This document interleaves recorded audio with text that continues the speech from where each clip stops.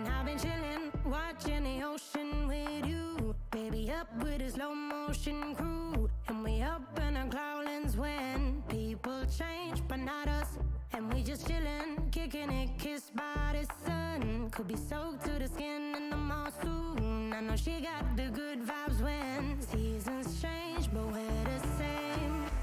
Even if I lost all my money, the zero runs deep, honey. And I don't need to speak a single word, 'cause you got me holding, holding. Even if my jokes aren't funny, my tongue tied up on it. And I don't need to speak a single word, 'cause you got me holding, holding.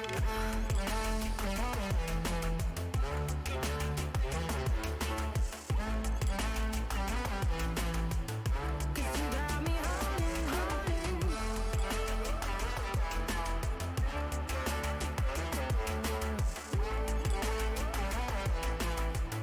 'Cause you got me holding.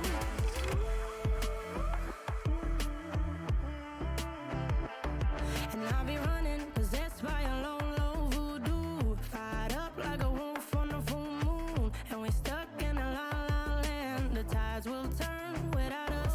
And I'll be killing time like I might be a cartoon. Take it in real life like haiku. I know we got the good vibes when pieces fall right into place. Even if I lost all my money, the zero runs deep, honey. And I don't need to speak a single word, 'cause you got me holding, holding. Even if my jokes aren't funny, my tongue tied up on it. And I don't need to speak a single word, 'cause you got me holding, holding.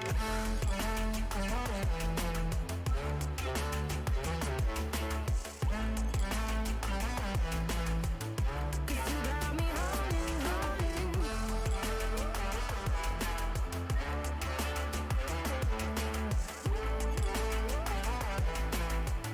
'Cause you got me holding, holding.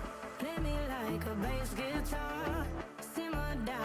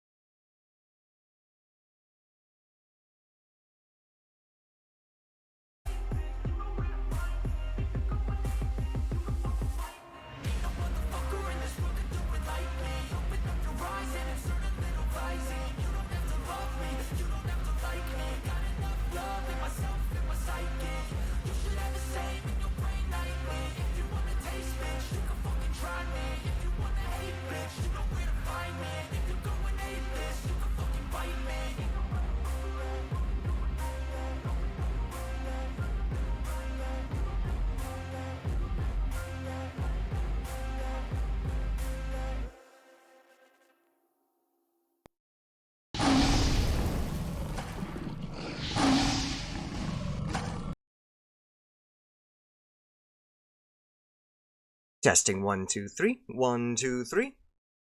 Microphone still good.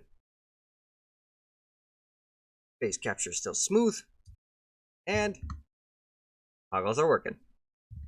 Welcome back, Wolfpack. A pleasure and honor to be able to stream for you once again today. I will easily say, orientation for my little internship went very well. I'm very much excited to try and start doing that. Hopefully I'll figure out my scheduling and see how much it affects my actual stream times. And I will definitely make sure you guys keep up to date on if scheduled stream days have to change at all. But I would like to say, on my day off, I did manage to get quite the number of things adjusted. Werewolf model is practically set and ready to be debuted. Just gotta figure out a date. Also got an idea conjuring in my mind. Just need to figure out if other people might be able to join us. Oh, Nikara! Well, thank you very much for the raid there. You caught me when I was just starting. Let me give you a proper shout out real quick. Nikara Linen, there we go. Ed Pat coming soon? Indeed, indeed. Werewolf raid, yes. Do consider following my friend Nikara. She is a fellow werewolf VTuber. And for anyone joining Nikara's raid that don't know who I am Shamanic Wolf, a werewolf shaman VTuber, as you probably heard as you were coming in. Werewolf form coming soon, and it is a pleasure to meet you all. I was basically just going over a few things that I was getting done today before jumping into the game, such as basically organizing the YouTube archive a lot more. Basically got all the set up some more playlists to organize everything, uploaded a lot more VODs that I had in the backlog, and I suppose if you guys want to actually check out some of the previous games that I've played through and or just touched in the past, feel free to go ahead and check out the YouTube archive as well. But on that note, today, the events that we are going to be working with is basically I've got a board game, a very fun board game, at least in terms of my interests, but it's basically a game known as Evolution. I don't know if any of you guys have actually heard of it, but it's basically supposed to be a tabletop board game made digital, and it focuses primarily around creating a player-made ecosystem where the goal of the game is you need to survive and you need to be the most successful out of all the other players. You think you've heard of it? Very good, very good, very good. So at least someone has an idea of what I'm talking about. You'll probably get a better understanding once we get into the game. Speaking of which, let's go ahead and jump over to the main game page and just jump right in, shall we? Be right back.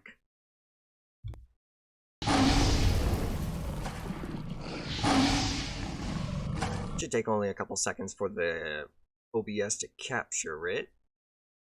Just gotta make sure it's stay tabbed inside the game.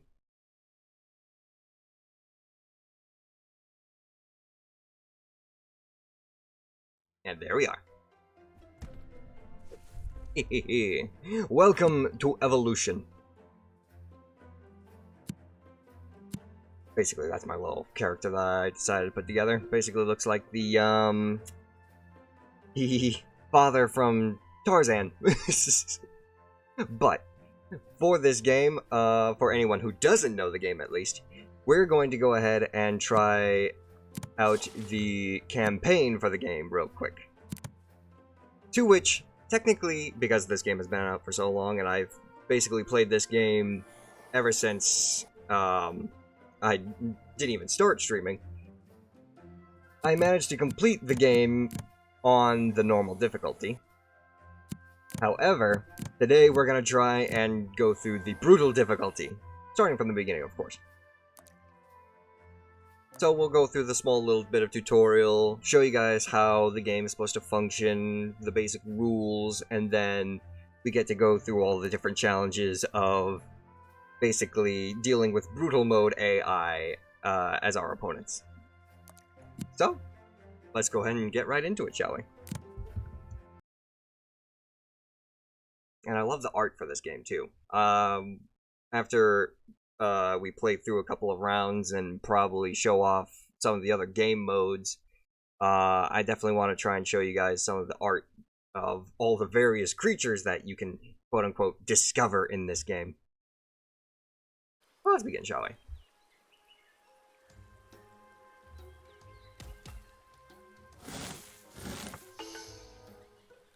The Professor. You know the rules, I'll teach you the interface. First, play a food card to the watering hole. Basically all these cards have different number values. As you can see, this one's 7. Basically that 7 is basically all the food that you will add into the ecosystem when you play it. Traits are placed at the top of your species. Hover over the card or trait to read its ability. So, carnivores must attack and eat other species. And that's basically all the cards that we got. And we can technically play it to our species. Then we sacrifice cards. Basically, the cards are your resources, and you use them to either increase your body size or increase your population, which is basically how many times you can feed with that creature. And if you ever change your mind, you can always hit the undo button. So we can also use these resource cards to create a new species if we wanted. And whenever we have all of our stuff set, basically just go ahead and end the turn. The AI will do its side.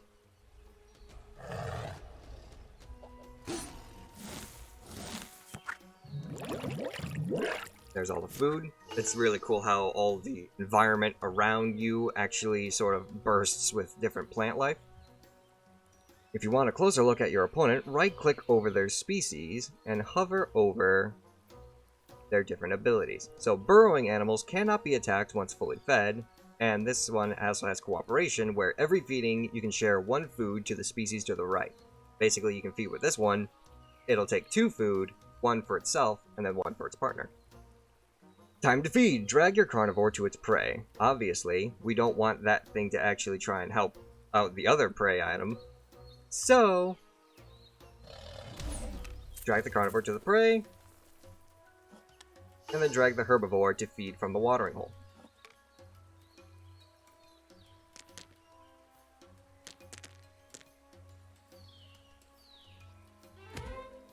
And that's basically the general idea.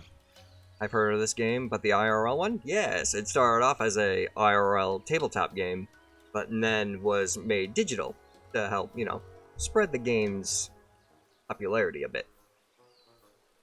Get ready to play, go ahead and dive in, or I can give you a review of the basics. We already got the basics, we can continue. We'll basically be moving on to level 1 of, well not level 1, the second tutorial level. Going over basics. Multiply, vary, let the strongest live and the weakest die. Charles Darwin of 1859.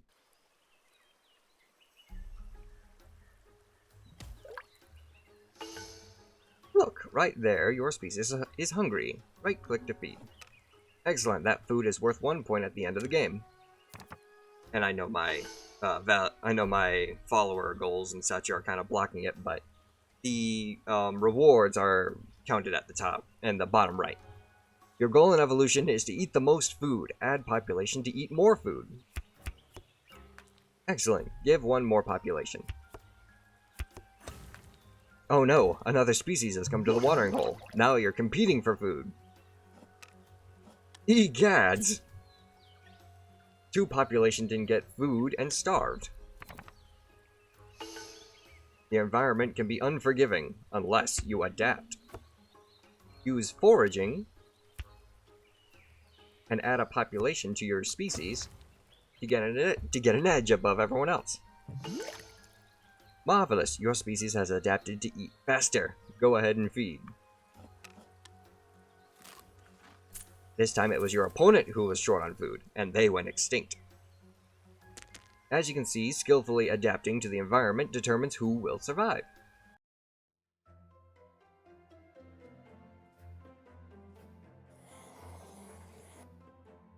Basic understanding done. Level 3 of the tutorial.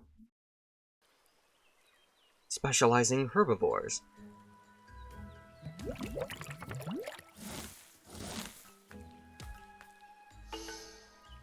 You can also use your cards to create more species. Splendid! Oh, a new trait, Cooperation. Try and place it on the trait of the correct species. So we're going to want it at least on the left creature so it beats the right. And then, for every species you keep alive, you get an extra card.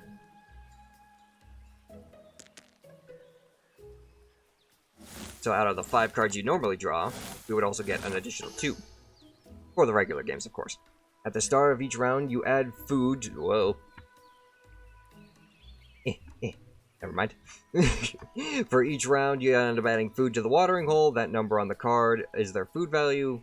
You have at least 2 population to feed right now, so choose wisely. Because remember, every bit of food that you put into the environment, your opponents will also be able to gain bonuses for as well. So we only want to try and feed 2 people right now. How about we just give it 2 food? Perfect, just enough for ourselves, without excess leftovers. Any card can make an action. Let's review the 3 things that make cards. Oh. Let's review the 3 things you can do with your cards. You can either play a trait,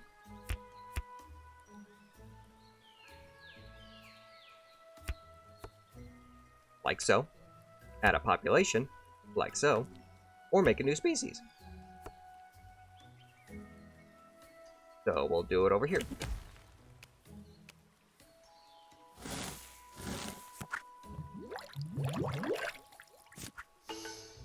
We'll have this one feed. A round ends when all species are fed or the food runs out.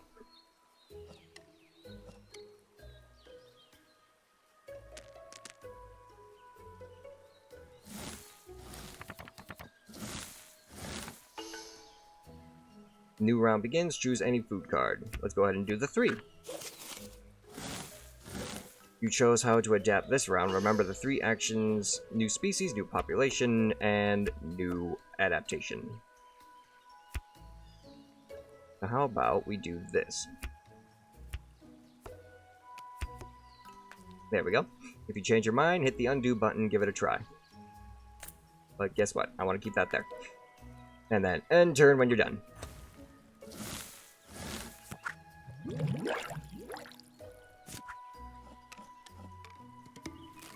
Ooh. Ack, your opponent went first. Gobbled up the food. You were only able to feed 1 species this time.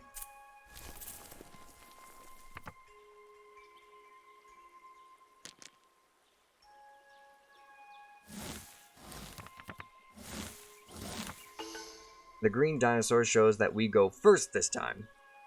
Don't leave your opponent any leftover food. So how about we go ahead and say this one. We'll use a new species, have it forage, and there we go. If you want a closer look at your opponent, right click on their species and hover over their different traits. Basically it's the same stuff that we've got though. And check it out, we have exactly 4 food.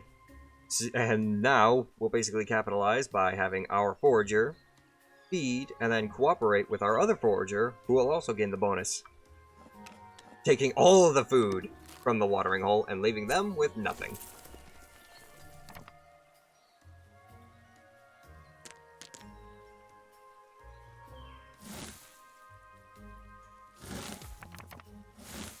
Ooh hoo hoo.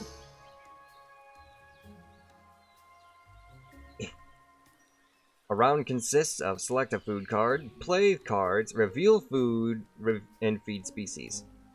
If you're ever not sure what to do, check the status bar at the bottom of the screen. Basically this little highlighted part right here. But now we've actually got some pretty cool traits, where we have long neck. Oh, yes, I gotta try and sacrifice one. Oops, I forgot what I was trying to do. There we go. This long neck ability will allow us to get food even without having to deal with stuff that's in the watering hole. We got a new trait to help that can help though. A long neck can reach for food outside of the watering hole. Yeah, basically as I just explained. And we could add that like that.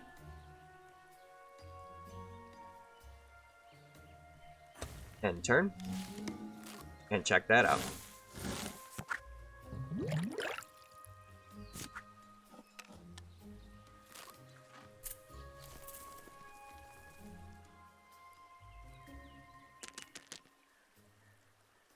Trait point bonus, population bonus,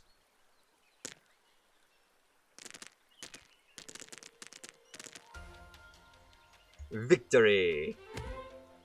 You won! You earned your first discovery. One more win and we'll rank up.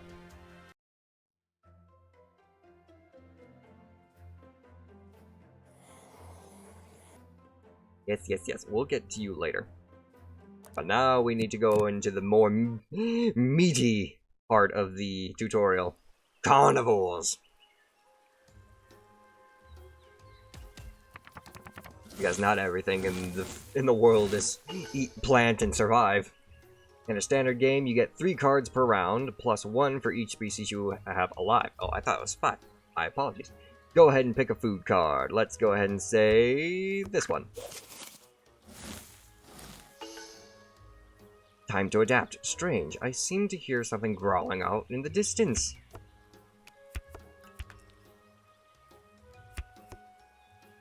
We'll see what we can do with that.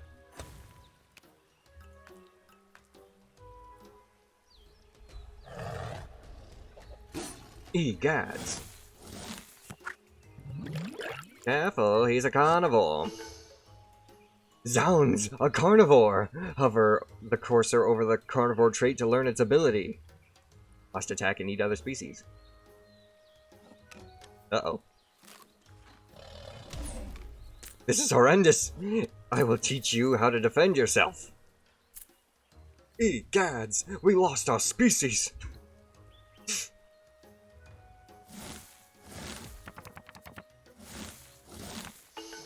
Carnivores can't eat plant food. All the food in the middle is yours for the taking. Play your food card.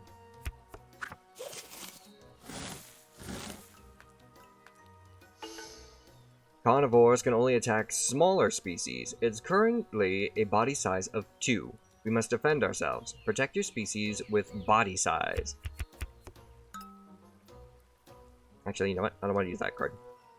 Yeah. Well, I'll be able to redo that. Now you know all 4 ways to use a card. New species, population trait, and now body size. If you can create another species and see if you can create another species and protect it too. So we'll be able to do this. Because we need to at least be bigger. MechWolf, greetings and welcome.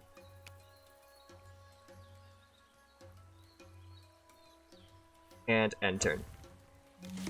The food chain is the law of nature. Big eat the small. Indeed. And real quick, I'll just go ahead and do this. There we go. Carnivores can't eat plant food in the watering hole. All the food is ours, but we don't even need to feed from the watering hole because we have Long Neck to help us feed even without touching it. Ah, a new trait, climbing. Choose a food card. Let's go ahead and get rid of the 0-cost cooperation. Climbing works as both a defense and an offense, which is basically utilized primarily by carnivores.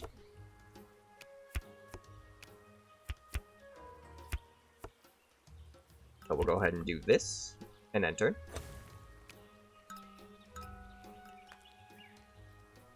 Only a climbing carnivore can reach prey hiding in the trees. However, the game doesn't explain just yet how that isn't always the case.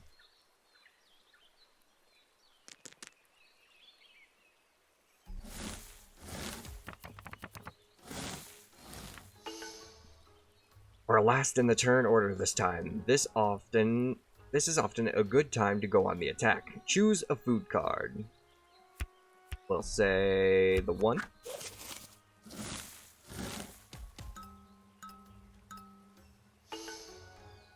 Let's evolve. Carnivores are part of the food chain. They must be larger than their prey. Create a carnivore large enough to attack your opponent. I.e., turn one of our foragers into carnivores. And then capitalize on being able to feed that carnivore.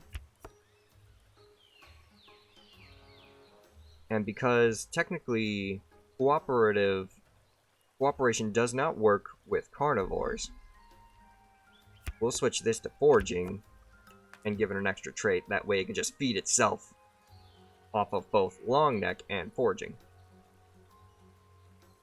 Enter. Oh, I forgot. We actually had to make ourselves larger in order to do so. Being a carnivore is a risky endeavor. You can no longer eat from the watering hole.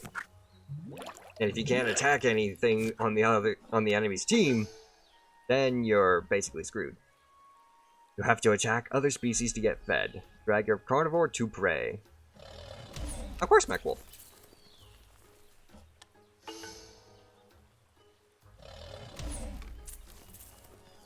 Your carnivore gets food according to the prey's body size. Your prey loses 1 population and your carnivore gets multiple food. You're 7 people away from getting 475 followers? Congratulations! Last round. A great time to extinct our opponent. Indeed, indeed. Let's go ahead and throw in the 0 cost. Because there's plenty of food out there anyway. It's a good idea to adapt your carnivore in case your opponent increases defenses. Either add an offensive trait or add body size. We already have climbing, so how about we just go ahead and add some body size. And then we'll also do this as well. Tierwolf! Greetings! Speaking of follows, thank you for being my 100th? Well, of course, there. Congratulations on reaching 100 followers, Tierwolf. Now, first off, we need to get rid of that carnivore before it decides to attack us. Boom. And then we can capitalize by foraging. And voila! Look at all those beautiful points.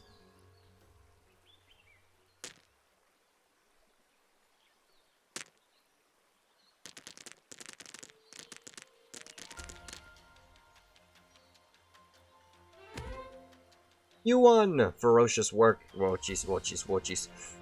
Ferocious work there, biologist. You earned another discovery and earned a promotion. Your score is all the food eaten, ending population, and ending traits. By Jove, we made it to the base camp. And from base camp, we begin the brutal mode campaign. Starting off with number 1, Co-Evolution. Welcome to the Explore campaign. Discover new opponents and environments here. Lions aren't especially fast, so they rely on teamwork and strategy to hunt. Each member of a pride has a specific role to play. Some flank the prey, while others lie quietly in wait. This is another reason why I love this game. It provides actual animal facts. And here's our master himself.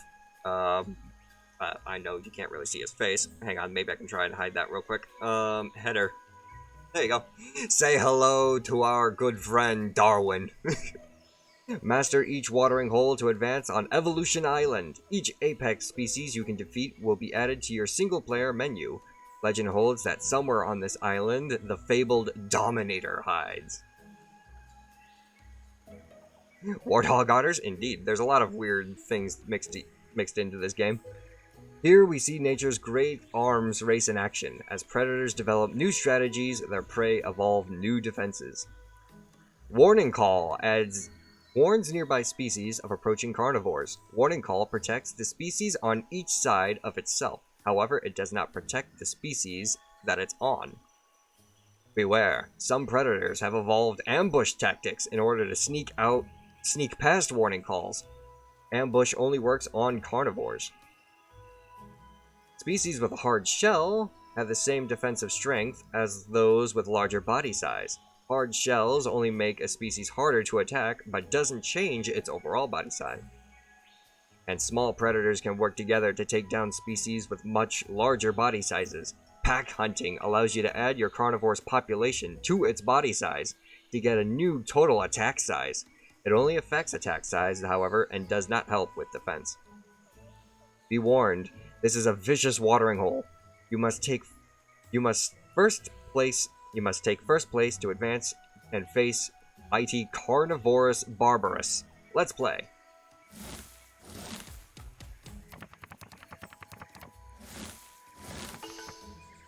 Alrighty, let's go ahead and say we throw out the 2.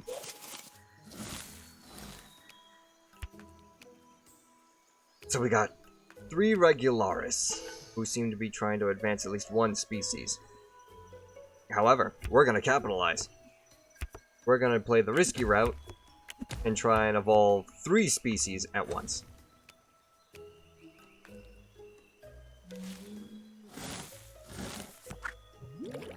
Oh, there's only 2 food in the watering hole.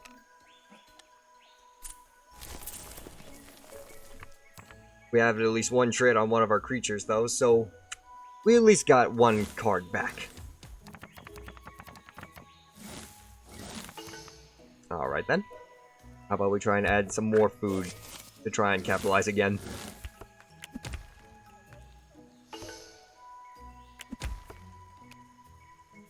I'll create a blocking loop. Now, neither of these creatures can be touched, because they're both warning calling for each other. In case someone decides to go the carnivore route, you know? Now we're blueing with life. And since there's just enough food for everyone to feed properly, it auto-feeds.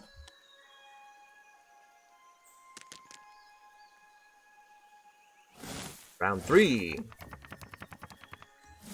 Yes, I like this. Let's go ahead and get rid of the 6.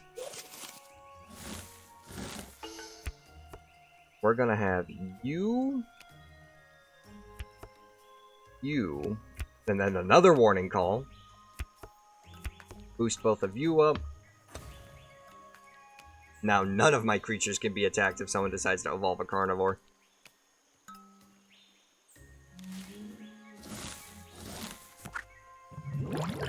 And there's plenty of food to go around. Oh! I_Tierwolf is now following. Welcome to the pack. Tierwolf, thank you very much for the follow, my friend.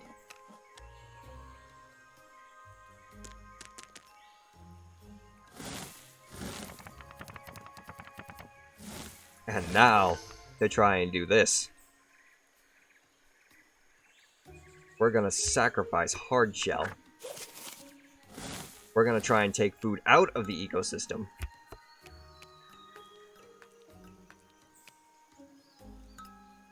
Actually, now that I think about it, everyone's basically going to be having a defense body size of 7. It's not smart to try and evolve a carnivore, so we'll just stick with the regular bonuses. Not exactly my 444th, but I like to be courteous. Well, thank you very much there, Tierwolf.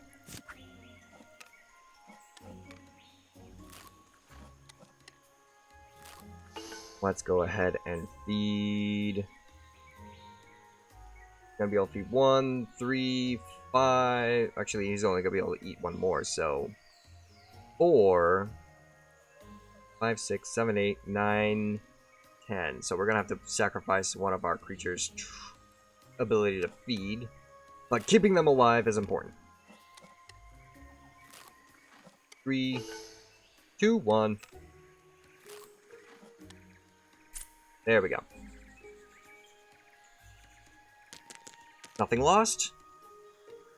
Nothing gained. But now we can get some real gains. Check it, check it, check it. We're gonna get rid of carnivore. We're gonna feed like crazy. No one's even trying to attempt to evolve a carnivore, so let's just capitalize off of everything.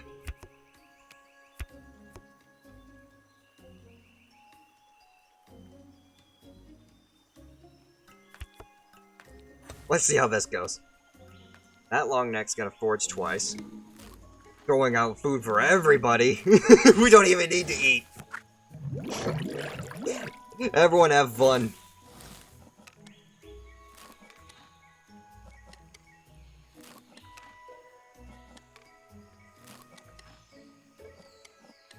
Boom.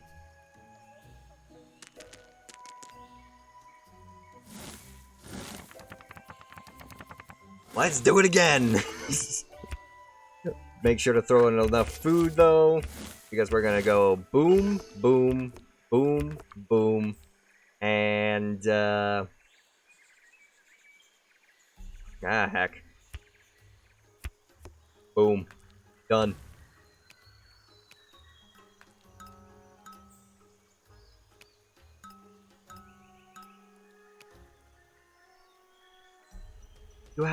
You have two foraging carnivores. You've got traits that won't work with each other. However, you can completely attack me. Which means we gotta capitalize as much as possible right now. Ow. He can eat from him, though. Ow. Ow. Ow. And ow. Thankfully, the points that we have are just scored instead of lost.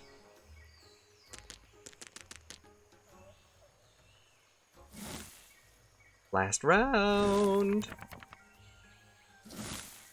The moment I got rid of the warning calls. Because you've got ambush, you can actually just bypass my warning calls. How about we say... Seeing as how we got two carnivores going on right now. Let's not add any food to the ecosystem. And let's start just building up body sizes. Because you can pass over my ambush. Hard shell will be more important. 3, 4, 5.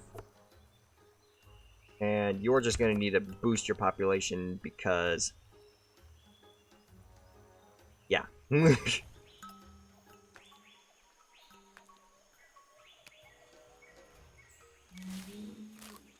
You're just going to keep getting attacked by this one. Feed. Capitalize as much as possible.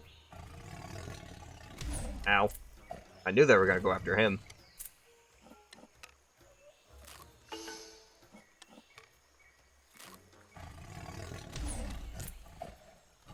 Now you're going after him. You don't have to feed anymore. You can feed 3 more times.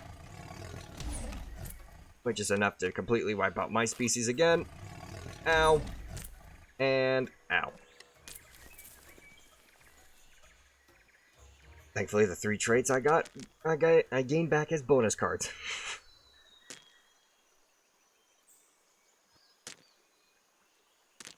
Now to add it all together. Rocket Man! Woo! We won!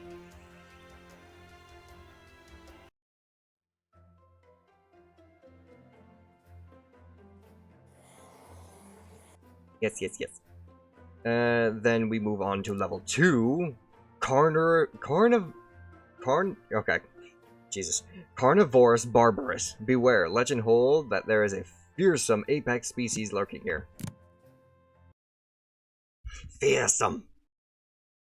Crocodiles can spend months, possibly even years, without eating, as they lie patiently in wait for their prey. Their cold-blooded bodies conserve energy by remaining perfectly still. Apex species are boss opponents that are masters of a specific strategy. Beat an Apex species to add it to your single-player menu. This one just ate my hat. And yes, basically the species that you'll see on my character, on my species in the game, I can customize, and this right here is one of the creatures that I can basically have as my representing species. The species I have right now basically kind of looks like a mix between a lion and a wolf, so... How about we go ahead and add 5 food to the population. This is what we're going to try and do the most right now. New species.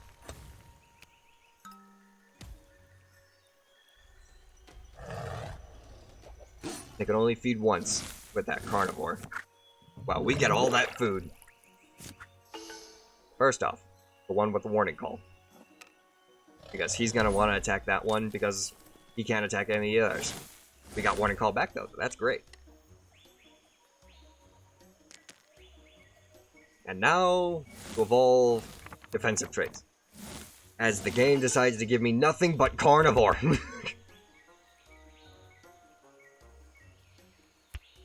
I have an idea though. Keep adding food to this ecosystem. They're not going to try and increase their body size. This is where coming second has its advantages. With Warning Call, these two will be protected. With Hard Shell, we'll add +4 to our defensive body size. So now, we're bigger than him. And unless he has Pack Hunting, he will be able to be at least body size 5, as Pack Hunting adds the population to the body size for attack values. But then, since they wouldn't be bigger than us, aha! You can't attack my species! You can still attack my species because you have ambush and you can just bypass the warning calls. Darn you! I was hoping that it was just not going to be ambush.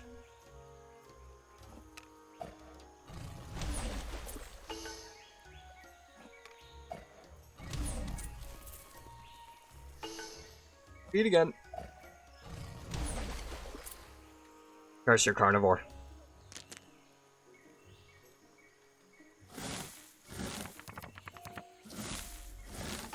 Ooh. This might be useful. Go and get rid of that 6. Hard Shell and extra warning call. Oh. Got ambush.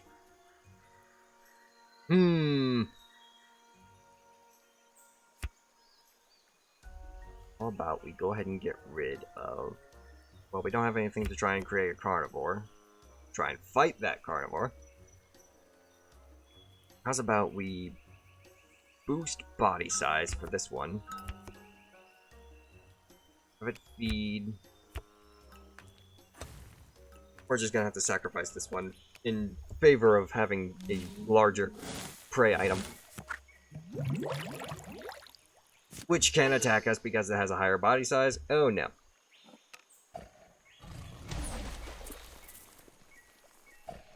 Yeah, we got extinct.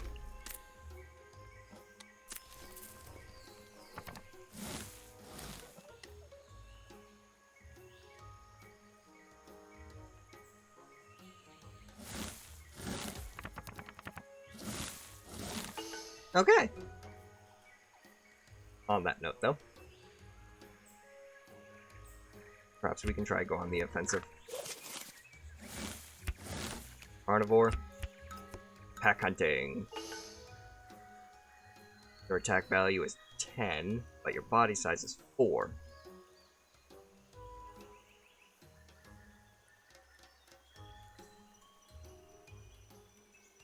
Shit, I don't know if we can actually beat this guy. That. Defense body size is 5, but his attack value is still 10. 6, 7, 8 still wouldn't be enough. But defensive value. That's at least defense for 5. 6, 7, 8. 9, 10. Very big turtle. Now you can't eat. Except for feeding on your own species.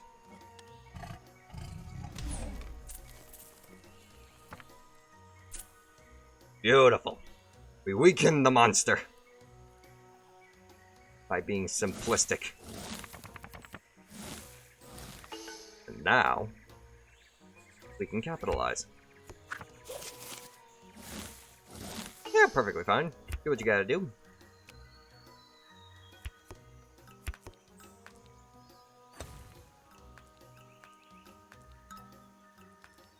Oh, they got 11. They got attack value 11 now. They can hit us very hard.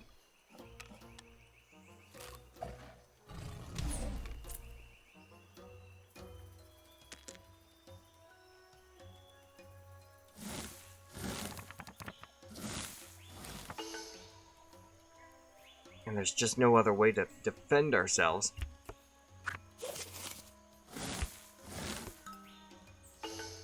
So yeah, now they can just attack us for a body size of 12.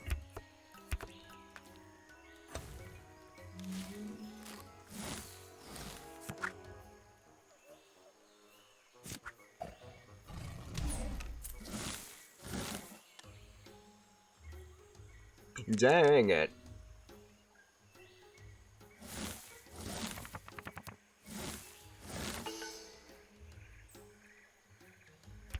One. This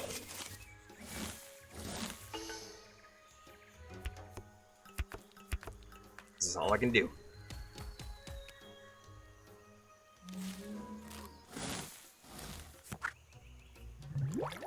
Trying to capitalize by making smaller species as well. Should have tried to make a carnivore sooner. Ow.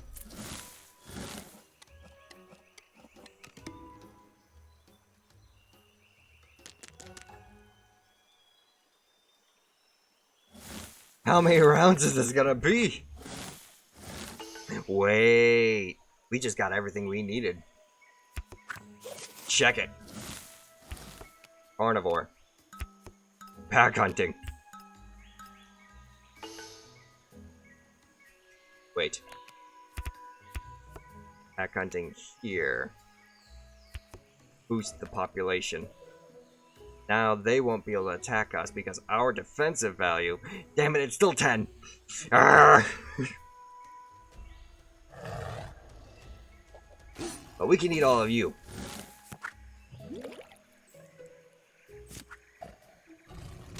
Ow. Yeah, whatever. Eat you. Wipe out your traits. Eat you, wipe out your traits. Now we're fed. You still won though, because you definitely got the better boost. Last round. No food for them. That's all we can do. Trying to create another species just won't be worth it.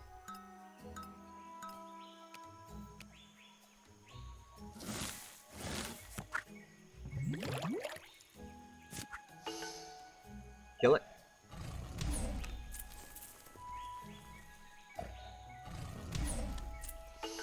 Kill it.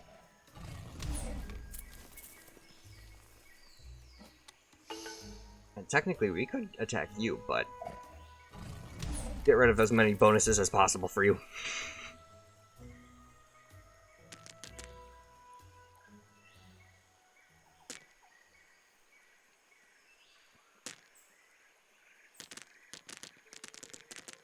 Yeah, we're definitely gonna have to try that again.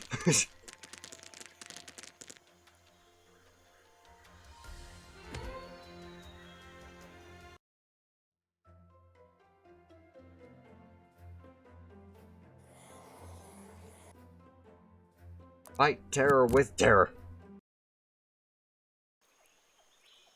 If we can try and prevent him from actually creating a carnivore, that'll basically neuter his playing style.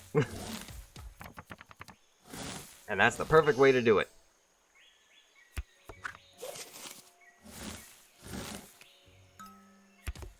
Carnivore with pack hunting. Increase its... house? Go awake here. Increase the body size. Or the attack value body size, I should say.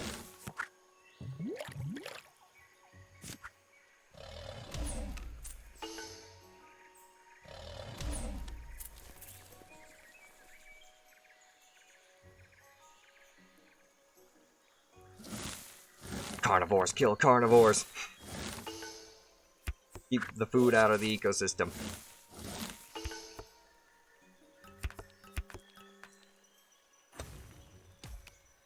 Feed my small species, feed! No food added to the ecosystem. Attack him.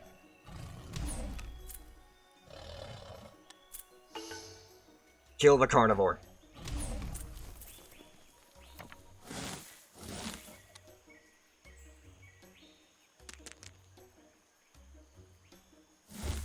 Now we rule the jungle.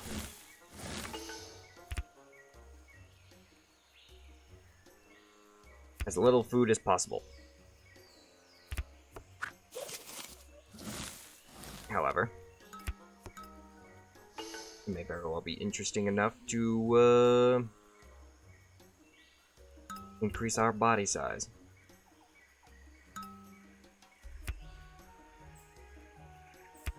But you won't be able to actually hit us.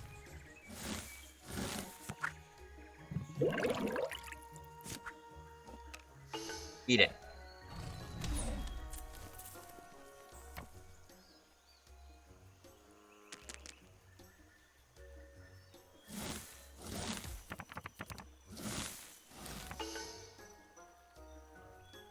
That one. How's about we try and doing this now?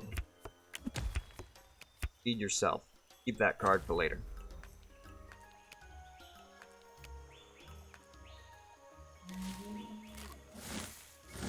Trying to capitalize by staying small, eh? This means we can eat you faster.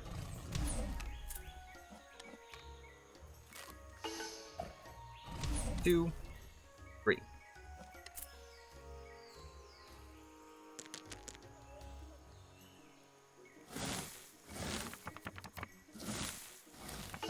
Now that we got two creatures, try and do. Go and get rid of that one.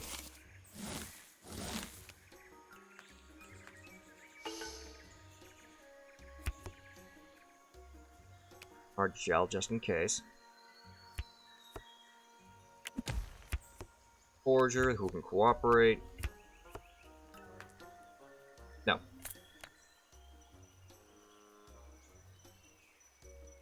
Yeah. That for now. No. That for now. That'll work.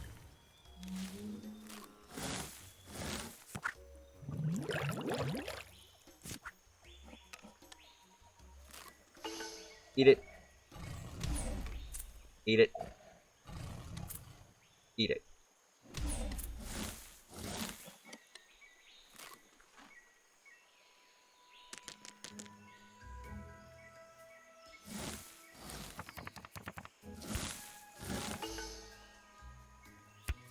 More food for the herbivores. Let's make sure our carnivore can still feed. How do we want to do this? I'll put a failsafe. My carnivore still can't feed from his herbivores. We'll be able to smack you at least once and get fully fed.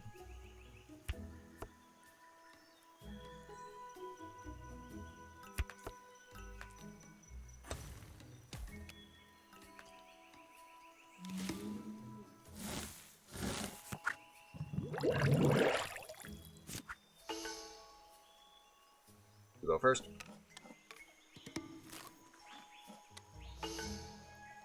Go ahead and feed again. And now let's eat. Uno. Dos. Dead. Tres. And that's the game. That's the name of the game, folks. Create a species, or create species and be the most successful. Next, I want to go ahead and say, keep throwing. No, wait. We got plenty of food in the ecosystem. Don't throw any food in there at all. In case they decide to evolve some level of warning system, ambush. Protect my species by preventing them from being attacked. We're going to try and attempt to feed more with the carnivore.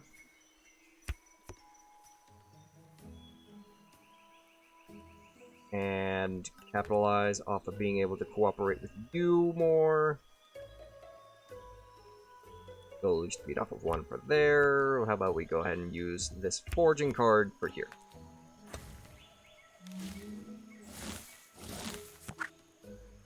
We actually got rid of food.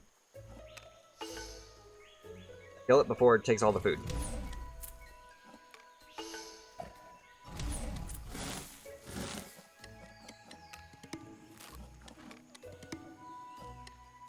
Fantastic. Look at that bar of points.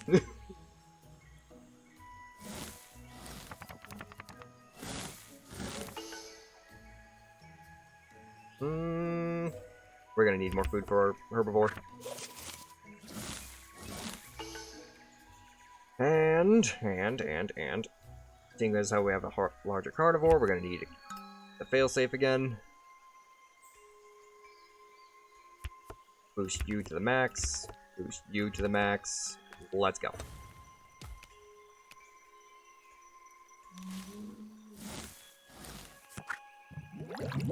Ooh. Nice try with the warning calls. But since our ambush lets you bypass that, smack. Smack.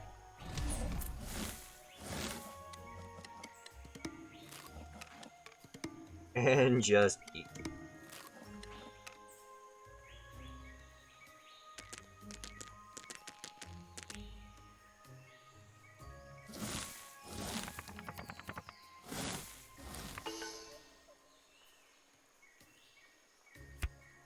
We're gonna need a lot of food. 5. 5. And, I don't know.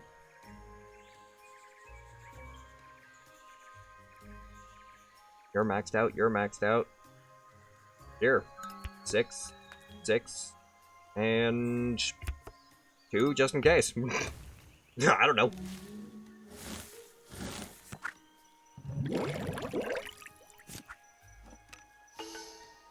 Eat it.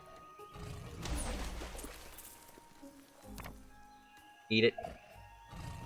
Everyone else have fun. Oh no. Oh no. We don't have enough to actually feed everybody. If we eat you though.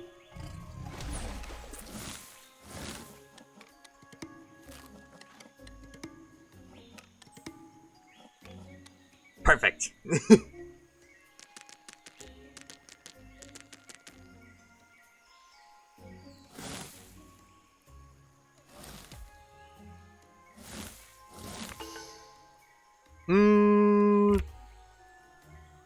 Gonna need that 7. There. Throw up the extra warning call. What? Oh, wait a minute. If that's the case, negates warning call when attacking. Yeah, we'll be alright.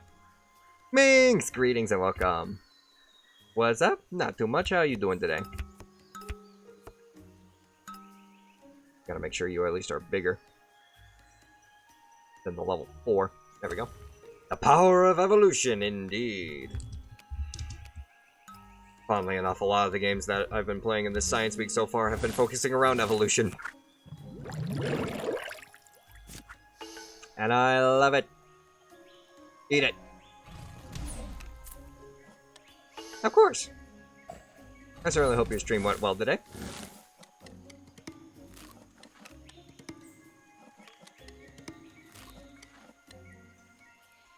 And that, my good friends, This game looks so amazing. It takes a lot of experience to try and figure out good combos, but actually it doesn't even require experience at all. Not what the hell am I saying? All it really takes is just the luck of the draw and to see what you actually get in terms of playable cards. Did I get enough points to win? That's my question, though. 116 versus 29. We have completely destroyed this boy and his playstyle.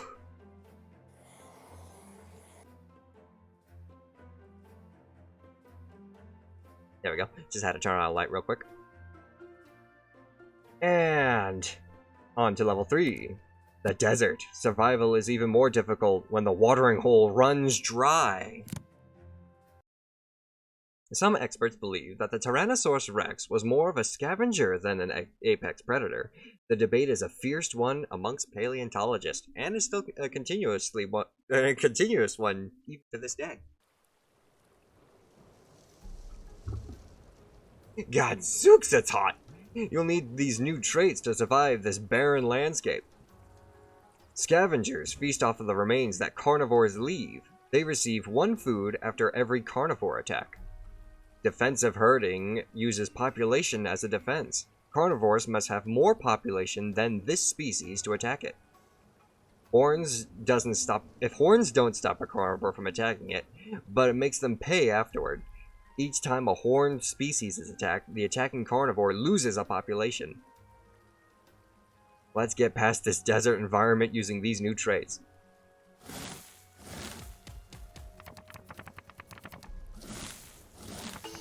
Ooh, that's a lot of negatives. I suppose we'll try and sacrifice a scavenger. And we'll try and make our species capitalize off of feeding and give it some horns in case a carnivore evolves.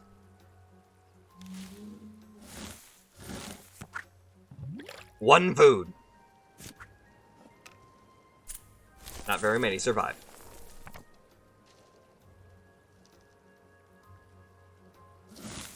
Round 2. Long neck. At least we have a way of feeding ourselves outside of the lake now. So, how about we try and do this? We're not going to try to evolve carnivores. Most of the species that are out here right now have horns. Long-necked foragers with defensive herding. Let's see how well we survive like this.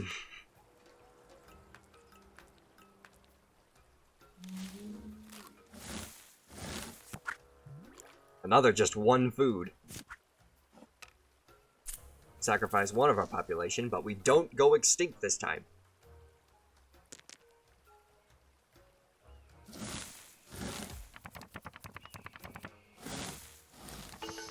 Now let's really populate this lake with some food, eh? Because we're gonna keep capitalizing off of the 1 species we have.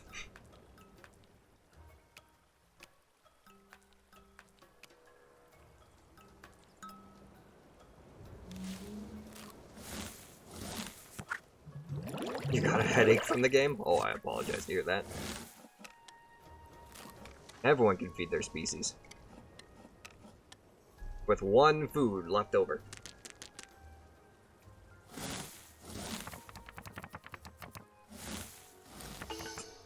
Now to really put the pressure on. 3. 3 food from me, that's all you'll get.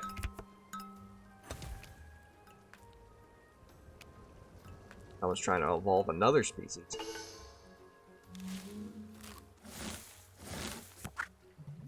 Seven food. 6, 5, 4, 3, 1.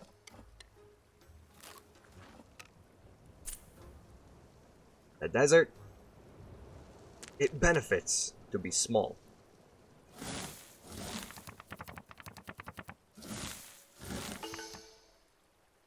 Ooh. Let's try and throw out a new species for us. Sacrifice carnivore. Have it feed itself.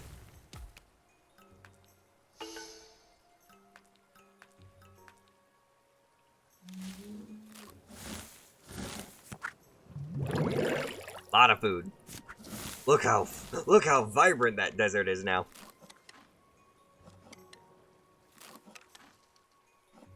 Everyone gets to eat tonight.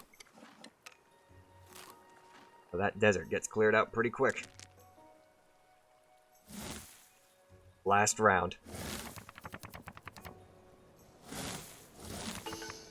I ain't involving no carnivores, but we'll get rid of food.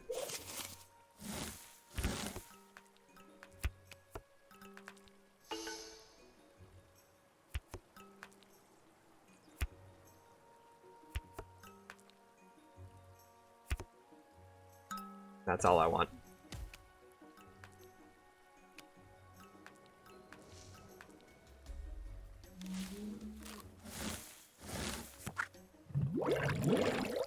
I'm thinking we might be able to feed our species completely. Yes.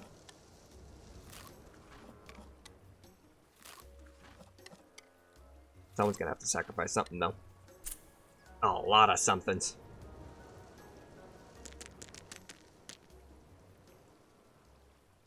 We got a 5. We got an 8. Come on, baby. Come on, baby. 37. That puts us on top. We survived the desert.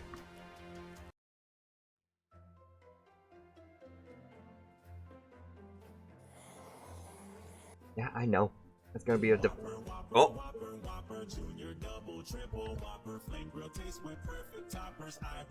Big Mama!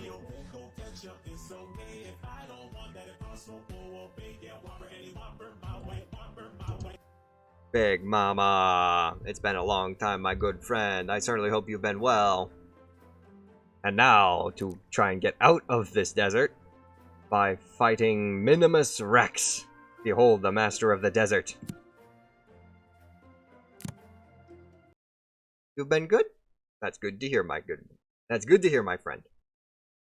Though many animals use their horns either for mating displays or defense, no one really knows what the narwhal uses its long tusk for.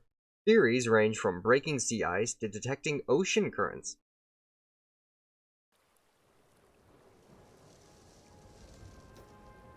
Egad, another apex species.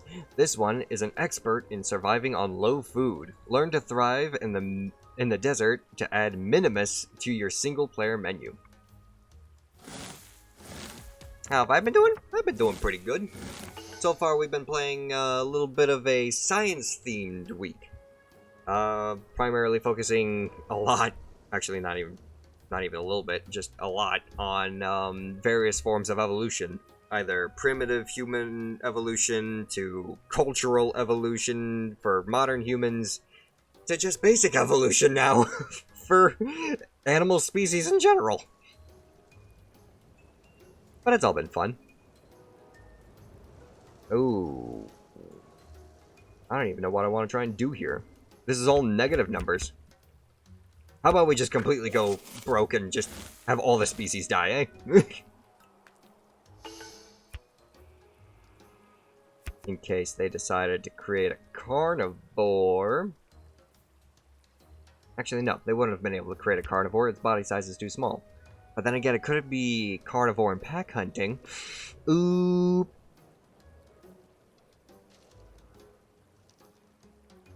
You know what? I'll play the minimalist route. If they created something that can feed twice, then I'll make sure that I can't get killed next round. No food! We all go extinct. Well, except for him, because he was able to feed with long neck.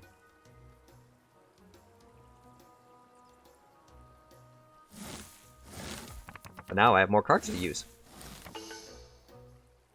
So how about we go ahead and sacrifice... I really don't know how well carnivore is going to be against something with horns. We're going to have to keep sacrificing population to do that. And even then...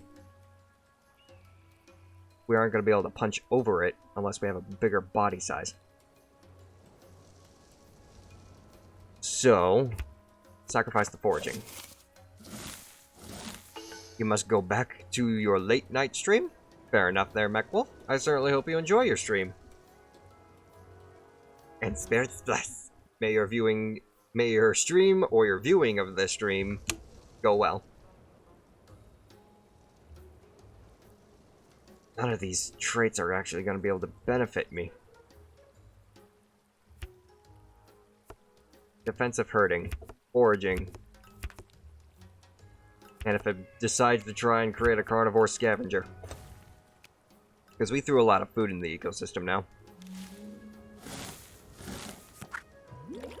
Never mind! We only got one!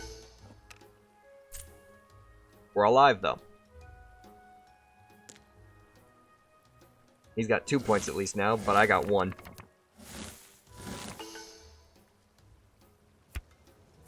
Keep throwing out things that can give us food, because we're gonna need it.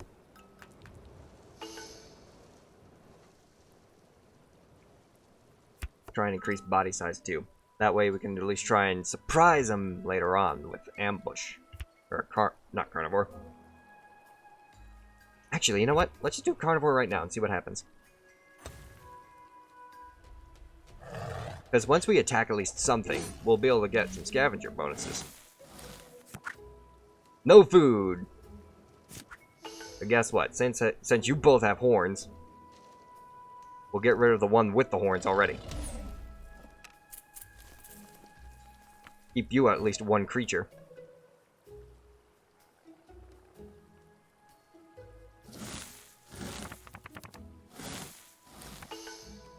Make sure he can't feed. This is the strategy now.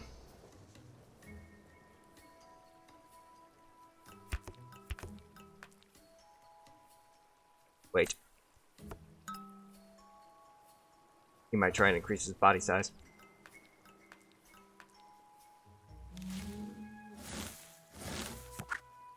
No food. Smack once. And we're done here. Because we're both a carnivore and a scavenger.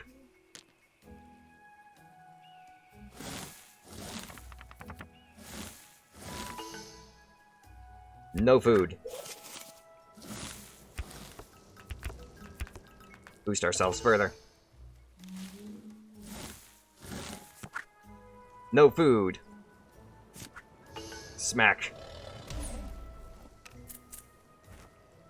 Smack again.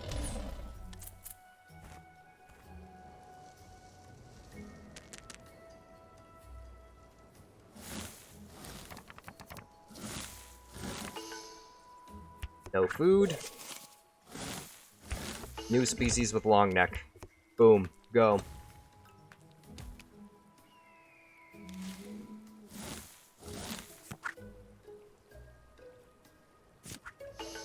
Kill the creature. No additional trait bonuses for you.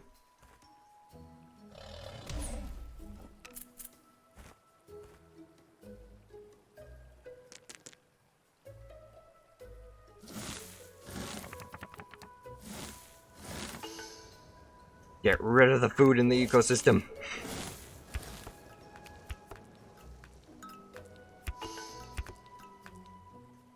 I'm still bigger than you. I can still punch you.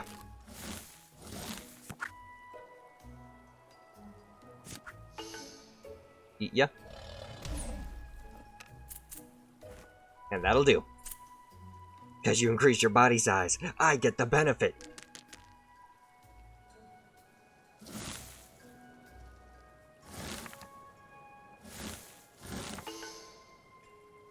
Keep the food out of the ecosystem. This watering hole is dried up. Defensive herding. Horns in case he decides to have carnivores. And that's all I want. Actually, that was a pretty dangerous play, because if he decided to boost his body size, I would have to keep feeding off of my own creature.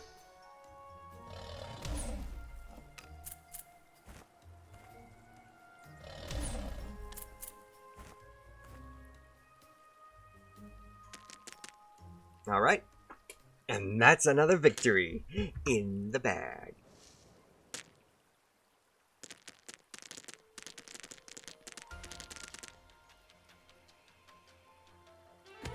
Welcome back. And we've discovered Minimus Rex. New personality unlocked.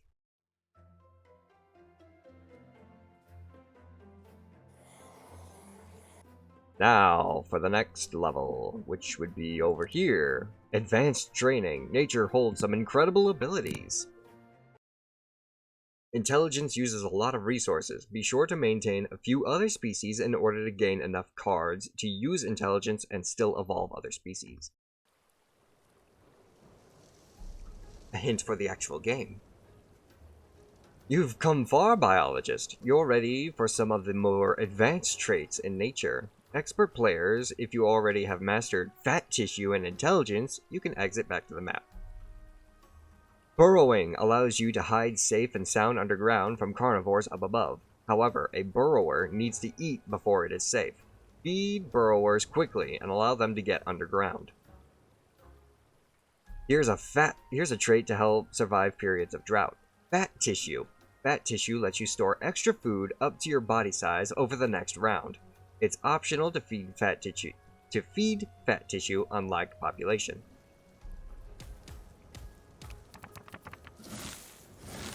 So this is basically just a tutorial for it. With fat tissue, we can use our With fat tissue, we can use our large body size to store some excess food. We're hoping for a lot of food. Play a high food value card, like this one. Great. Now use fat tissue where it can store the most food. Let's cooperate as well. Fat tissue over here. And cooperation is only to the right. So we're going to need to create a new species to capitalize. Place fat tissue. Wait, what? Oh, I see. You want me to put it over here and then cooperate with them. Now use fat tissue where it can store the most food. It's equivalent to body size though. So it would be best over here.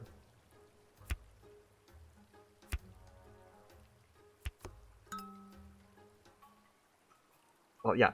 Place fat tissue on the species with body size 3. Use your other cards to add cooperation and population. Okay. So, you to add cooperation. Oh, you just wanted me to have the fat guy cooperate with the smaller guy? Oh, I see. Excellent. Eat up. Unlike population, fat tissue doesn't have to be fed. So what you want me to do is you want me to capitalize off the fat tissue, but also have it go like that.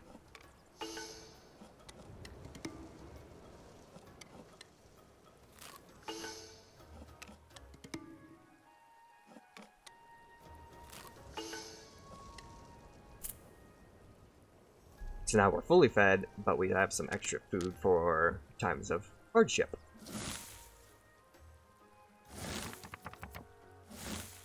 And now, stored food on fat tissue is great in case there is drought, or you can take more food in times of plenty.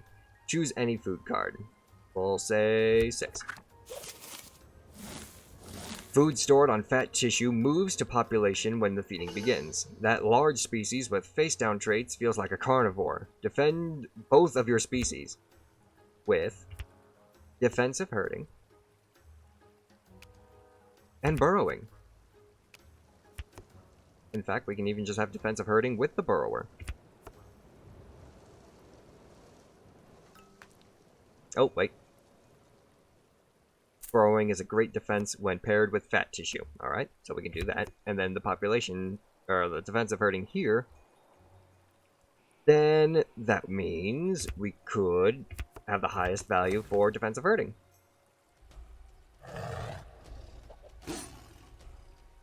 Ooh, and they got pack hunters too. They won't be able to attack us because we have the defensive herding. Their population needs to be larger, which it is not. And we can still have our friend here, who is protected from being able to attack because the population's been fed. Feed off the fat tissue.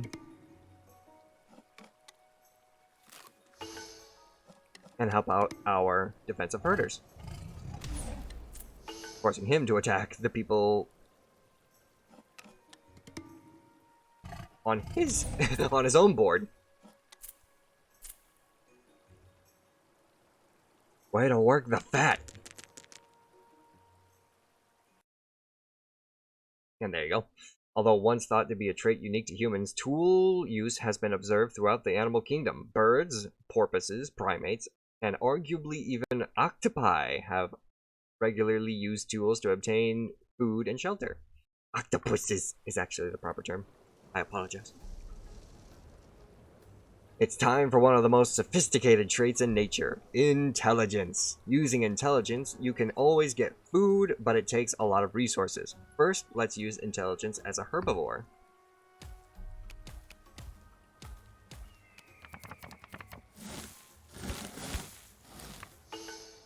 Here's an opportunity to use intelligence. Our opponent has many populations to sustain.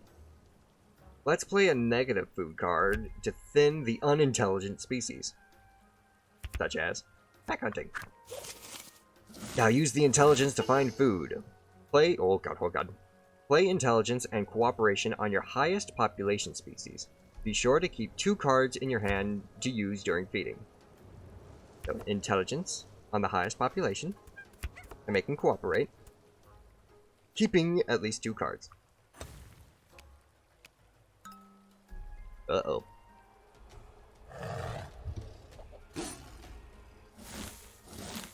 A carnivore! Oh, Captain Crazy. Captain, get your hand out of my face. Thank you very much for the head pat, though. I kind of noticed I was a little off center with that, so we're gonna move right down over here. Thank you. A carnivore. Use intelligence to find food for your burrower before you feed. Discard 2 cards to the middle of the watering hole to gain 2 food. This species gains special abilities when you discard cards during feeding. For herbivores, you can discard a card to gain 2 food. But for carnivores, you can negate a defensive trait. And then finally, boom. You've been saving up for that? Well, thank you very much for it. Don't need you petting the werewolf, though. Bite your hands off.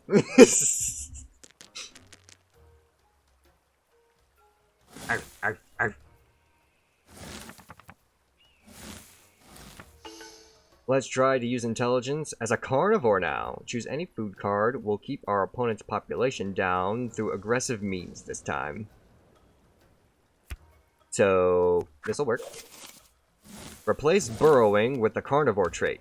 You will need to add a body size too. Remember to save some cards for feeding. Remove burrowing. Increase body size. And make sure to keep at least some cards in your hand. So this should probably work, right?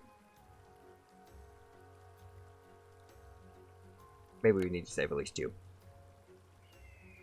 Or we can do this instead. Get rid of climbing.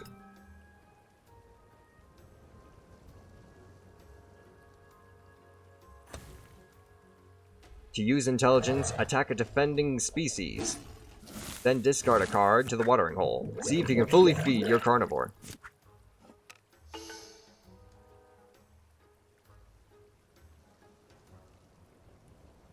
So,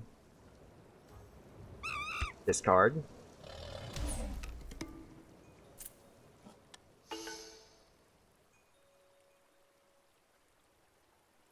We'll be able to feed you normally now, because we've gotten rid of your defensive herding.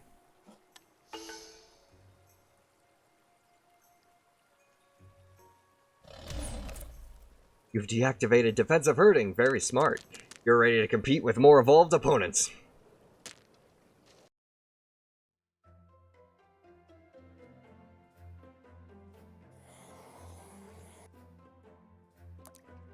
So now we get to go through complex behaviors. These species have quite sophisticated traits. Or did we already do that one? I feel like we already did this one. Yes, I think we did. So let's go ahead and go right to number 7. Diversity of nature. All the traits in the base set of evolution. Thrown together. And one big chaos pool of evolution. Cooperation works with all traits that generate food. You can even have a cooperating carnivore, as you saw. However, you can't have herbivores try and feed carnivores, because carnivores can't have any herbivore food on them. The next trait to explore is, well, you've now seen all the traits in the base set of evolution. Now there are only 25,600 combinations of these traits to master, so let's get going.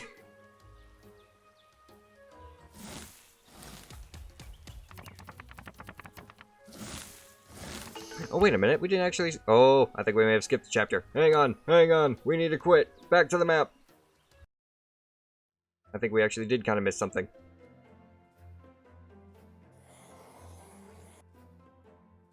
You. Yes, do that one. Vampire bats will often share food with members of their colony who have been unsuccessful in hunting. While many cooperative behaviors may seem selfless, it usually benefits the group even if everyone has well-fed and healthy.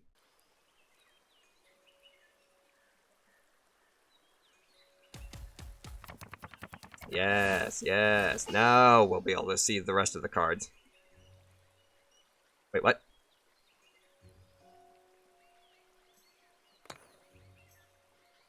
Back to the map. Did I do something wrong again? No, I didn't say back to the main game. Ah, campaign. Discard. Thank you.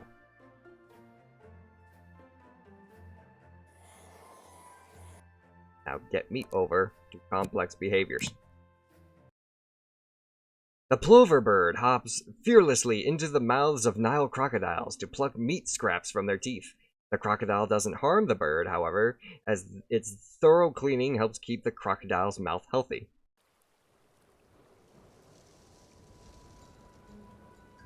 Time to put your mastery of advanced traits to the test. This watering hole requires sophisticated survival strategy.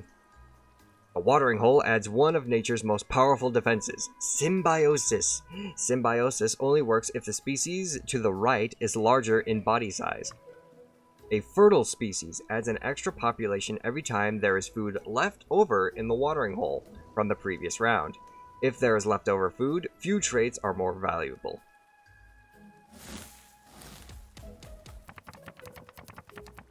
Now we're in.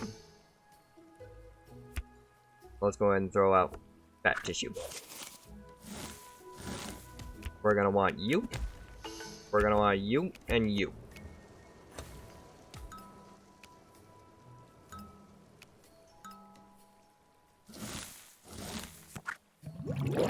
That's plenty of food.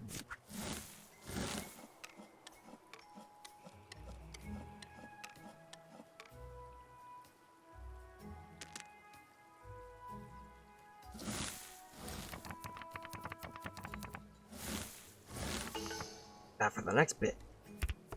Keep the food in the ecosystem. Make sure we got foragers with fat tissue. A burrower that's defended with symbiosis.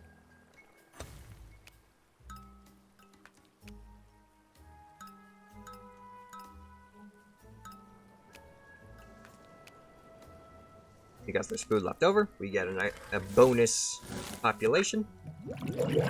That's a lot of food. Everyone can literally feed and also capitalize on fat tissue.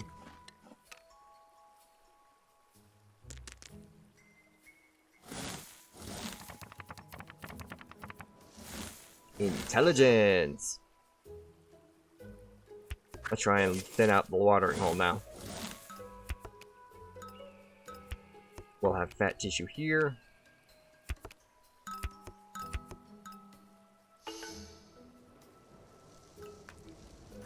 There we go.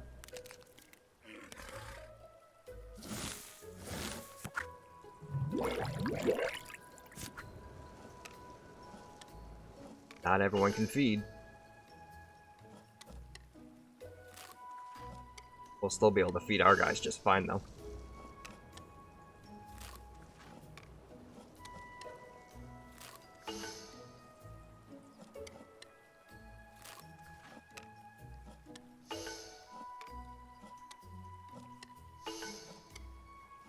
Boom. Everyone benefits. With food stored for later.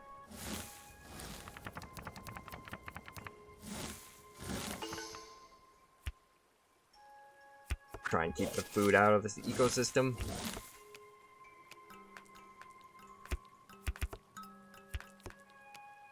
Try and keep maximizing.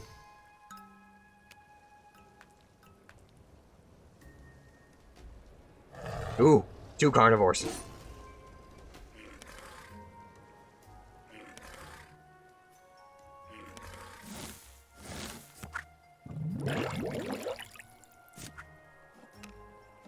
That big guy can actually try and attack me. Capitalize as much as possible before he attacks.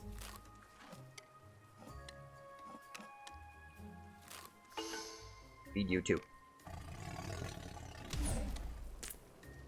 Oh, I'm gonna be feeding 2 carnivores. I didn't see the other one.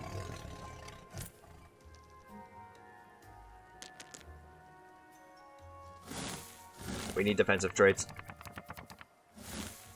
Now!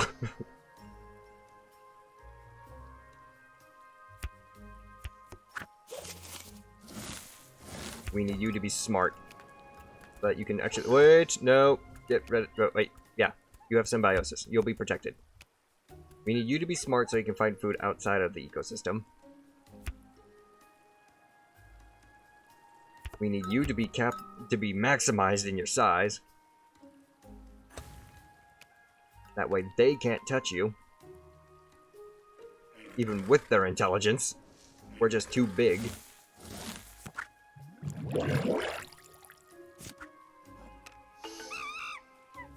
So we're gonna go ahead and do this. Feed yourself like that. And now you feed.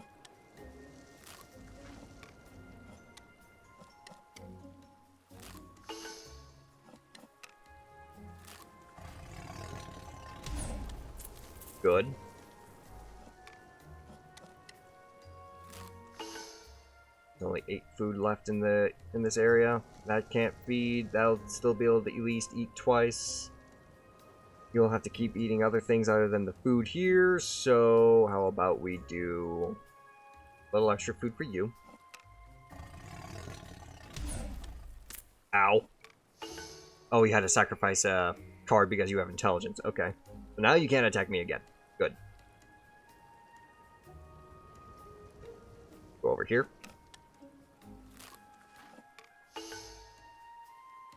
Just eat. And you can finish it off. That way, at least you're maxed.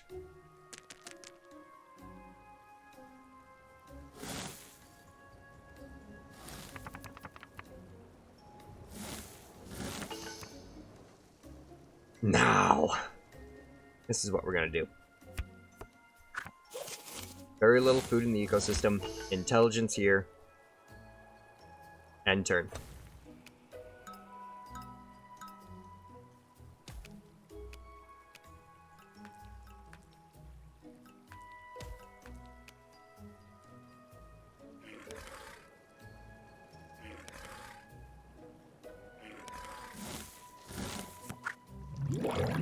Holy crap, that's a lot of food.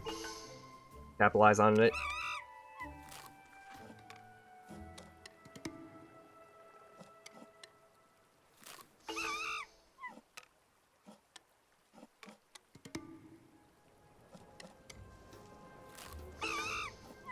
There we go, we didn't even need intelligence.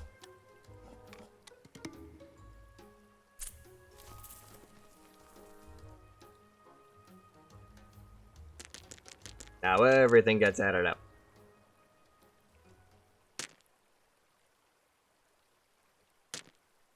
Ooh, this might be a tight squeeze. Come on, keep going, go, go, go, go, go, go, go. Yes! Victory! Now, we can go back to that last level.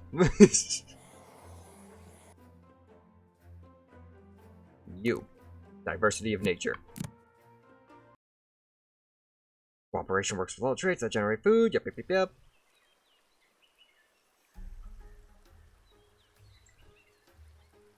$25,600 combinations of the traits. Now that we've fully seen them all, let's do this.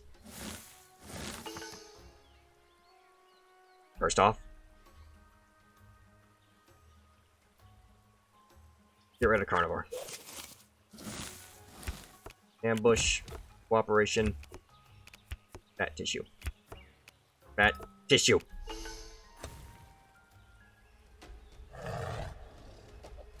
Well darn. A carnivorous burrower. You can attack quite a number of things now, can't you? Including me.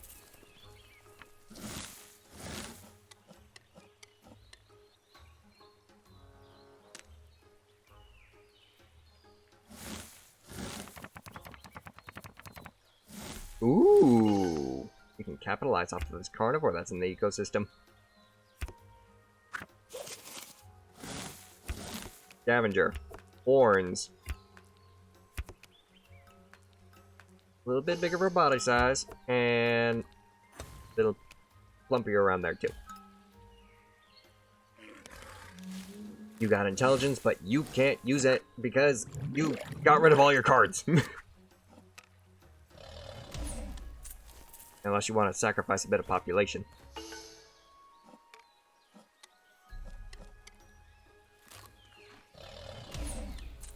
Shaman is on his angry face. Indeed. That carnivore decided to attack me. We are going to have to try and capitalize off of this carnivore more, though. Ooh, defensive herding. That's actually really good. We got the cooperation for now. Defensive herding. Boost our population to max.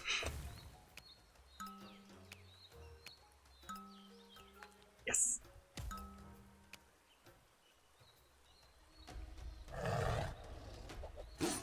Fuck! But you can't attack me because defensive herding, baby. You can attack that guy.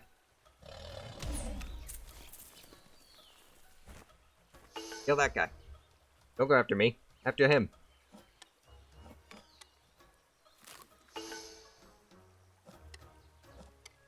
You're waiting until you can actually eat, huh?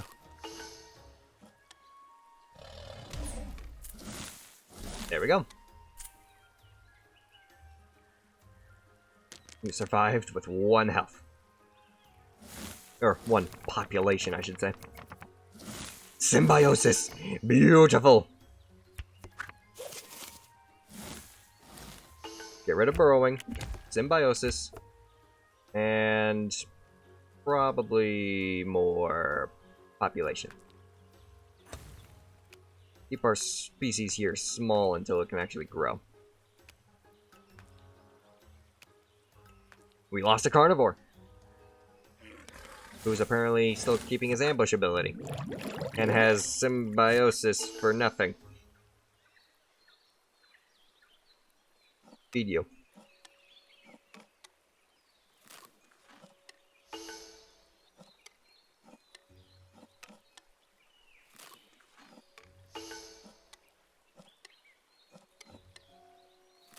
Feeding the fat tissue is optional, but you should still capitalize off of it. Ooh, having to attack something with thorns. Or, horns, I should say. Not thorns. That's plant-based. Pack hunting! I would like to try and capitalize on pack hunting, but we don't really need it. In fact, you know, we can hurt everyone else for it.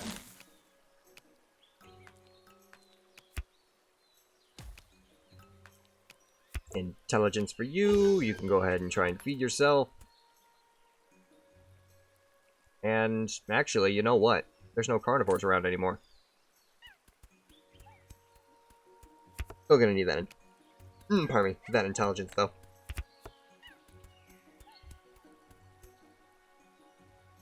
So we'll replace the scavenger trait for intelligence to feed the big guy. And we'll just keep it like that.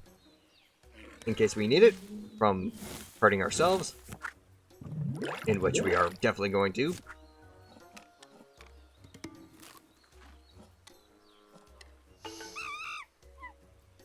You feed yourself.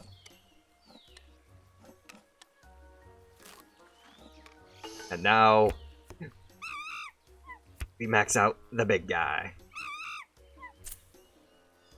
Everyone else hurts, but not me.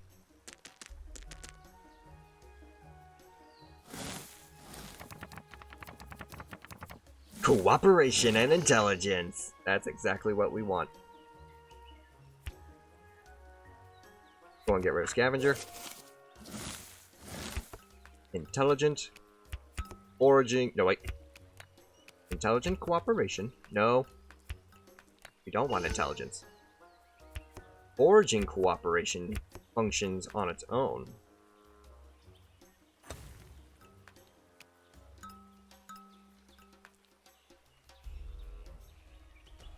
Did I say there wasn't a carnivore around?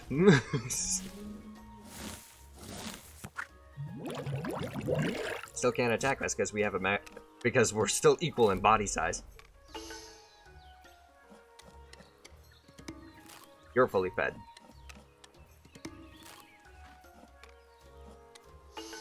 We're gonna hurt a little. Ow.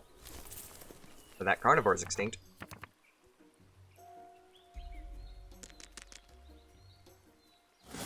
Last round. We just need to make sure to feed ourselves, which 3 ought to do just fine.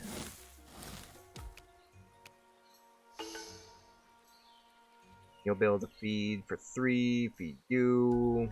Then we can sacrifice at least 2 cards to keep fed. So instead, we can sacrifice 3 cards to keep fed. But then again, everyone else might just try and throw more food in the ecosystem. 2 cards. Seeing as how they are trying to create more smaller population species, I would assume there's probably a lot of food. It's indeed. Go Buckwild.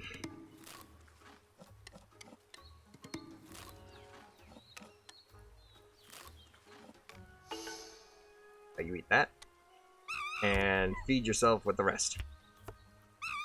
Even storing some food as fat.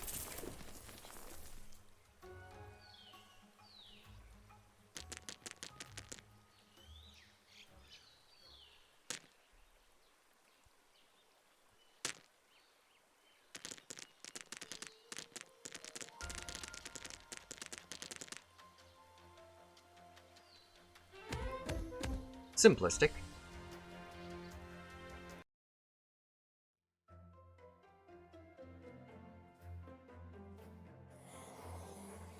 Yeah. Moving on. Now we get to go on to number 8. Hostile territory. The opponents get tougher. Crocodiles can spend months. Yep. We already read that little factoid. No explorer has made it this far before. This watering hole will be the most challenging yet. Welcome to the intermediate level.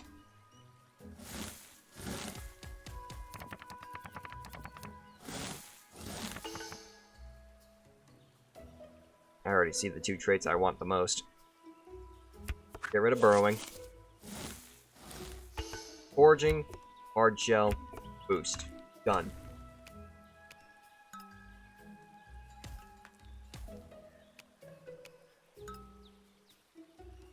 Two carnivores. Guess what? You're not touching me.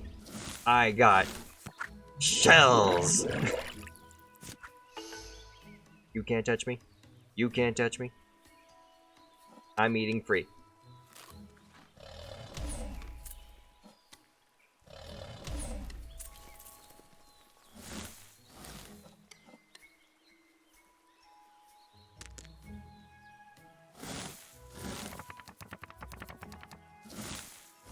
Intelligence and symbiosis.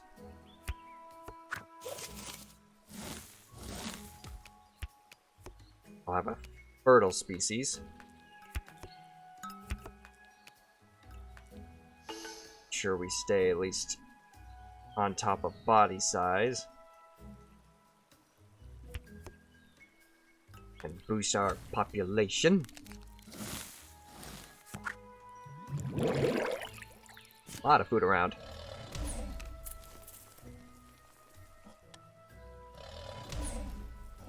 Ooh.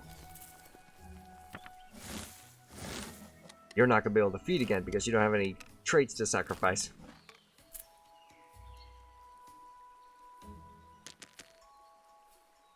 It pays to have a shell around here. Now let's see if we can't scavenge. We'll get rid of pack hunting. Hurting our opponent. We'll sacrifice that. Hard shell and scavenger.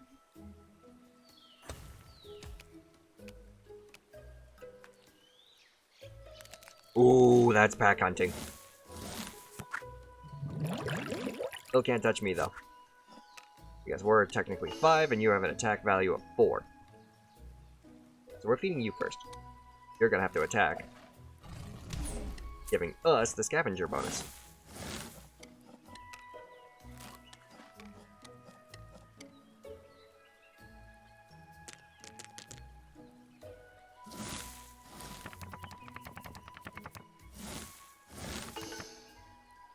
Food's running out in the watering hole.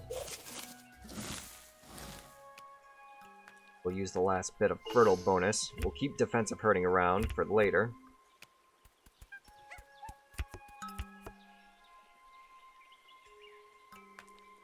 If we have to sacrifice it to save our species, then so be it.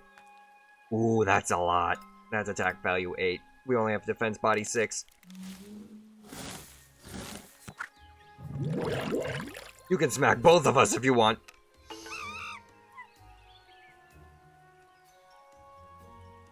This is what we're gonna have to do. We have to capitalize off it right now, otherwise he might attack me, like that, and kill me.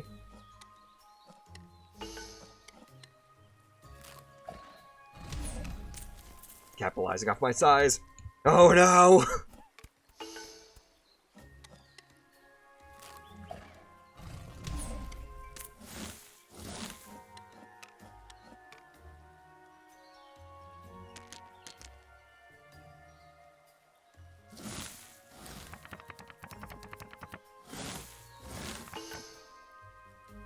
Looks like we need that defensive hurting now more than ever.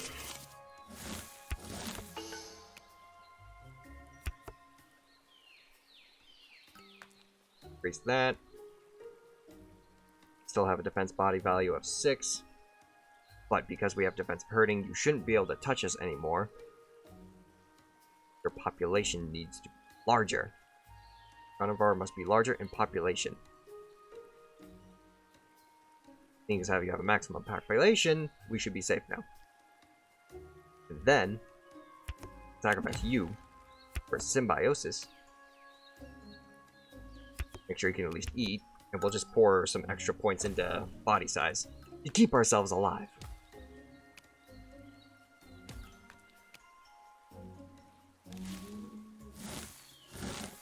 Tell me I was right. I am right! Yes! You can't touch me! Wait. Yeah, you can't touch me!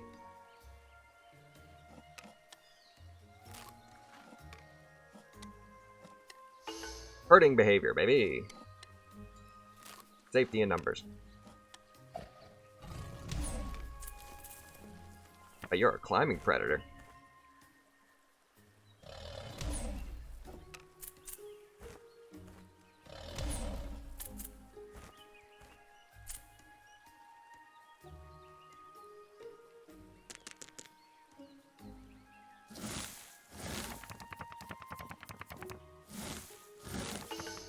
I'll have to really pour some food into the ecosystem because I need it!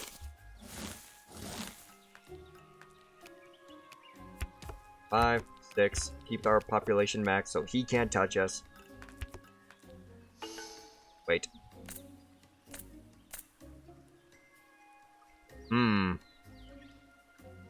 warning call.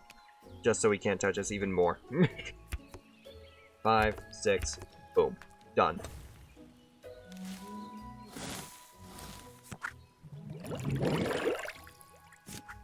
I think that should be enough food to feed everybody. Make sure we feed the big guy first.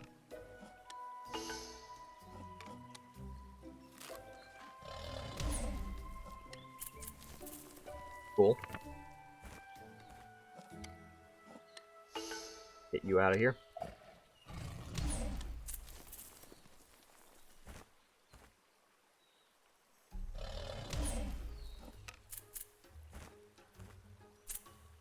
Still got a little hurt, but we're still alive at least. Carnivora is definitely going to be a challenge, though. Cooperation. Yes. Throw out the foraging. Replace that with cooperation now that we can feed everyone else. Keep you alive.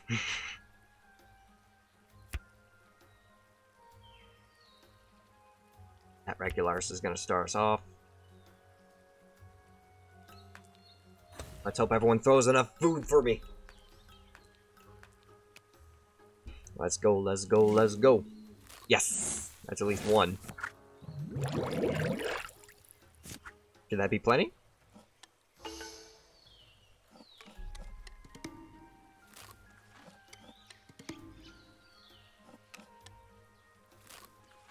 That is plenty.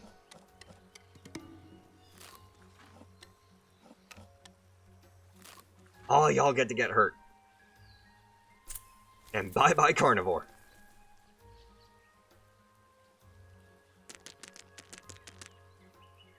Trait bonus. Population bonus. Carnivora is definitely going to be the challenge, though.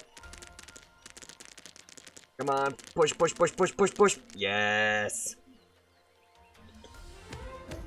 It wasn't even Carnivora, it was Regularis. That was the real challenge.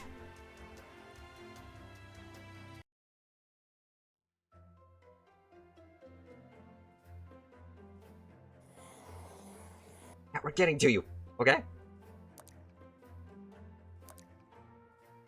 The rainforest. So much food! In nature, some creatures have developed tool use to help them forage. New Caledonian crows craft brilliant hooked tools to forage for bugs.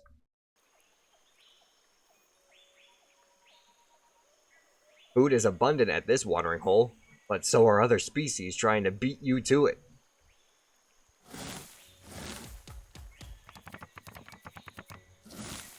Learn to cooperate. Or die.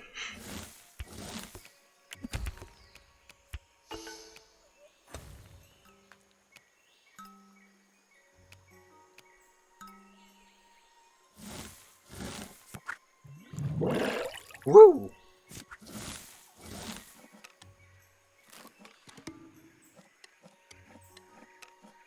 Ooh, someone capitalized off fat tissue. That was smart.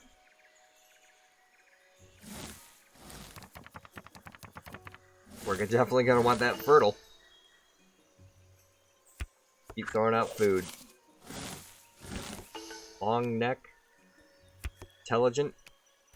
Fertile.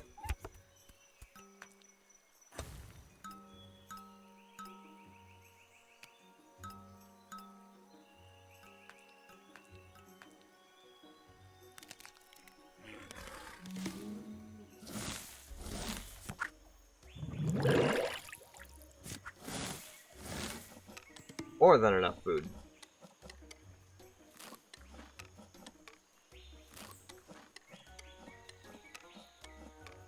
However, everyone else is kind of beating me in this arms race.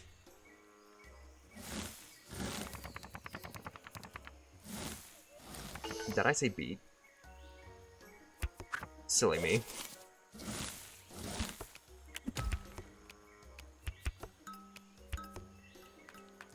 There we go.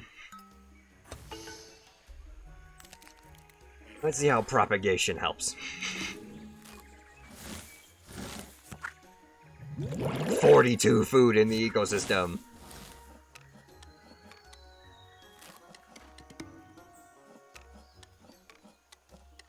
If you create a chain of cooperation, everyone gets fed.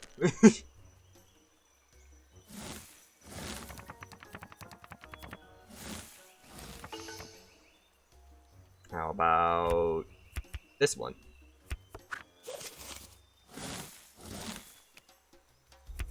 Forager. Actually, no.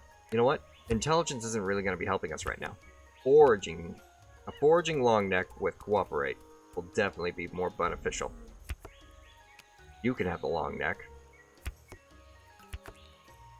And boost everyone immensely.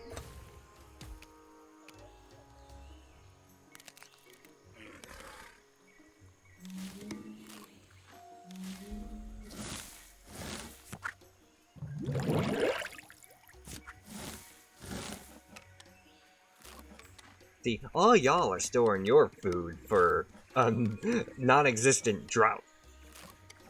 I'm capitalizing it on at the now.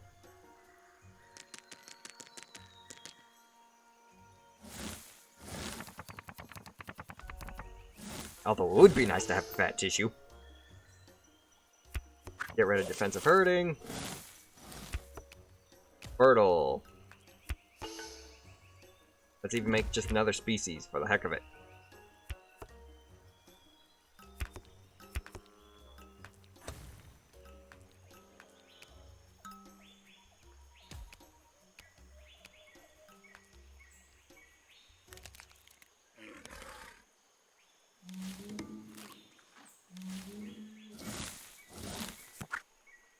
$61 food.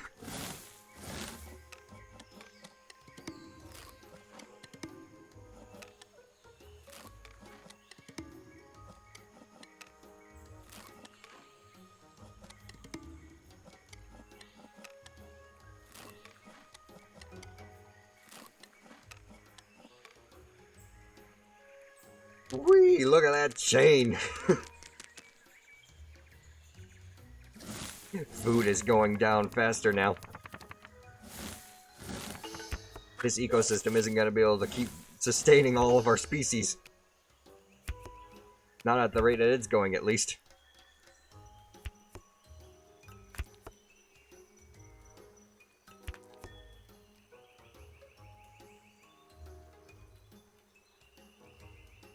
And yeah, you here.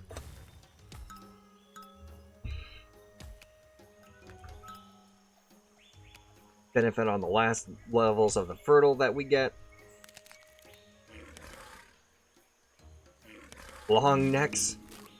Go ahead and grab your food.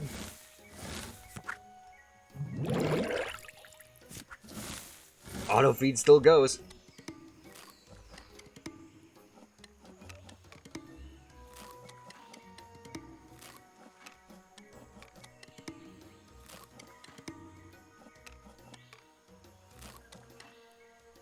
Get those chains effects.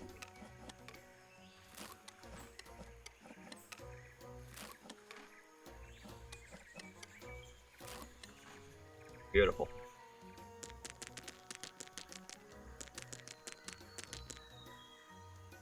Our species is diverse. That's a lot of carnivore traits. I don't need that many carnivore traits. But now it's time to try and start replacing a few things. Intelligence if we need it. Hard shell just in case. Increase. You'll be protected, but you need the body size bonus. I wonder, actually. You know what we could do? It might require some sacrificing. How about we make ourselves a carnivore? Who can ambush. Give them the proper body size they need. Make them intelligent.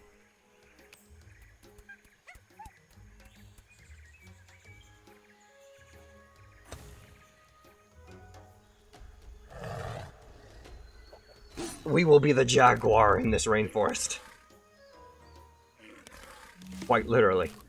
Jaguars are carnivorous, ambush predators that are highly intelligent.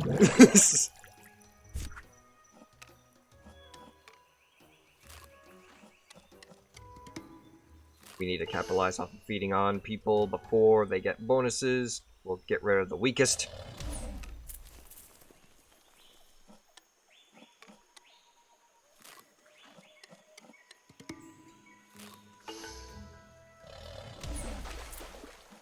We actually have a crocodile swimming in the water because of the ambush.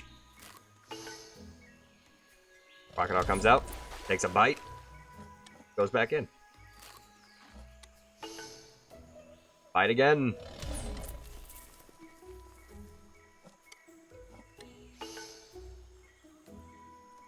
And then we gotta get one more creature. We'll attack you, but since you have horns, we'll have to sacrifice a trait to work around those horns. Get all the benefit, none of the drawback.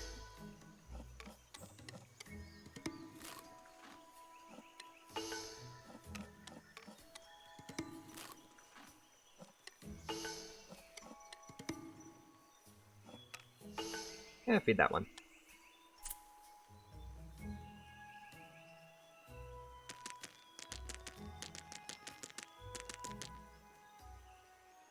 And that's the bonus of having at least one carnivore.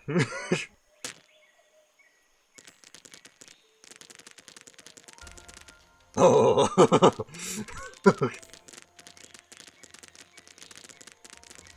Whee! Now that's what I call bonuses.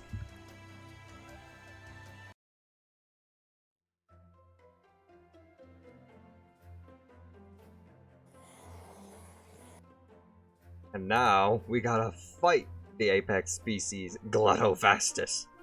This apex species is a massive appetite and can be clearing out the water hole within a single bite. Fat tissue not only allows the species to store food, it also allows them to consume more, potentially starving opponents. This apex species may look like a harmless herbivore, but its appetite packs a wallop. I've heard he can clear out a watering hole in a single bite. Beat Gluttovastus to add it to your single player menu.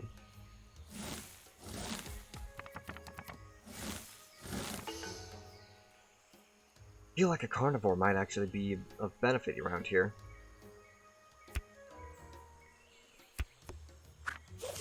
We'll try it. One carnivore, an ambush. You need to be bigger though.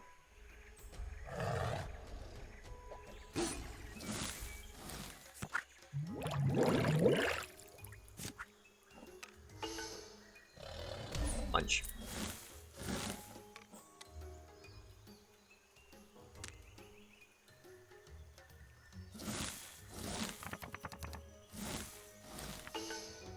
Get rid of defensive hurting. Make our boy fertile. Oh no! Get put that back. Actually, put that there.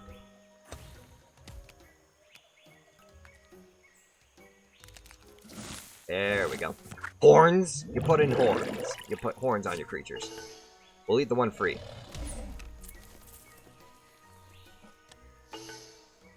Capitalize.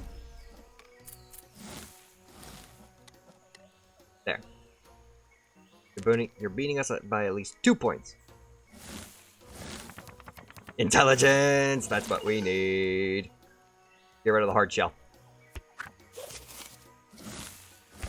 Stick on some intelligence to work around the horns. No, wait. No. Don't stick on the intelligence. They're all still small. Or there. Pour it all into here. No. Is that the way I should be going about it?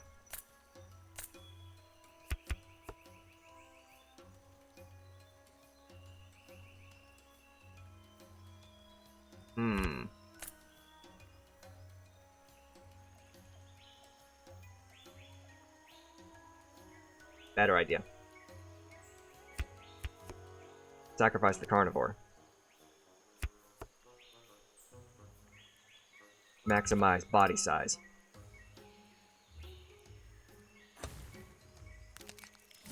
We were carnivore at one point in our evolutionary history, but then we reverted back to herbivore.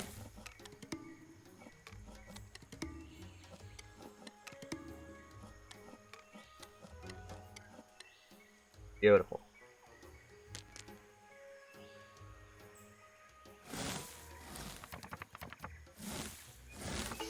I still don't need all these carnivore traits.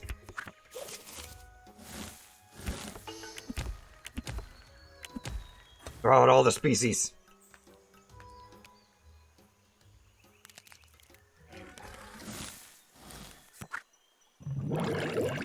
Keep our enemy on. Keep our enemy on his toes.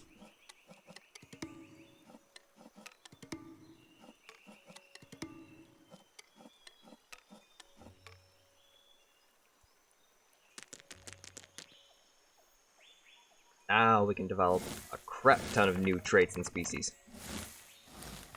Such as a climber, burrowers, fertile scavengers. But even then, still no. Keep the burrower, keep the burrowers, the climbing. Boost some population.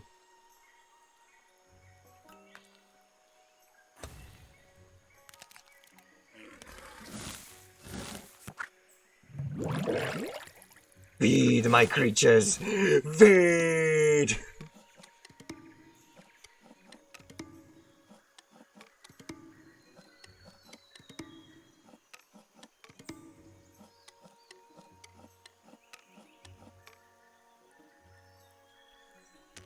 What's the matter, Gluttovastus? I thought you were supposed to be the one who can clear out an entire watering hole in a single bite.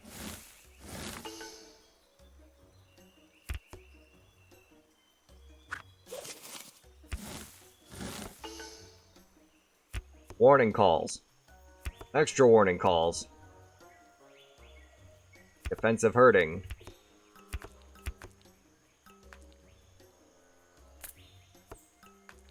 There we go.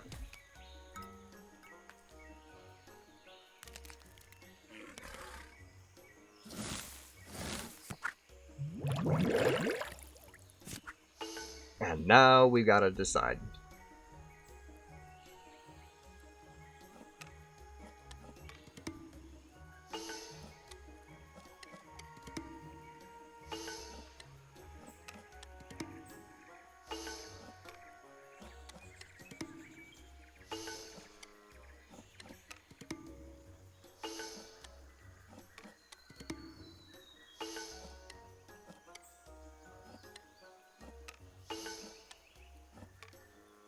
I'm okay with that.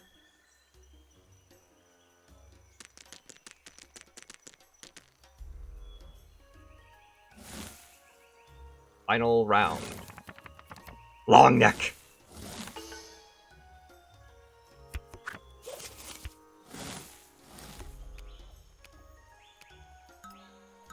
Long neck here. Still no carnivores.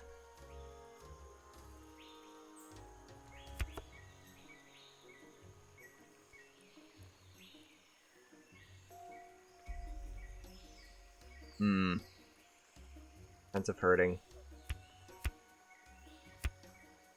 Scavenger, just in case.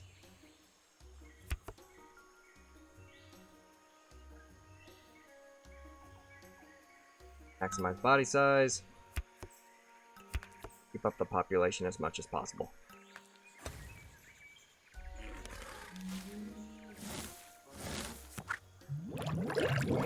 $13 food, that doesn't help.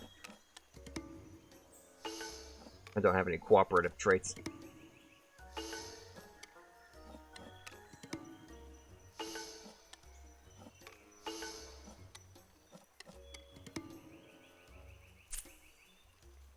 Ouch. I think Gluttovastus may have won. Just from that alone.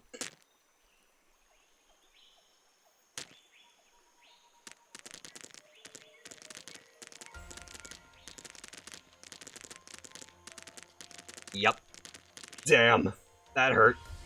By 20. Very well. Round 2.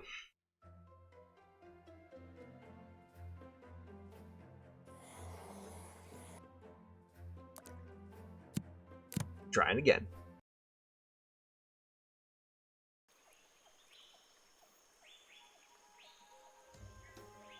Yes, we know about the apex species. Yes, cooperation. We need that right off the bat. Get rid of climbing. Burrowing. Fat tissue. Cooperation.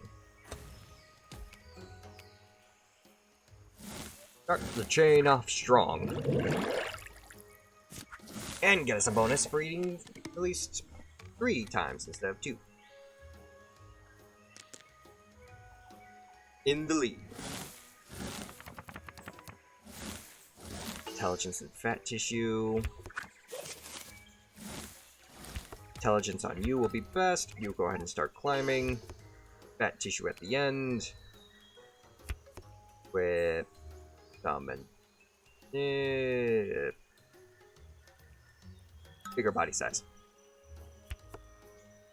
Bigger body size for you too. Or population, I should say. Still plenty of food around.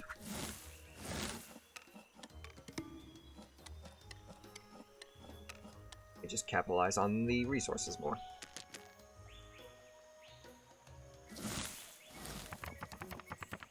There's all the fertiles. Get rid of the hard shell.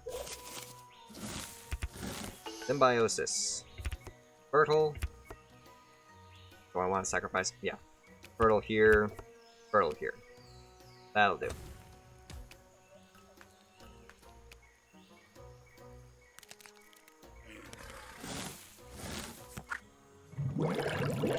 $22.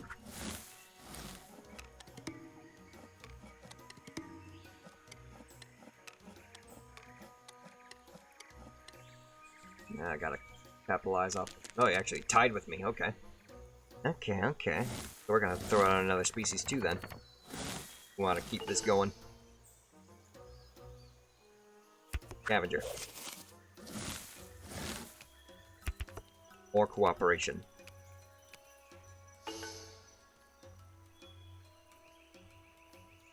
But then again, we don't even need to make another species. Just need to keep capitalizing off of what we got.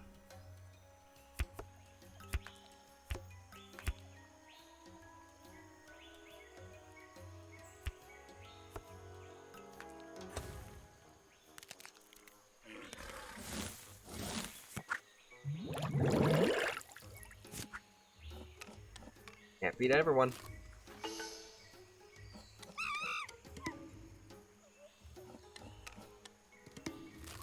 Keep doing it.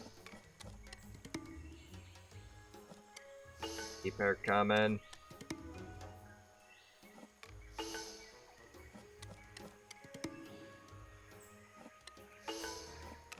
Bonus! Seriously, he sacrificed the one with all the traits?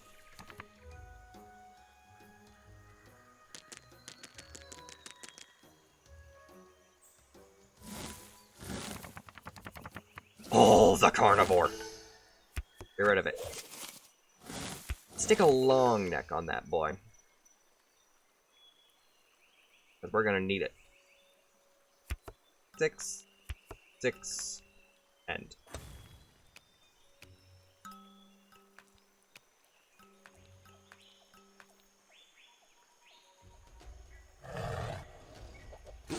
Oh shit. Oh shit. Grab everything you can.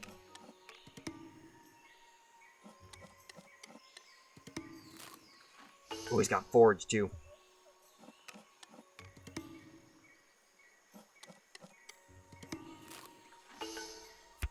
Sacrifice the guards.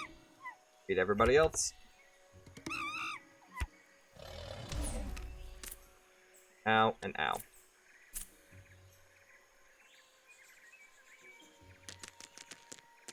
So you do decide to play some carnivore cards, huh?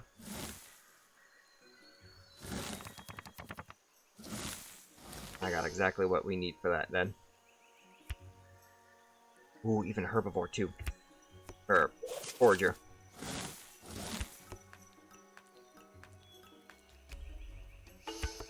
Hard shell.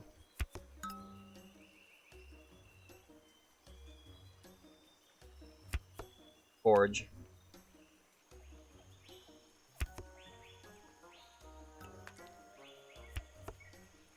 We'll be able to feed because he's got to try and feed all of his stuff.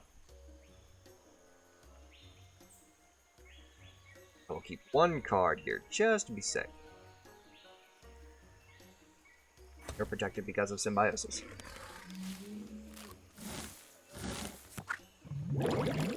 $15. We went from 11 to 7.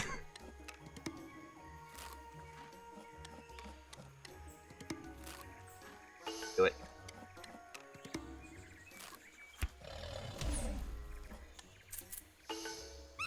Having to attack your own species to survive, eh? What a shame. What a shame indeed.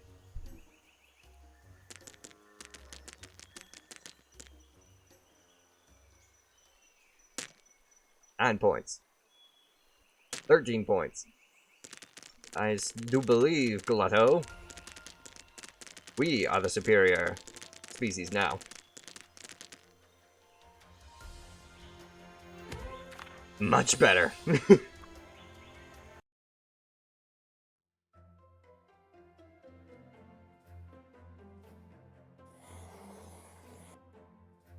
Now, overpopulation. This area of the island is overrun with species. Although sauropods like Brachiosaurus have famously long necks, paleontologists believe that only a few species could hold their heads fully upright. Many long-necked dinosaurs kept their necks nearly parallel to the ground. Not much is left to eat with all these species here. Eat what you can!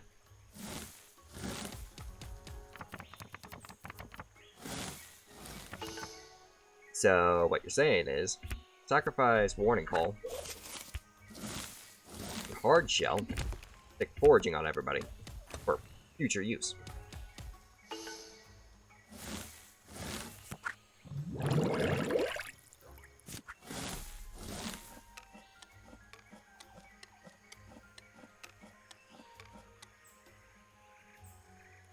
What we can't eat now, we can capitalize on later.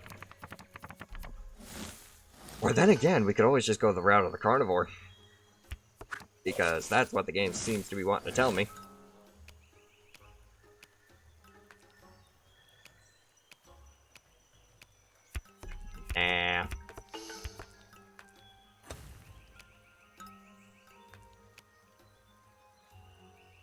Oh!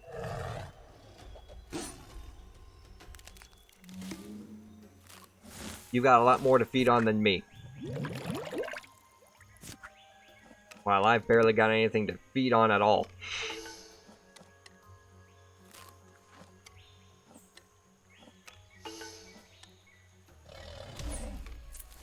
Thank you for ignoring me. Why'd you have to hit me? I was gonna die anyway.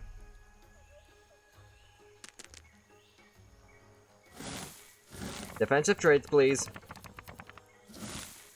Warning Call and burrowing? Sure. Get rid of pack hunting. Propagatus Maxima is going to be starting us off. So we'll have you do that. And the Warning Call. You get the fat tissue and get bigger.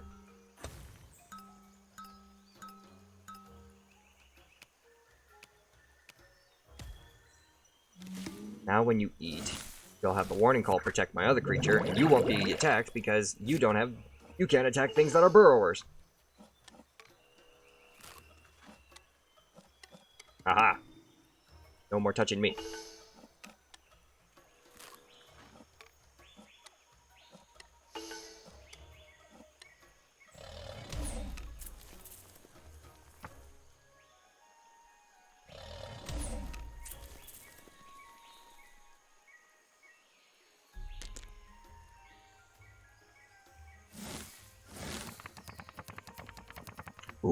Ooh, and now we can try and capitalize on scavenging. Keep that defensive herding, get rid of the pack hunting. Our burrowers will evolve into defensive herders. Our fat man can learn how to scavenge.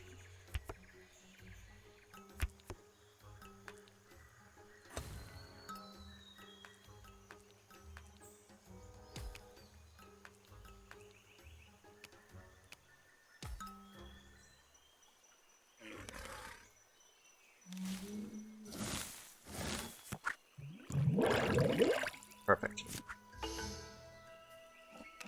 Eat, my young friend, eat. Before the carnivore decides to just pick us all off.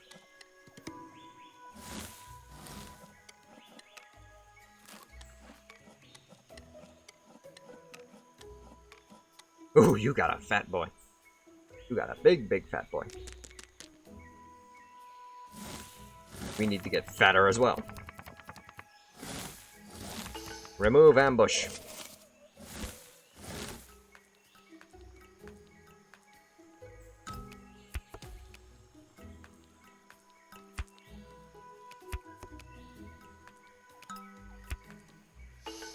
You know what?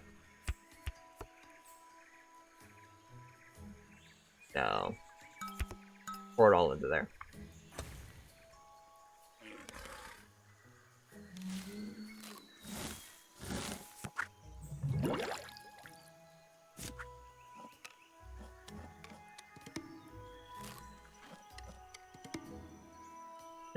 Oh no, there's not enough food in the ecosystem! No, my species went extinct!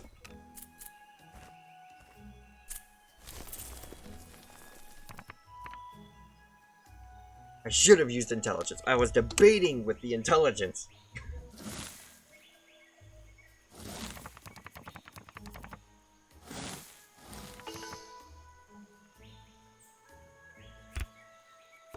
Keep hurting everybody.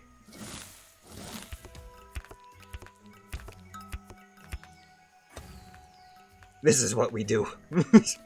We will use the Minimus to defeat the Propagatus.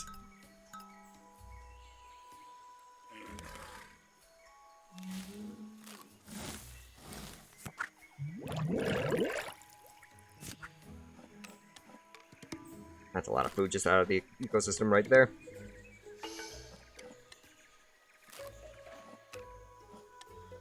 I should have invested in some intelligence!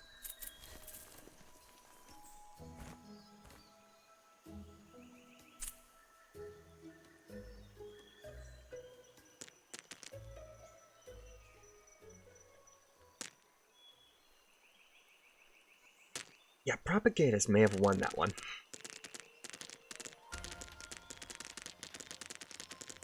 Very much so. I didn't even get second or third. That's depressing.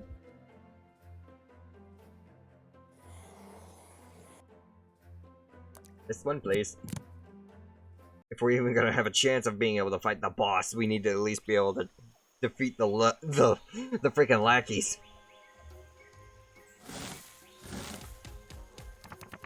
Cooperation fertile. This is good.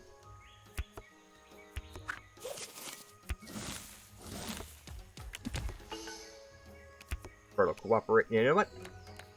I'm gonna do what everyone else is doing. Here we go.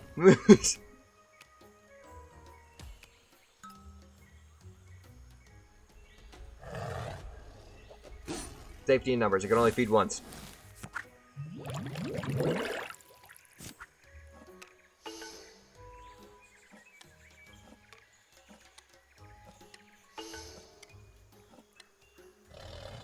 And it's not hitting me.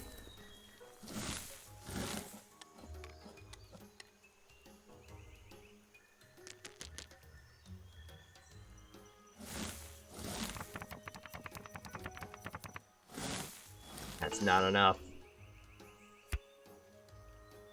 And I need that defensive herding. And those warning calls. Get rid of the ambush. Warning call you. Warning call you. defensive hurting for you. Larger body size for you.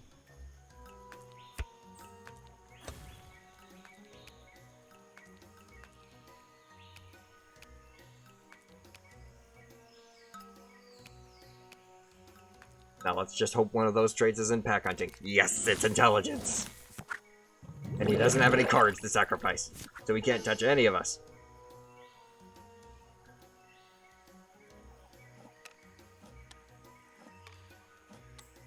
That's a species first.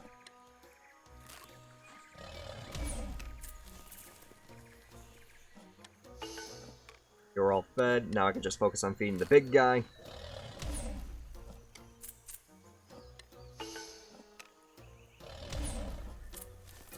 It died! Its attack killed itself.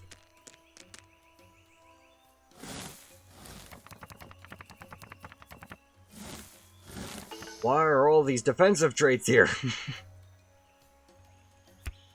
rid of horns.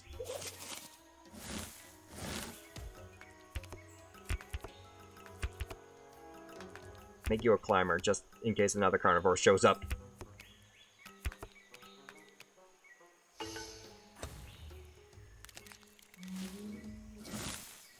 Everyone want to throw some food in? Alright then.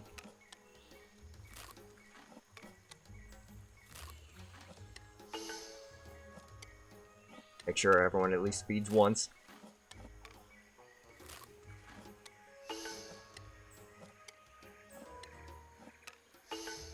Keep the creature that actually has the traits. Oh!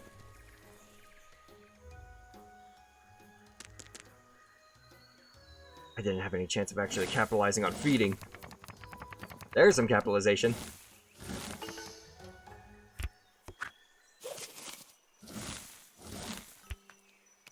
Intelligence. Cooperation with Symbio... Wait a minute. Let's rethink this. Intelligent cooperators. Symbiotic. Defensive herders. With one card left over to feed, just in case.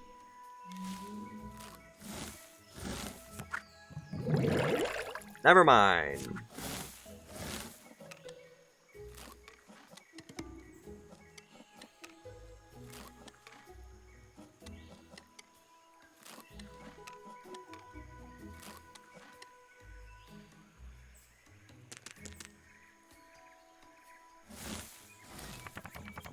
Yes, foraging! We need foraging! Throw out more food.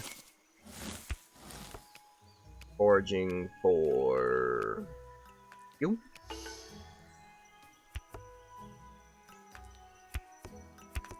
You're gonna want to capitalize. And in case you can't feed.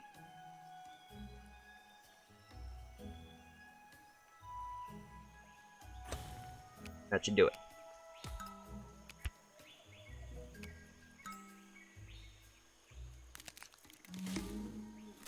Everyone's got the fertile. Not enough food to feed everyone, though.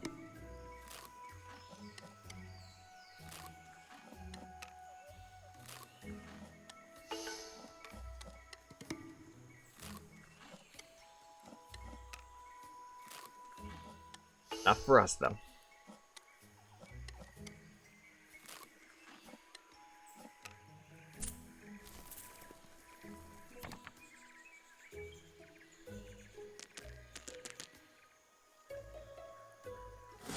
Last round. Make it count. Fat tissue. And long neck.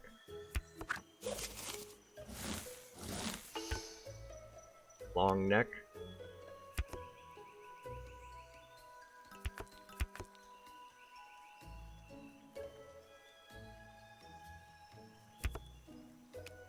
Yes.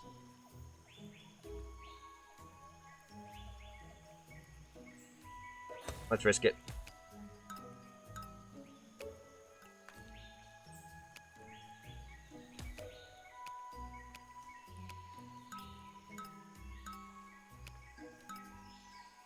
Everyone keeps feeding into body size.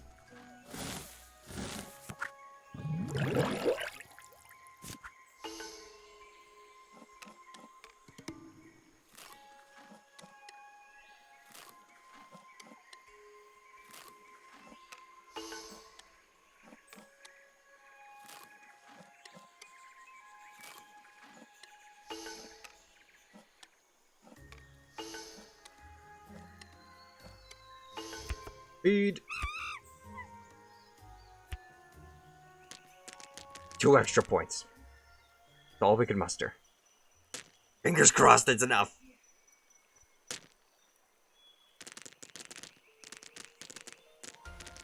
Come on. Keep going, go, go, go, go, go, go, go, go, go. No, we got second.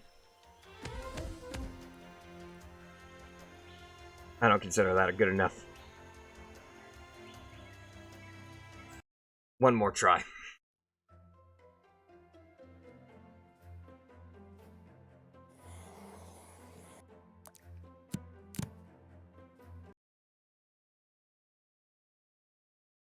A long neck may not feed a lot of population, but it's great for keeping a lot of species alive to get more cards each round. Indeed.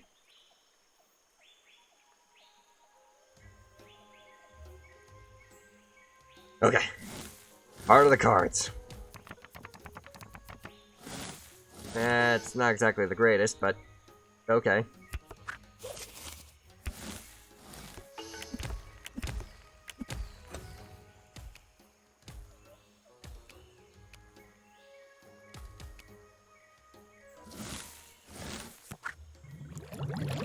Auto feed.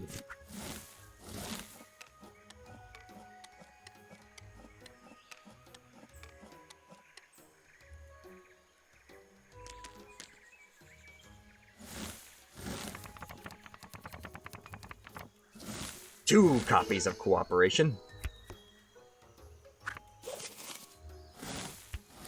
You and you. You get to work off of you. Boom. And you get the fat tissue. And you can basically evolve into a bigger animal later on along the line. All my defensive traits right now. Then we can become a surplus. Collect.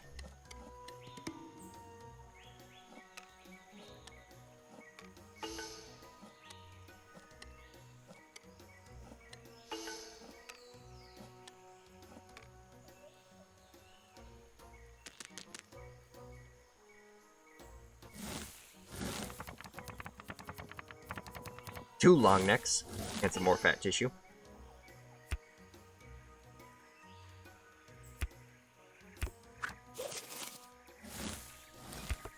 Long neck boy there. Intelligence. What I want to capitalize on, but don't know how I want to. We'll see how that works.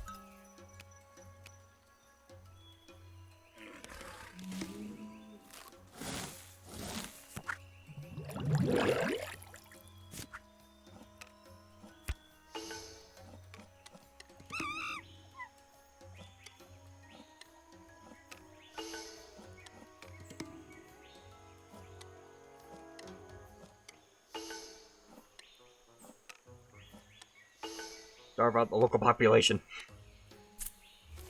Yes. Fat tissue at work.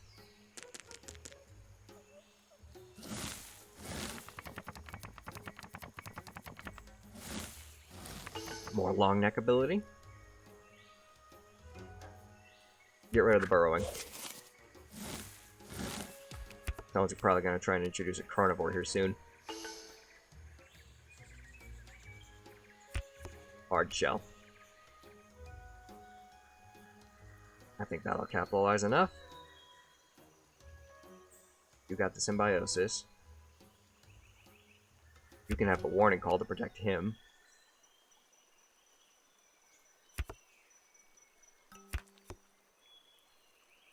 But you guys evolve long necks too.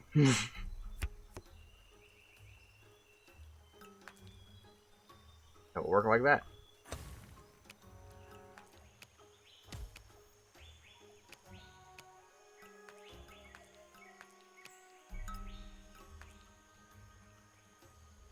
I knew there was the carnivore. But you're a burrower. You can't do anything big or special. So you can't touch us. Oh! Mecha! Greetings and welcome to the stream, my friend. Let me give you a proper shout out. Always raiding me, but I never get the opportunity to raid you, my friend. One of these days. Do consider following my friend Mecharaptor Omega, as he's a pretty cool guy. And if you want something, a streamer who loves all things mecha and dino. And for those of you joining Mecha's raid that don't know who I am Shamanic Wolf, a werewolf shaman VTuber, werewolf form pending. But it is a pleasure to meet you all. Today we're playing a little bit of Evolution, a tabletop board game / card game. Hope all is going well. I think I'll be on the next ARC stream. Oh. I think it'll be on the next... Oh. You're going to be doing ARC next time. Fair enough, fair enough. But yeah, everything's going well so far. Basically just trying to outcompete everyone else on this board.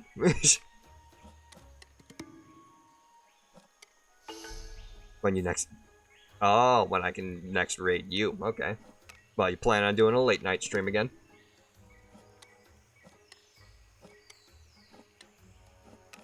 I fact that everyone else is able to eat, but I can't.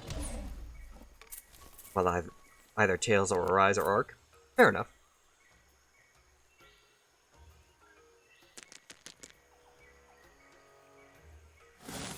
Round 5. Yeah. Always fun playing Arc. I actually gotta jump on probably after this to beat all my tames and all. The carnivore didn't really survive, thankfully. Meaning, we can try and continue to capitalize on some things.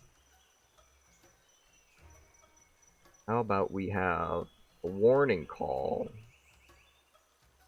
go away. So you can forage, capitalizing on that.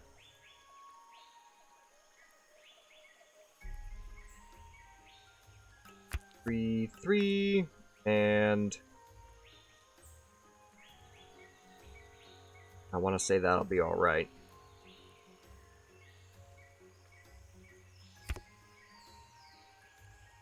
Boost you by 2.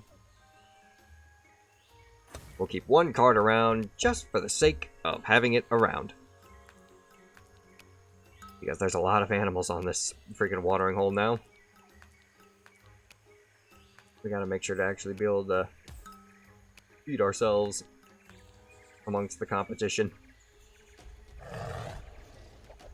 Your tiny carnivore is useless. Not only are we the same size as you,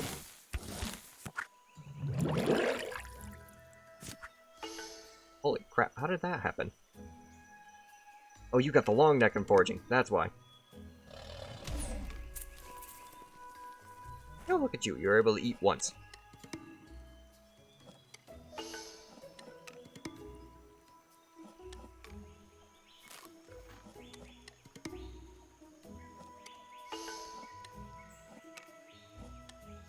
We can feed ourselves just fine, thank you.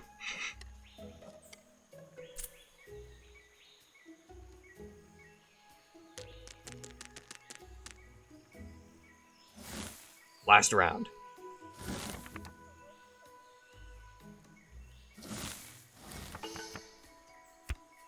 Let's put the hurt on everyone else.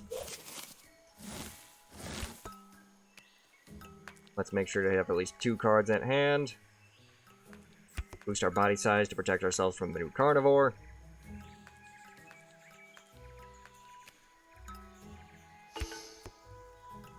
Maybe we can try and do this a little bit. Actually, hang on. Do we have a forager? Yeah, we do. How about we do this instead? Replace the defensive trait. Put you there. Put you there. And then we can boost you. You. Have at least 2 of these for that. And then, we can primarily focus on feeding you. Because you're not a part of the chain.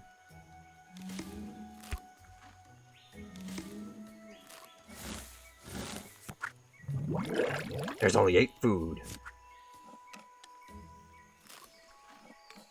And we're not going to be able to touch it.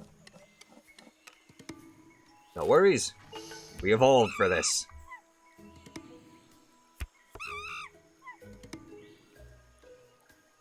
Bada bing. Oh, that extinction. But not us.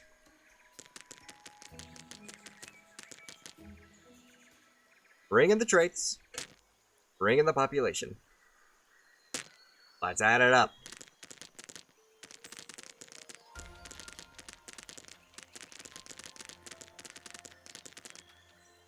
Now that is evolution at its finest.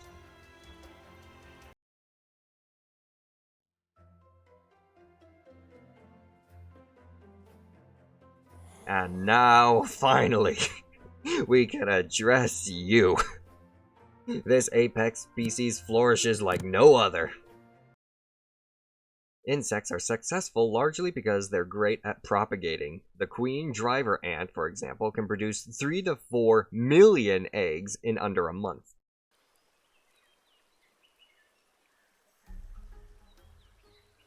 An apex species. This opponent is the master of creating species and getting resources. Beat it at its own game to add it to your single player menu.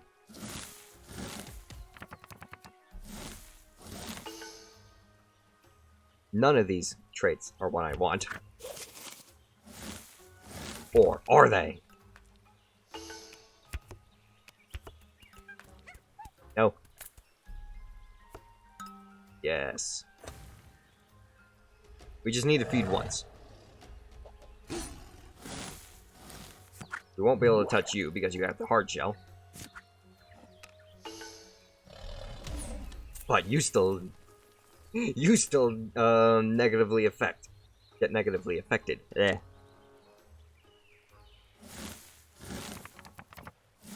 Cooperation and foraging. Okay. Get ready, you.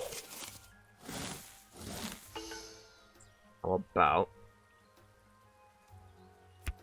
sacrifice that? No, wait. A cooperative carnivore.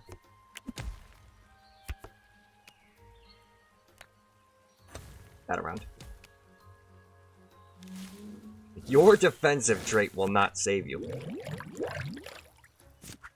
Before you flourish too much out of proportion. You die.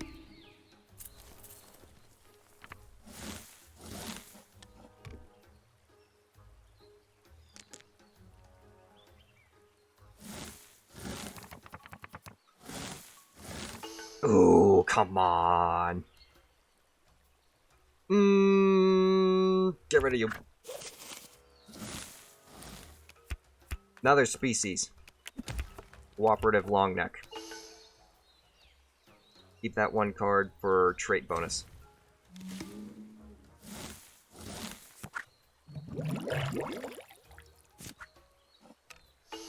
Eat it.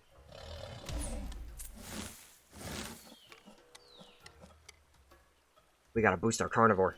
It's not being able to actually keep the opponent down now. -2. Boost, boost, boost. Not too much, though.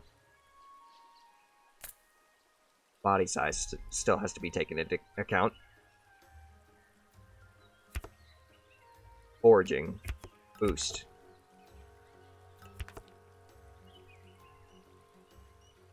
Keep that card for a defensive trait.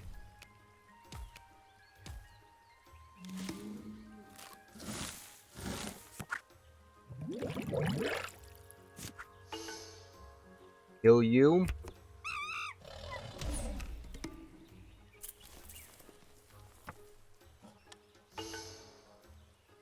Oh no, because you can climb now. Oh. I have to attack one of my own species.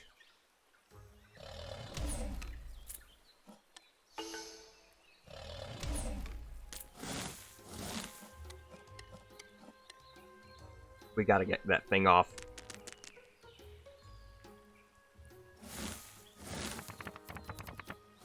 Keep at least 3 cards now. Prevent him from being able to capitalize.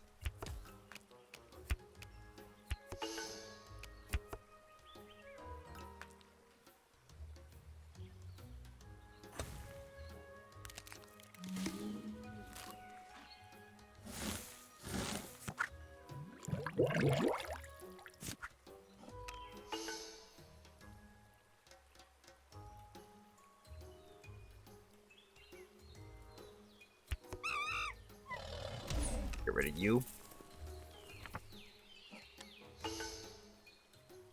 Feed on you.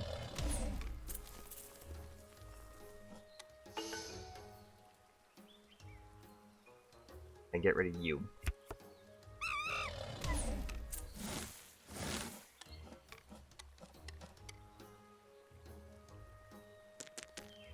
You'll starve yourself out.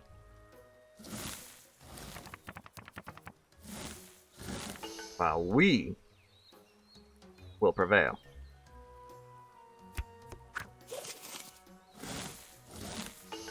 Now we're gonna have to cut through a lot of that defense. Our prescription. We're gonna have to punch through climbing. And no wait, your warning call won't be a defense for you. But if you eat the maximum amount of food you need, burrowing will. So you need at least one way to punch through that, and then another one, and then another 2. So we can at least keep 3 cards in hand. Fat tissue on you.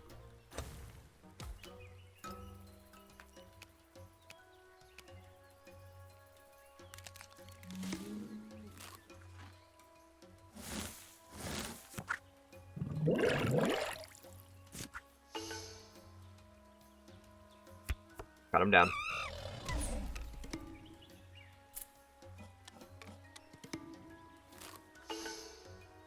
Got him down again.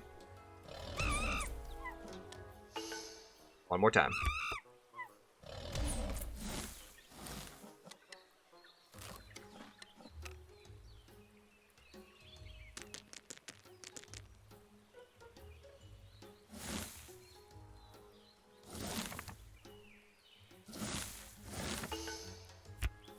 Get more food out of the ecosystem.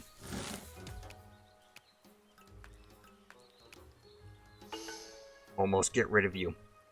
We just need to smack you once. But who knows if that thing evolved more defensive traits for you.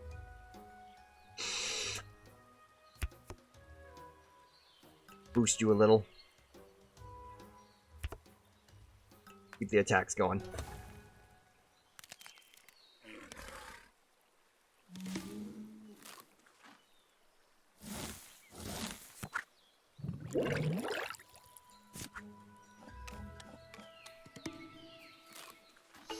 That's exactly what I thought. Boom. Dead. Now everything's fair game. That's at least of my size. Like you. And you. And let's just completely wipe you off the board, shall we?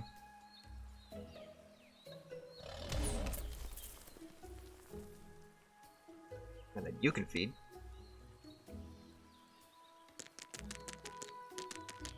And I do believe that did it.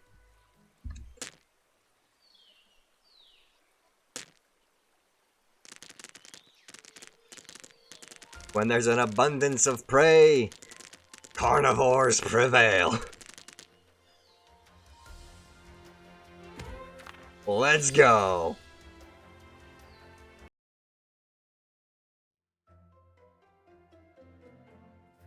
Yeah, Makar can testify. The freaking Velociraptor. It's a feast! Heavy armor. The species here are quite protective. A hard shell only makes a species harder to attack. It doesn't increase its body size for the purpose of attacking or to fill up a hungry carnivore.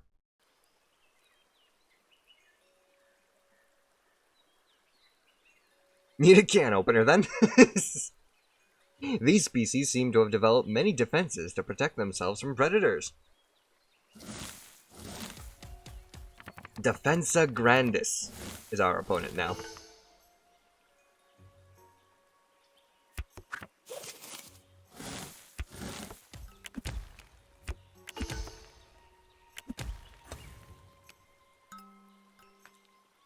Ooh, that might be a carnivore. And that might be a carnivore. Nope, just one carnivore.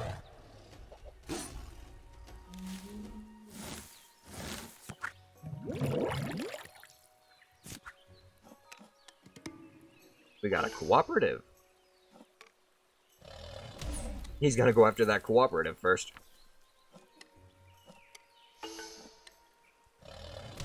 Thank you for going after the one species that I can't feed.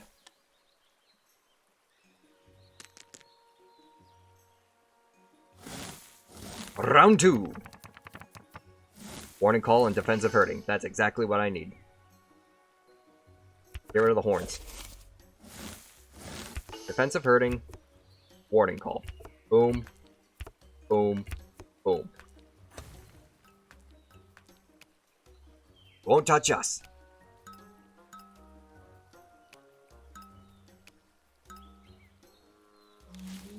In fact, I don't think he can touch any of us. Yeah, he can't touch any of us. No unprotected targets.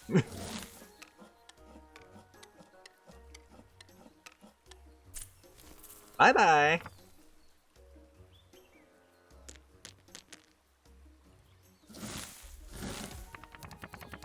Symbiosis.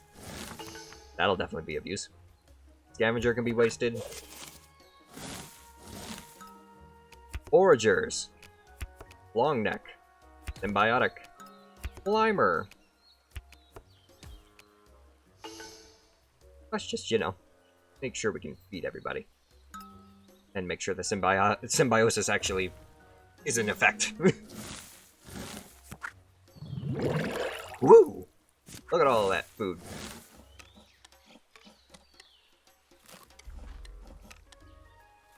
So much, in fact, that fat man can actually feed himself fully.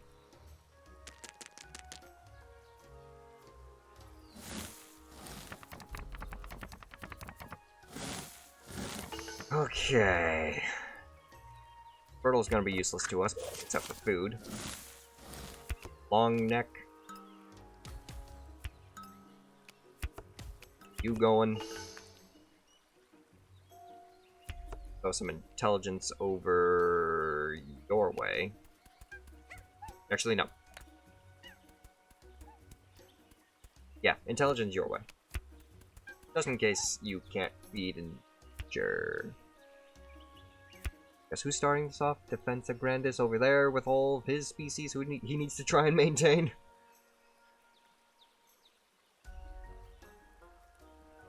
Yeah, that should do.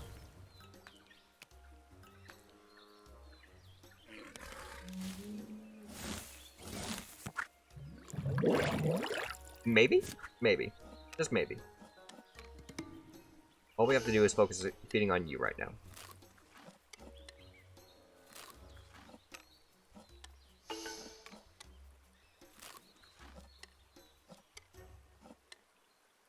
Ow.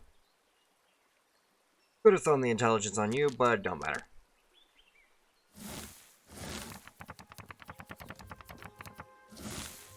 More foraging.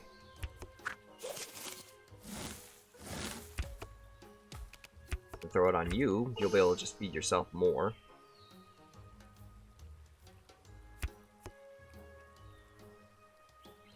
Still don't know what you two are gonna do, because it's my turn to play my cards.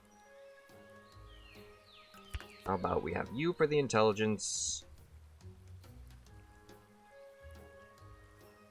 And we can increase your body size, because technically you don't have any other defensive traits other than climbing.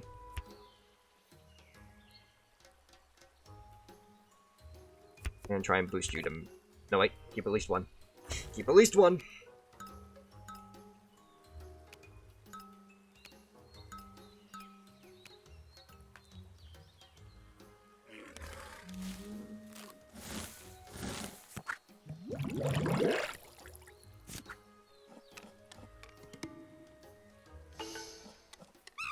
Throw the important feeder.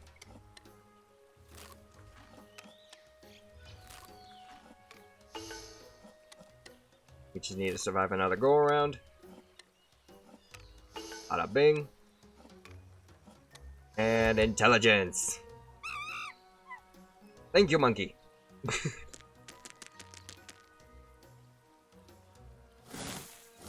Technically, they're golden line tamarins. Scavenger. Now comes the real challenge. Keeping us alive. There. 2 cards for the intelligence feeder.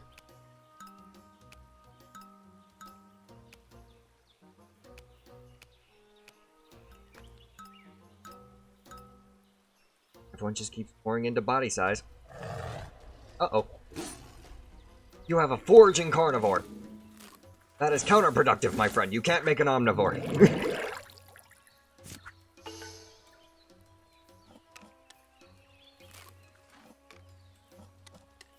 Thankfully, you can't touch us either.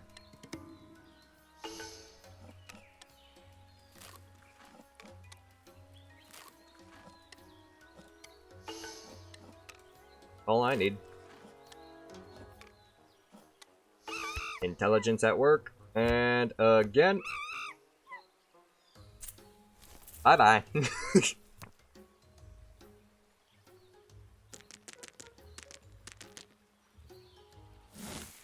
Final round.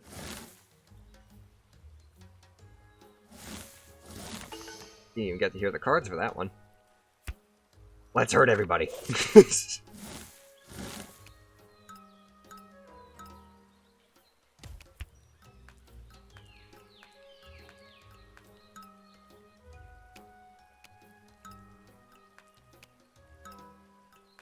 I'm not sure what I want to do.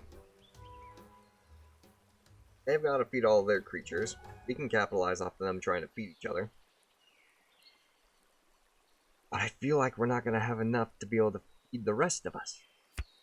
Well, I'm going to throw on some intelligence over my defensive herding. Just in case we need to feed you last. Oh darn! You can just eat us now because I got rid of my defensive herding. And only us! I may have made a mistake.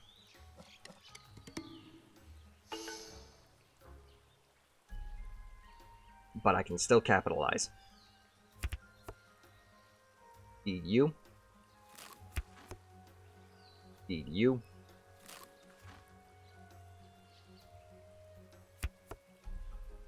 You.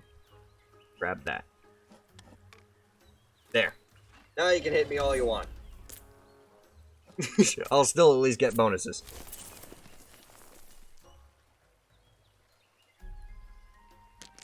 Intelligence, my friends. It's the lifesaver.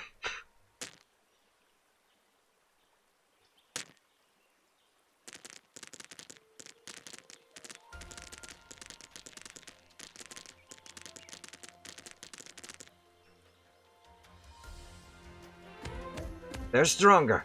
Be smarter.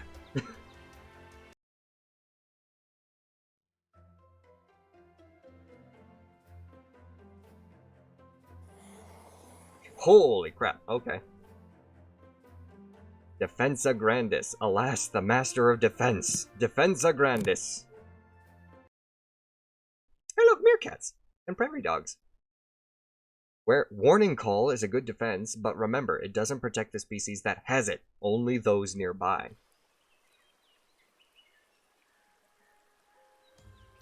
This apex species is almost untouchable. Hopefully, you can find a chink in its armor and add it to your single-player menu.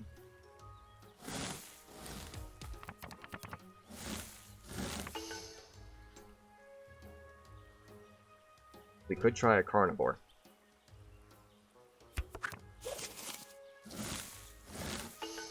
It'll be difficult trying to keep it alive, though.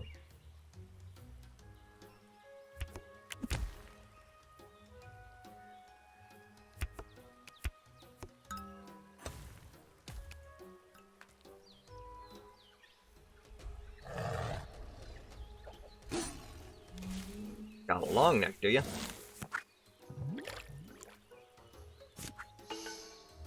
First off, we starve it out.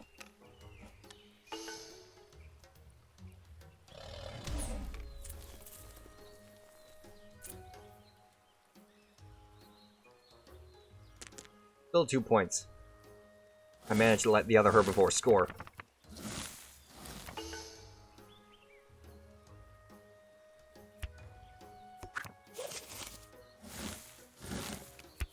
Foraging longneck.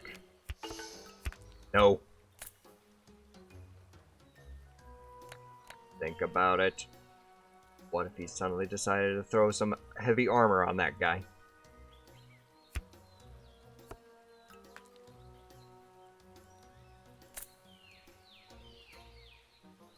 He threw on heavy armor. And we need bigger body size to attack him.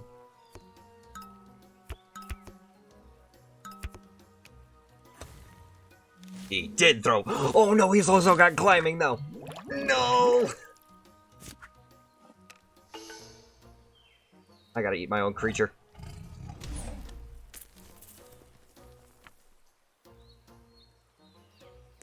Still a tie though. Ooh, but now I got climbing. Get rid of fat tissue. Make us a climber. Also, make us a scavenger too. A climbing, scavenging carnivore. No, wait. We can't. Got defensive traits. We need to still climb, but we need to be bigger than him.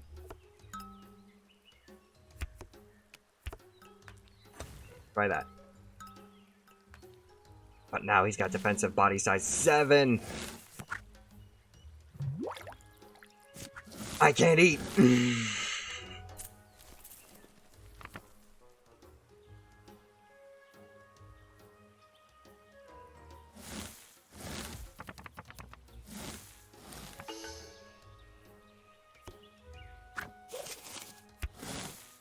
But now we can flood the field.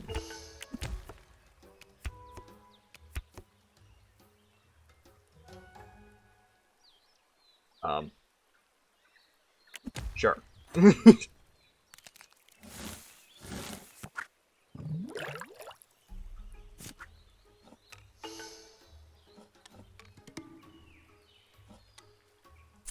If only 2 have to survive, then so be it.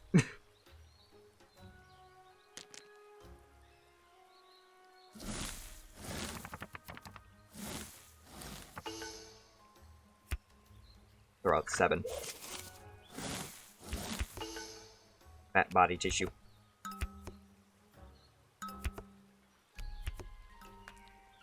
Feed into his gluttony.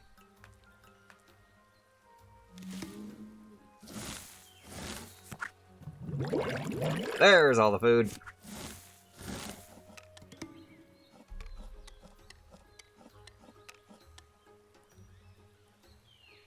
Those points will just be stored for later.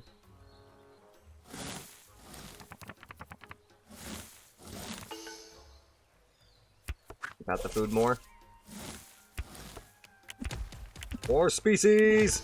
I wanted this entire field to be filled with species. Oh, not you. You.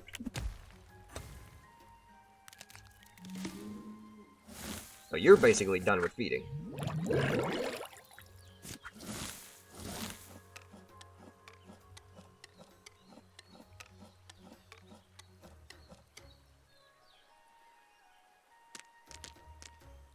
Capitalizing. Last round. And unfortunately, I think he's got me beat.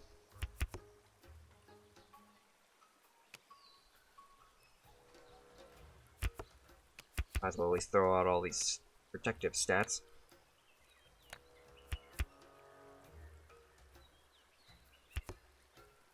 Climbing, defensive hurt. No, wait.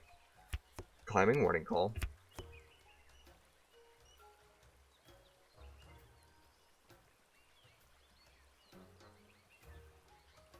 Might as well capitalize off of you having 3 fat.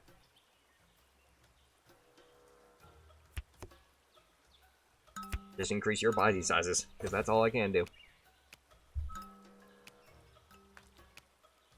Too risky trying to add on population.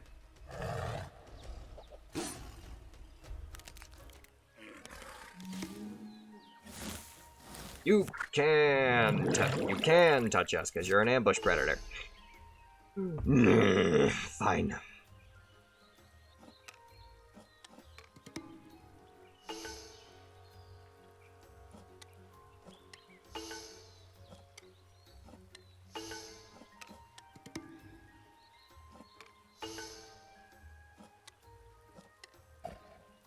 Ow. At least you can only feed us on us once.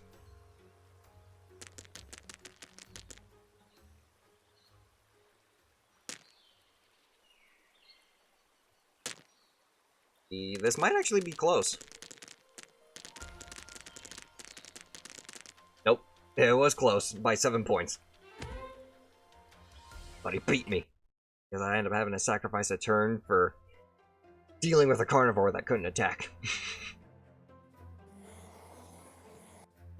Let's try again. Because it protects 2 species with 1 trait, Warning Call is great to add as a second defense when intelligent carnivores are about. This is true. This is very true. Intelligence, once again, lifesaver. Apex species is almost untouchable. Hopefully you can find it. Yeah, we already did that. Cooperation. Beautiful. Get rid of ambush. Scavenger. Cooperation. Climbing.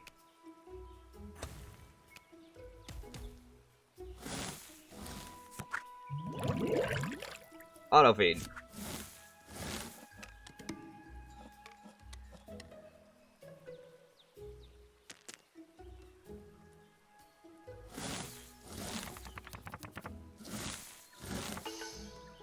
-1. 2 instances of fertile, long neck, and fat tissue.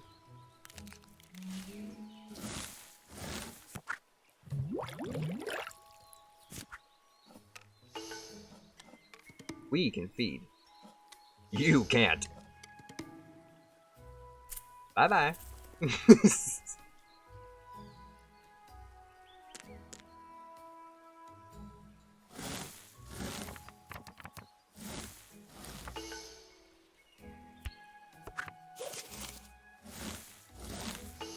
But now we might need to try and worry about carnivores.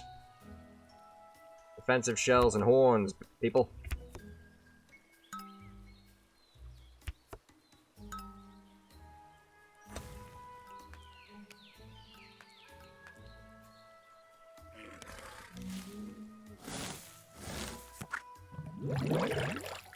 Auto feed.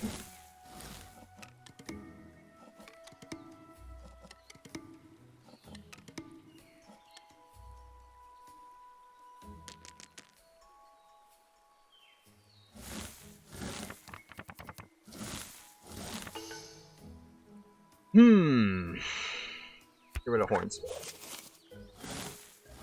Defensive herding instead.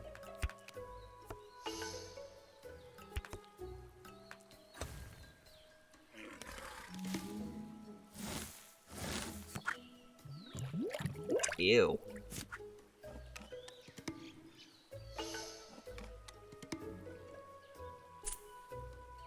I think we kind of sacrificed evenly there.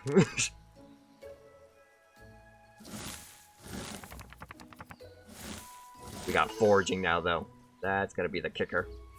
That's gonna be what kills them.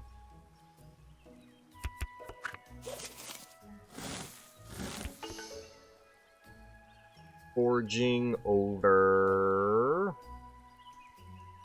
long neck.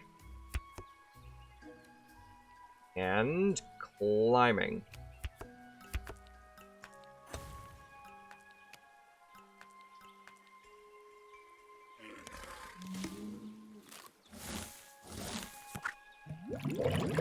Now we're gonna hurt him. From 10 to 6.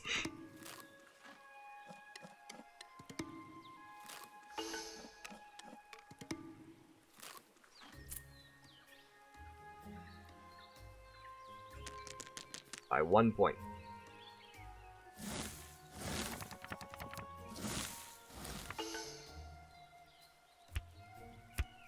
Feeding us.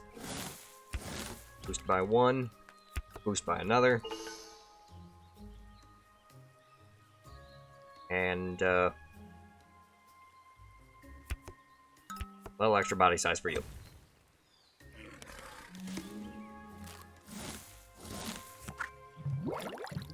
Oh no.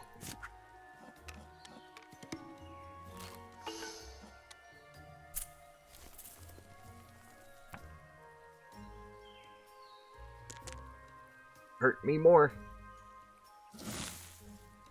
Should have kept that long neck. Last round, make it count. Back up to 4, back up to 3, let's go.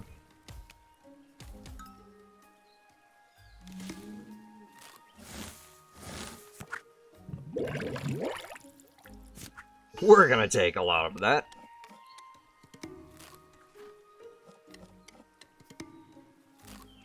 Thank you very much.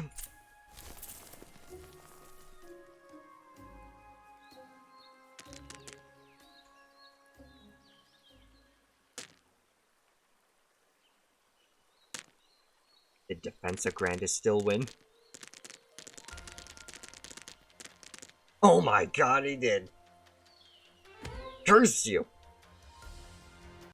Alright, one more time.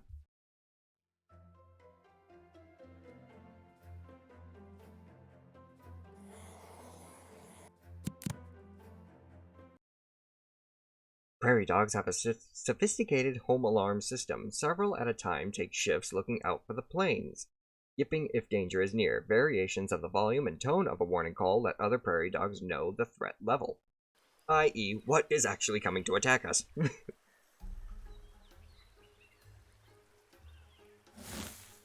Whether or not you gotta duck down from hawks or eagles, or run into the burrow because of coyotes or badgers.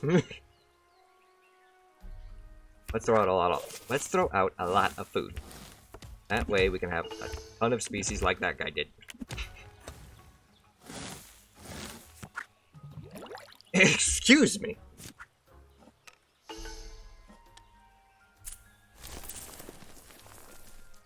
I think we kind of traded there. You hurt us. Just to let you know. You did that.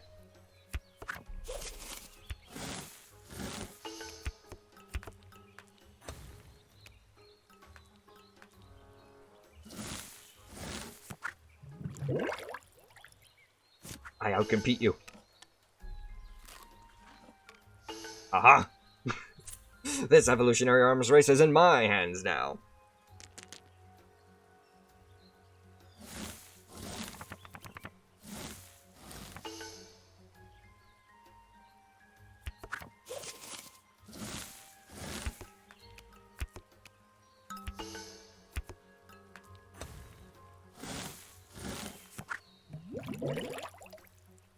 Ah, now it's in his hands.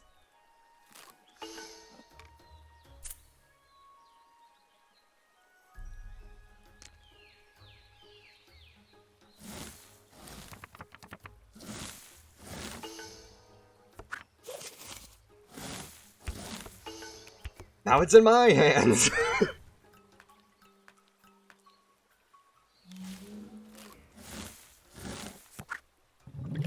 Well, there's all the food. Auto feed.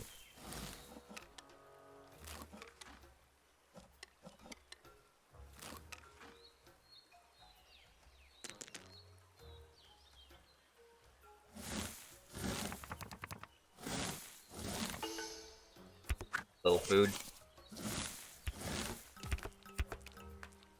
Capitalize.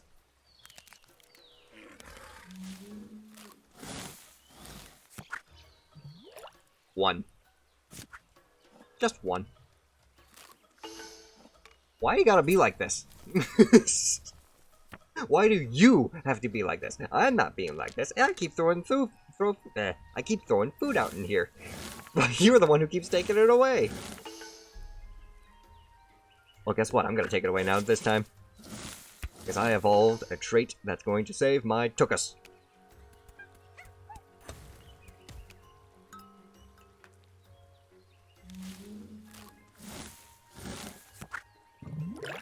Very much so. Have fun choosing which one you want to save. Because I'm picking fruit out of the trees instead of around the water hole.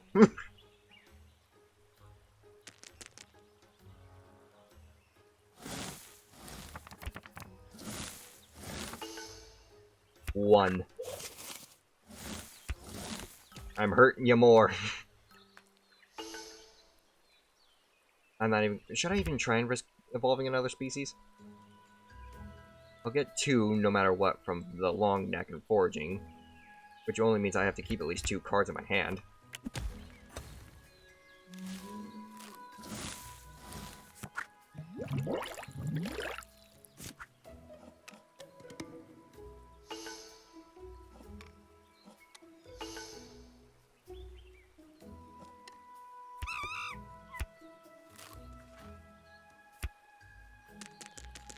Oh, beautiful. I forgot. Because I was able to feed with that, I get an extra 1 from the foraging, so it's just 3 instead of just 2 that I'm getting. 1. More foraging. A little bit of a hard shell for you. Body size increase. And more body size. Just in case there's a carnivore.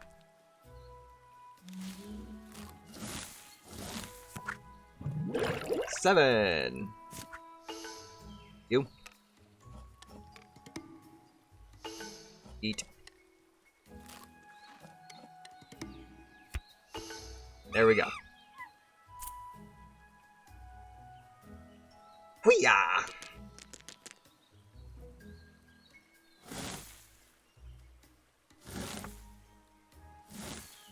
An evolutionary marvel at its finest. -1. Long neck. Extra food. 2 cards just in case.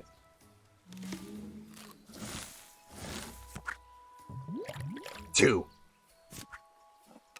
Oh, you thought you starved me out?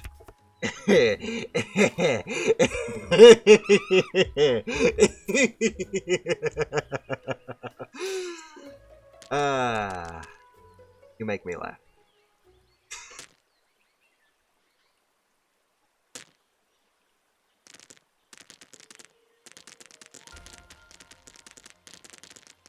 Good game. Good game. New AI personality.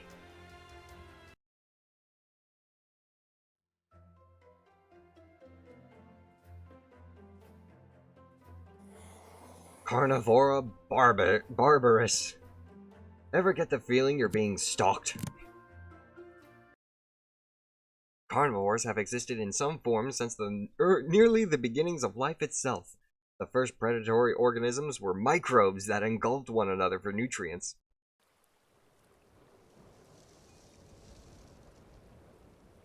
Oh, my skin has goosebumps. Can you feel it?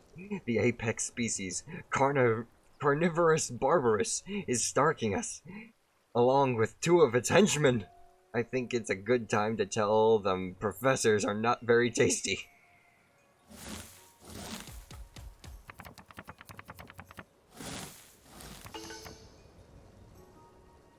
I already have the perfect defensive trait. Check it. Warning call and climbing.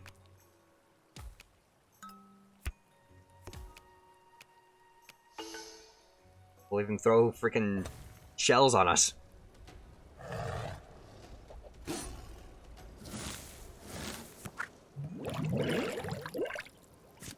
Sure, we're only eating one right now.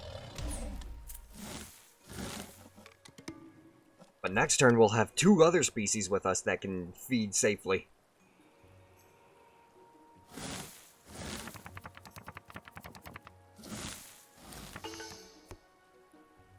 Get rid of you.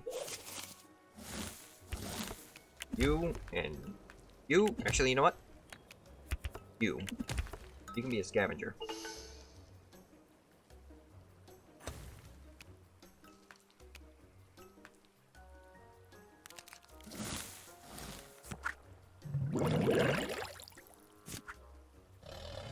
This is a very lush desert. Pardon me.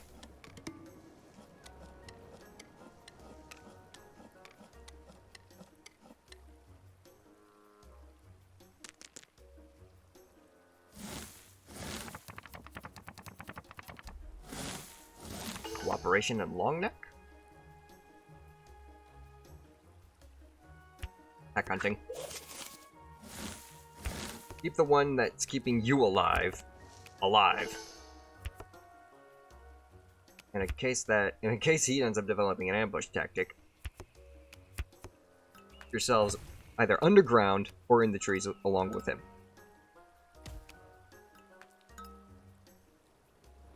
Develop climbing. Still can't touch us though.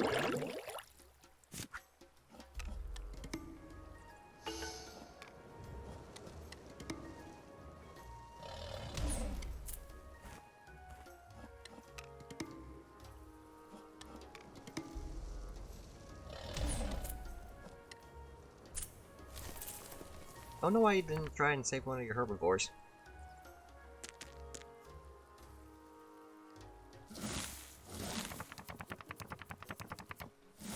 Alright, now it's time to try and start capitalizing. Feed into everything that has a combo to it.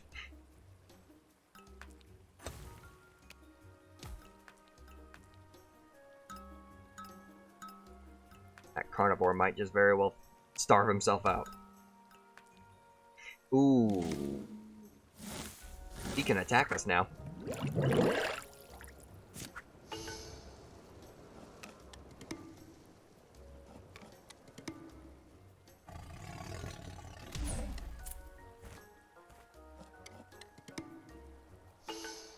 Don't stop. Keep going!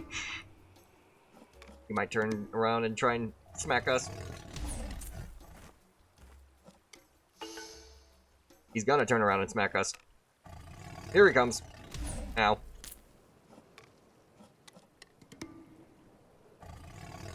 Ow.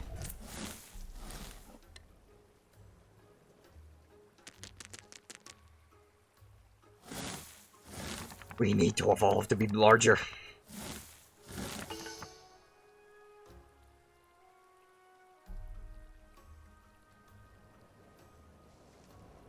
Get rid of warning call.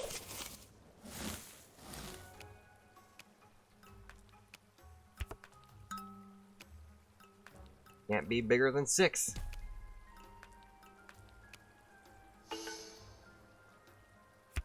Even with climbing, you wouldn't be able to hurt us. We can try and increase the chain a little.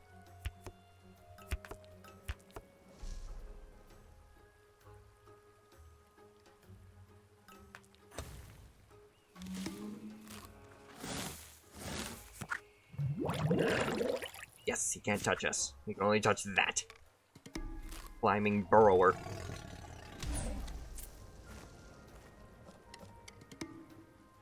Capitalize, my friends.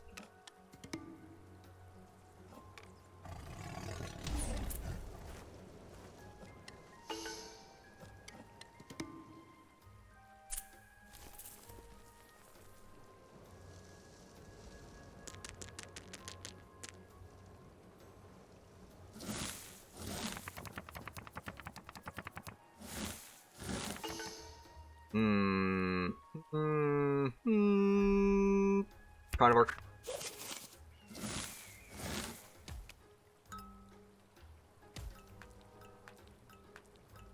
No new tactics.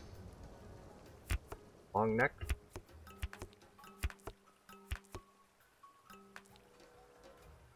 Keep it going.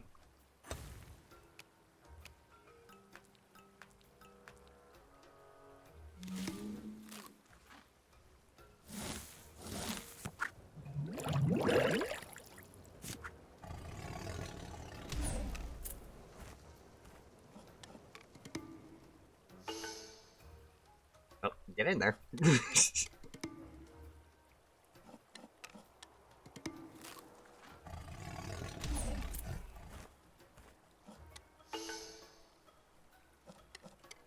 You can still at least... Oh no, the carnivore doesn't have to feed anymore.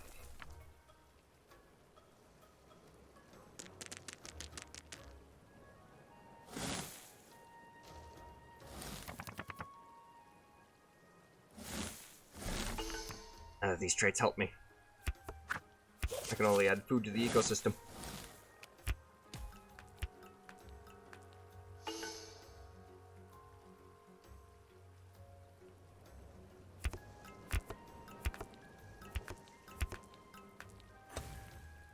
All I can really hope for. Last round, at least try and get a population bonus if we can feed everybody.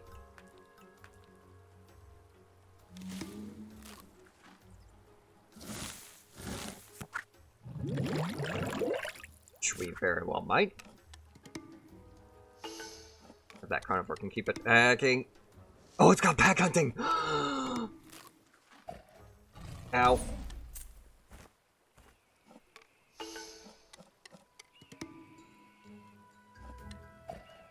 Ow.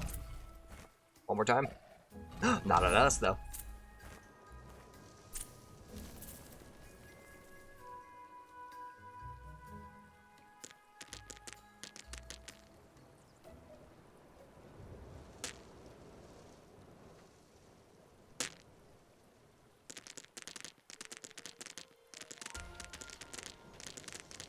We win. Too easy. Too easy. We call that the apex?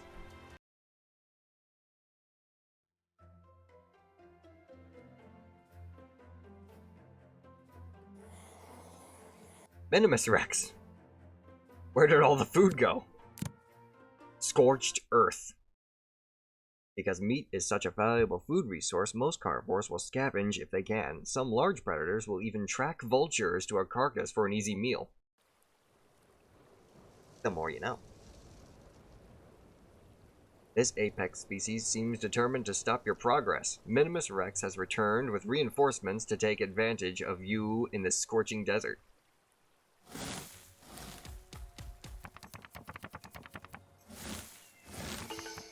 Oh. You want to try and hamper my progress?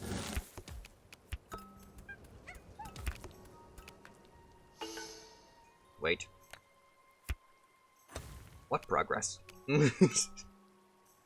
Oh, you got a carnivore. 2 carnivores!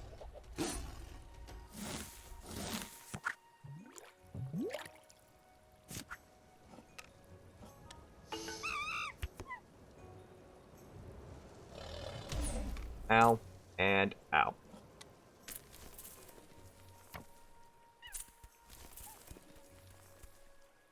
Wasn't expecting the double carnivore attack.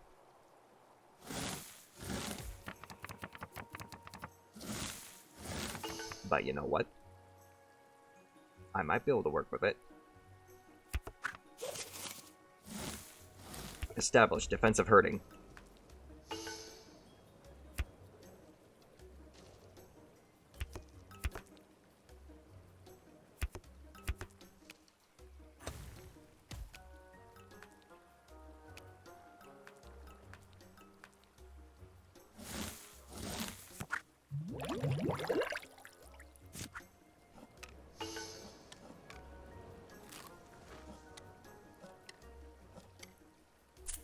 Bye-bye.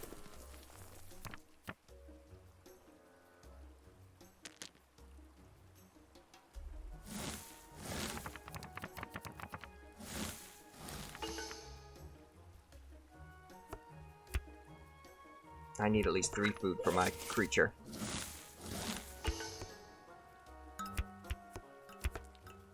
not more.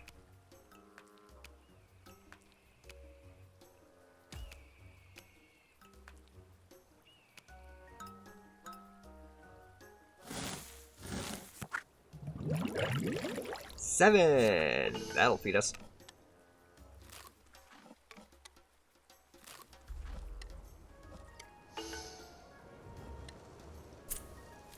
With minimal loss.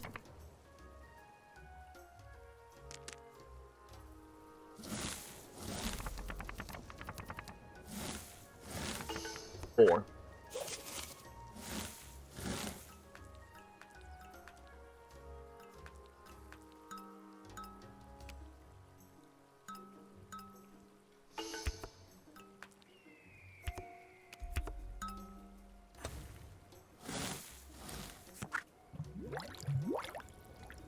Ah, it's gonna hurt. More than just me.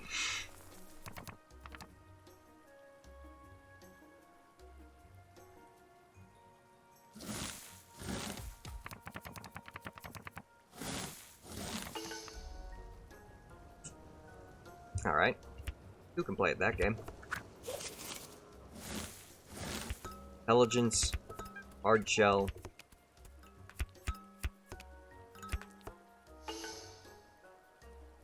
Burrowing.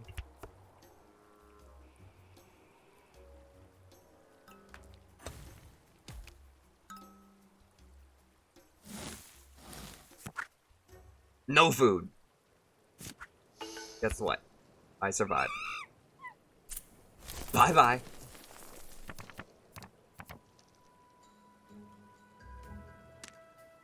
Yes, the spirits are talking to me. Oh no. Oh yes, they're coming in clearly. Ah, now they're forming into a gaseous material. I can actually see them now. The spirits are very powerful today. Thank you for the spirit communion, Captain Crazy.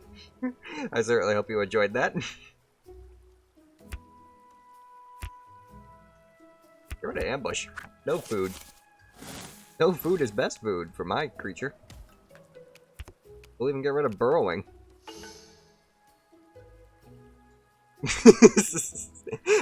It seems like I catch everyone off guard with that little redeem. In case I can feed.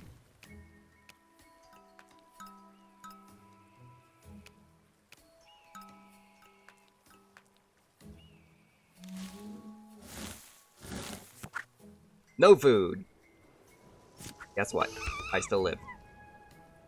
Goodbye. What's the best way to get rid of competition? Starve them out. Not by playing cards, but just by getting rid of the food.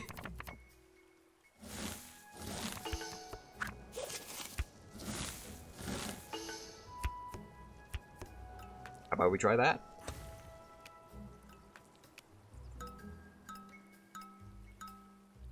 Someone might be trying to create a carnivore.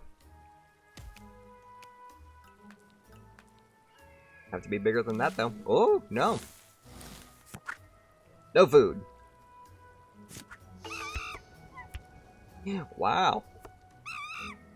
Who knew the actual starving strategy was actually effective?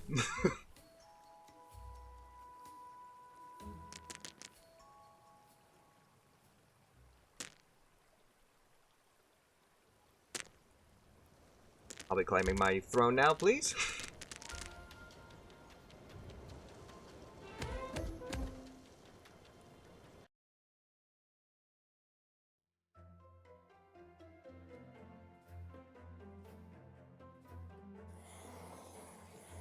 Propagatus Maxima's back. Lots of species, and this time they aren't so dumb. Wolves may precede the hunt with group ceremonies involving standing nose to nose and wagging their tails. When the hunt begins, wolves have specific roles based on age, gender, and social standing. Who said what?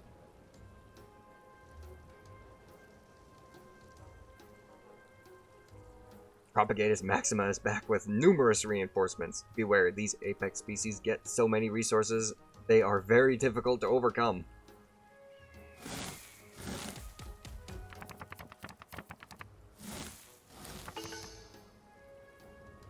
Well, then I suppose it's time to join the crowd.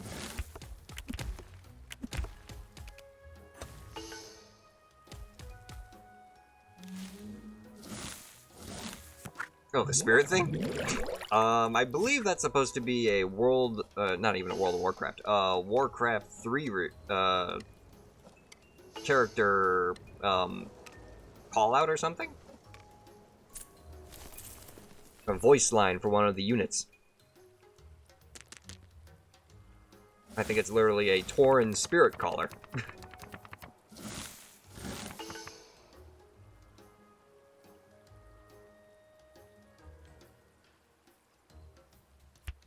Trying to get rid of the food, it's a bad idea.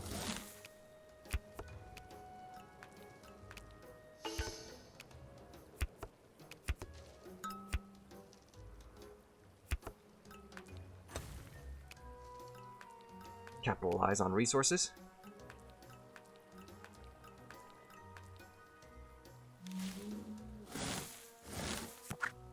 $25 food.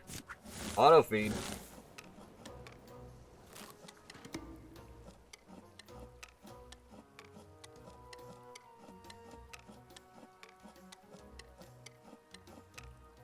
You got the major boost.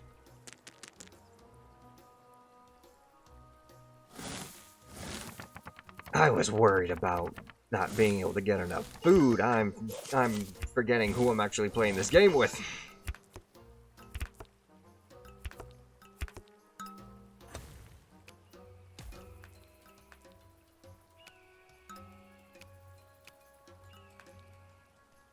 Masters of freaking build as big a colony as ever and just go ham.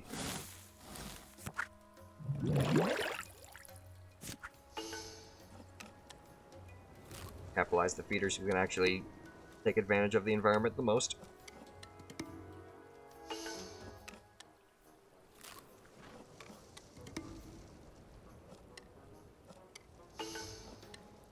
And the people who need to eat to survive. And finally, the fat. 3, 2, 1, 0. Got it.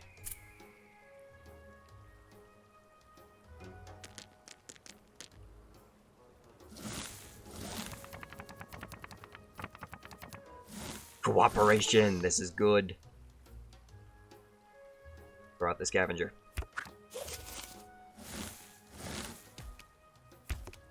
Warning call climbing.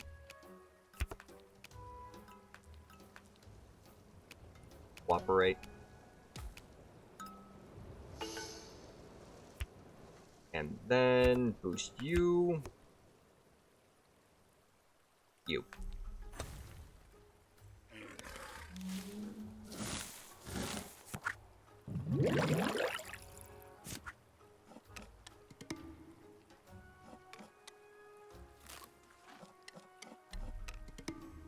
Sheesh, that was a conga line now, wasn't it?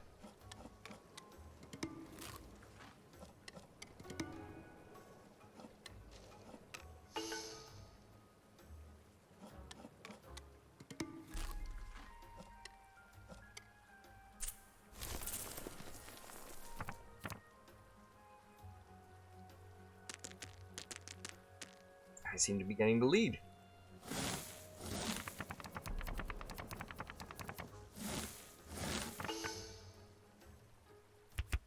More food. Hard shell. Extra warning calls.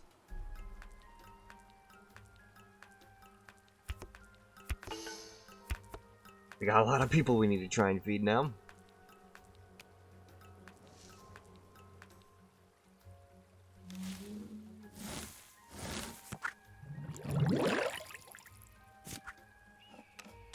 And we lost our fat reserves.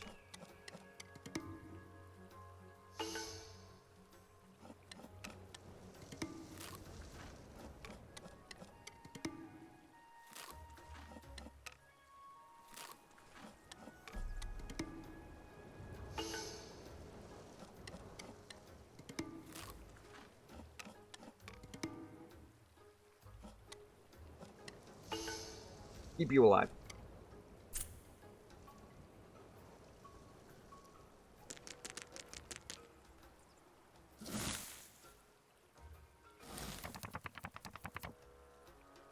We got another cooperation.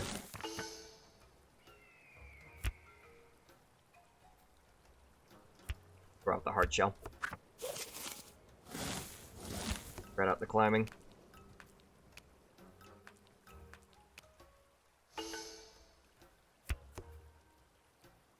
Taking the forging.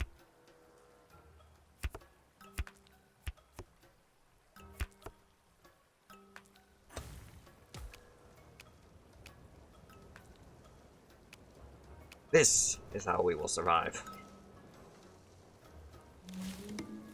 By taking advantage of our environment.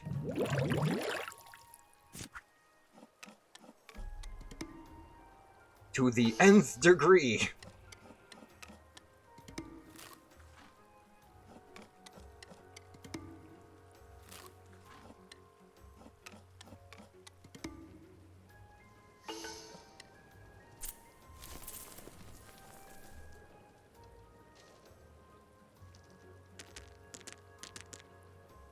Gonna have a huge population bonus.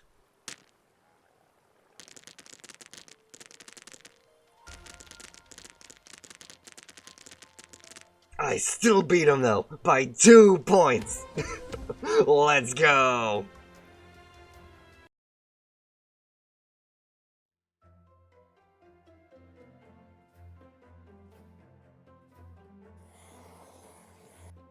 Glutto Vastus.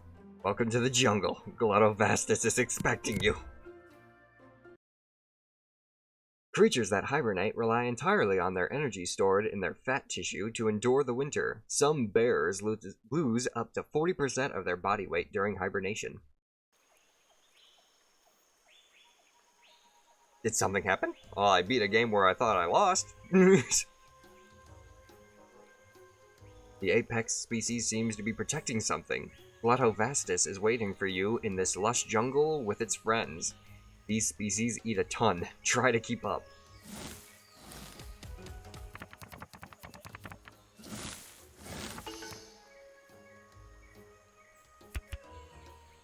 Amateur. Boom. Boom. Cooperation.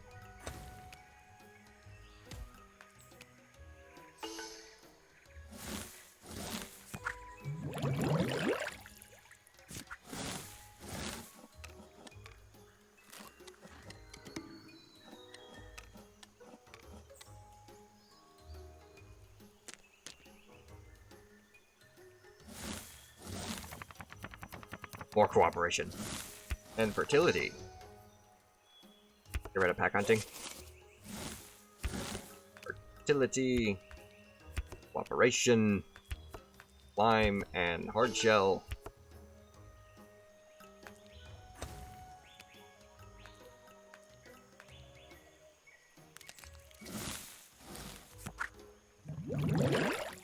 $44 food points in that lake.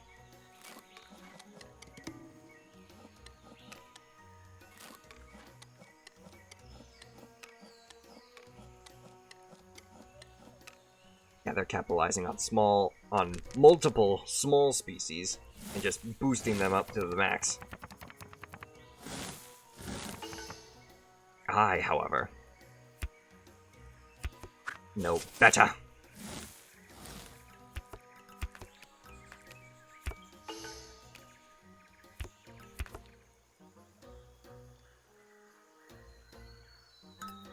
Just in case someone decides to evolve a carnivore.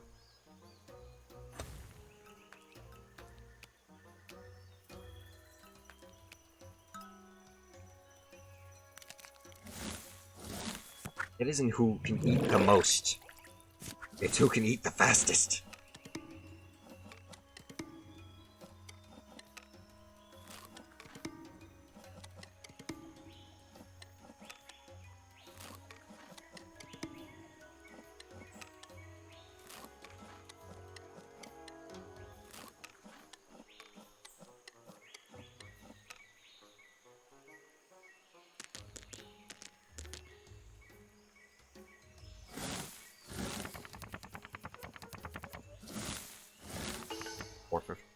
More fertility traits.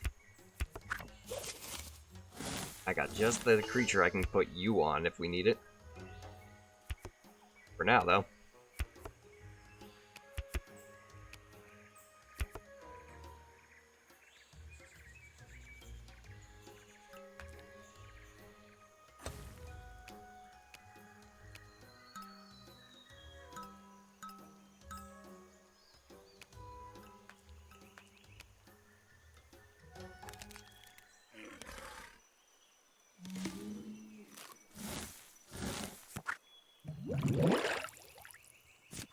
Auto feed.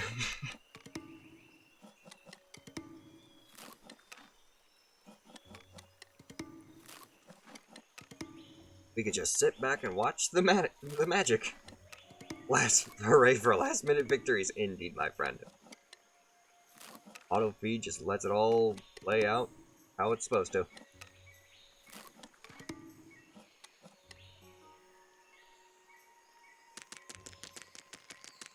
Ooh, we stayed on the board with collecting points a lot quicker. And now, fertility is wasted. It's time to capitalize. Fat tissue, intelligence, foraging.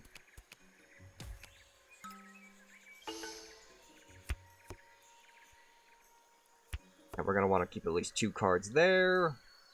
Maximize you 2.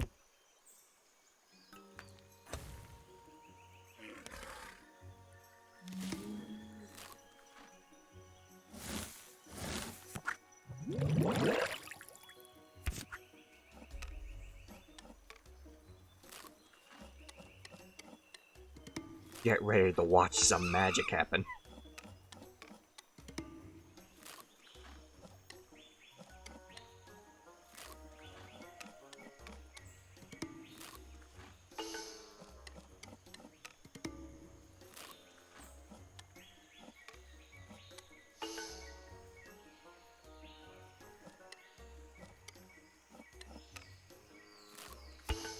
Boom.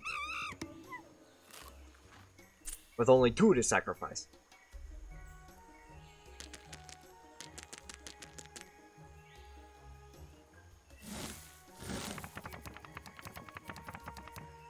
Long neck. Fat tissue. Stick long neck on you.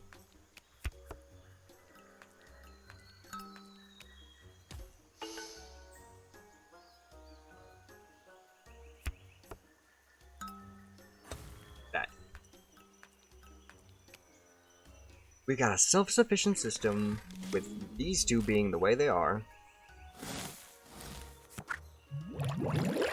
That's plenty of food probably as well. It's just you who needs to make sure we stay alive, and if you can feed your fat reserves, that's even better.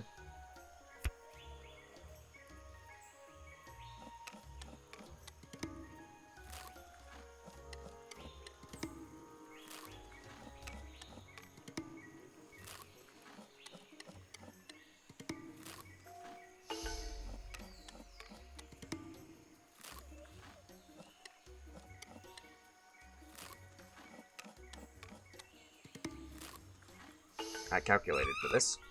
Bada bing.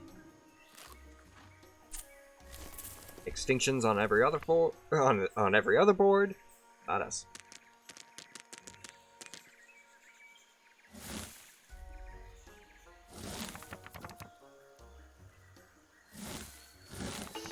And now.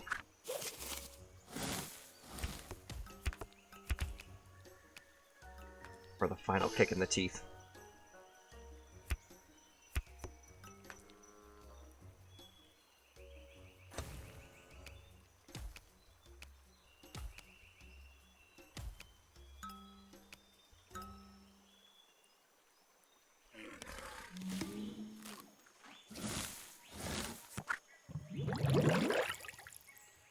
That's not going to be enough to feed everybody.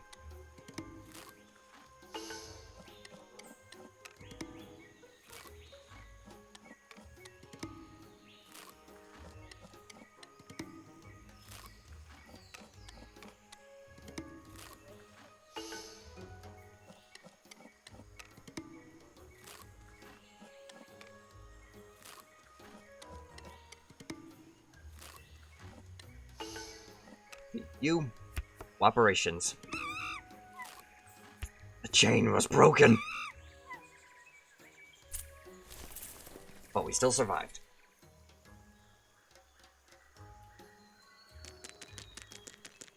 Whee!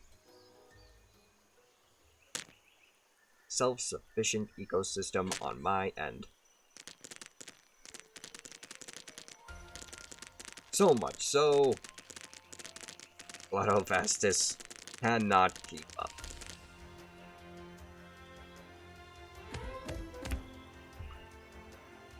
Mwah! Mwah! Beautiful. Alright. Seeing as how we're reaching the 4-hour marker, we'll go ahead and leave the campaign alone. We'll go ahead and check out a couple of the other game modes, and then I'll show you some art.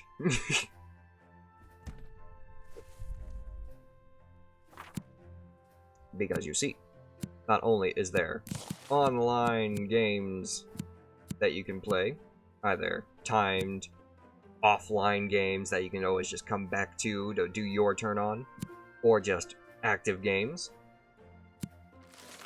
but you also have AI versus, pass and play for whenever you're playing with people in IRL, the basic campaign that you guys saw the majority of, and a weekly challenge, which basically for this week is a challenge known as Self-Sufficient. Win a game without eating from the watering hole. It's a lot more difficult than it looks. I've only been able to get the silver star for this, and I only managed to score a 2 with that result. So, it's really difficult. Let me tell you that. Let me tell you that for sure. But there's also daily challenges that people can literally make for other people to try. We can try this one, I suppose. You only get one shot at it, though. So basically, it's a last turn situation where you need to try and figure out how to win the turn on that round with a already set field.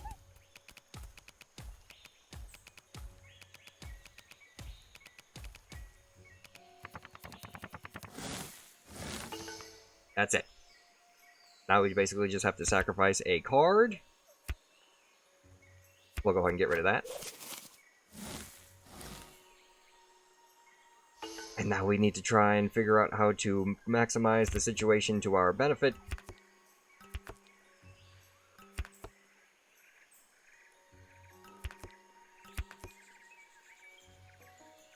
But still have enough points at the end of the day to not only win, but also feed all of our species. I'm not too sure how this is going to go.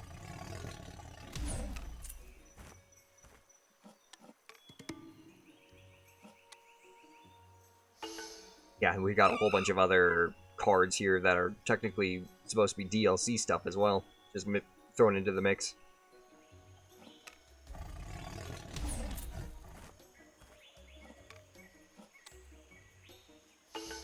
Trample some of the food. Just food that gets thrown away and not utilized by the enemy.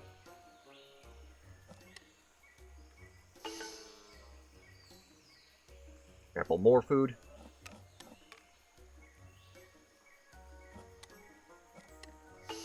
And now we can use intelligence to feed our species.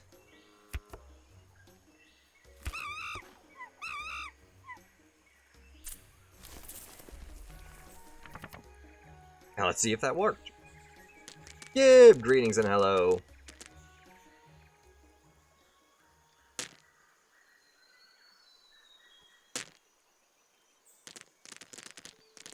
Coming in late, yeah, no worries about that though. We win. And then you can compare your results to everyone else.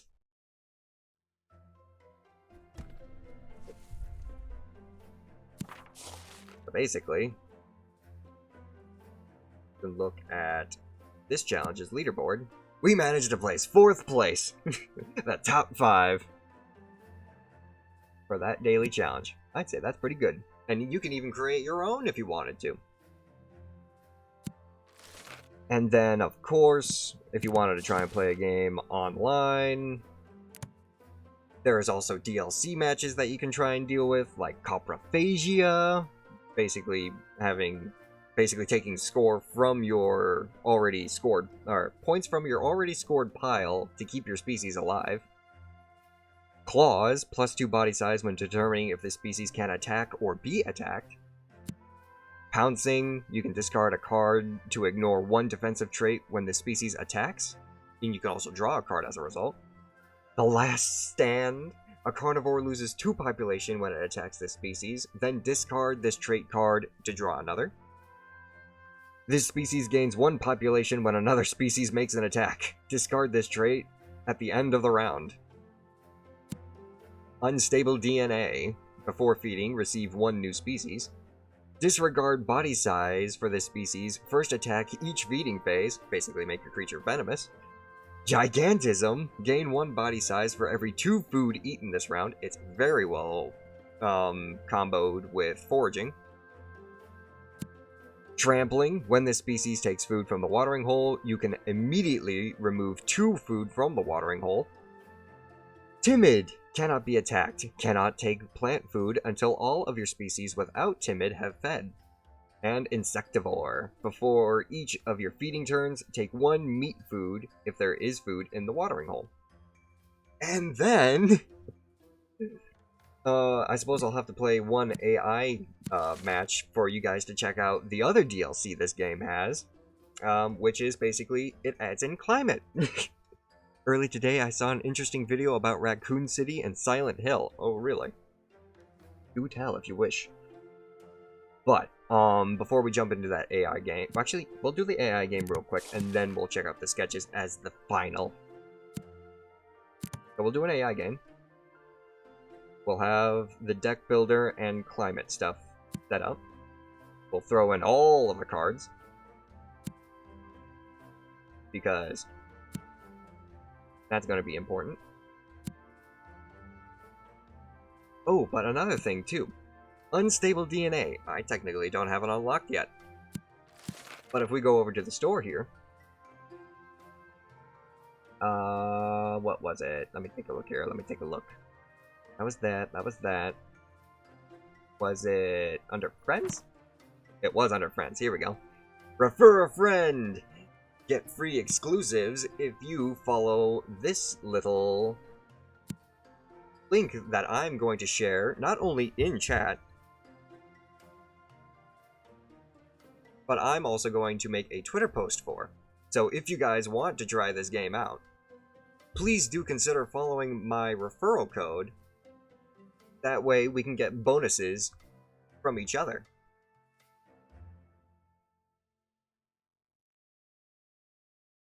Eight of the 1-liter bottles broke when I just tried to slide them down. Oh no. Sorry you're not chatting tonight. You're preoccupied? Perfectly fine, Maple. Again, lurkers are welcome. But yes, the first thing that you'll get is the Unstable DNA promo card. The Fantasy Dragon avatar for the second person who decides to follow this promo code. The third person is a golden species skin. And the fourth is basically the name in the game's credits. And then whenever you guys get the game, all you gotta do is just plug my name into the referral, and you'll be able to get your rewards. We will both get free stuff. Once again. But, once again, let's go ahead and play that online game. With the climate and the deck builder. And you get to see how climate gets mixed into things.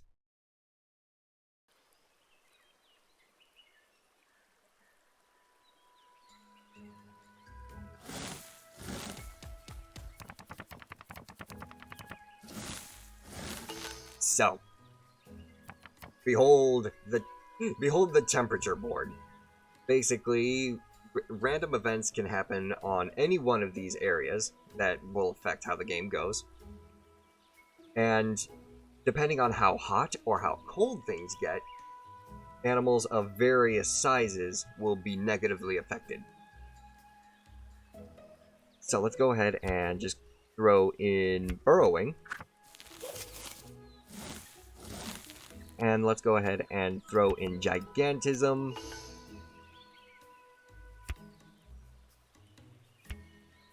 Go ahead and throw that there. We'll just throw gigantism right here. Just completely feed into gigantism.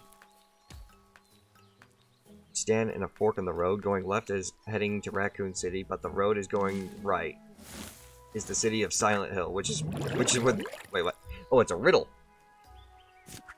Aha. The number of sun counters on the cards played made things warmer, but for some odd reason, the effect of the area was a cold snap, which removed 3 food. Also, another thing with climate is you get to add an extra species trait to your creatures, but other species traits also get affected because of the climate. So, if you kind of saw whenever I threw away burrowing, the effect of burrowing is you can actually save yourself from the cold. But real quick, stand at a fork in the road. Going left is heading to Raccoon City, but the road is going right. Is the city of Silent Hill. Which way would you pick? So you want me to either go fork in the road, left goes to Raccoon City, but the road is going right. One is a better chance for survival. It's a riddle.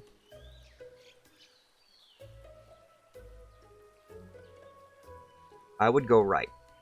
That's my answer.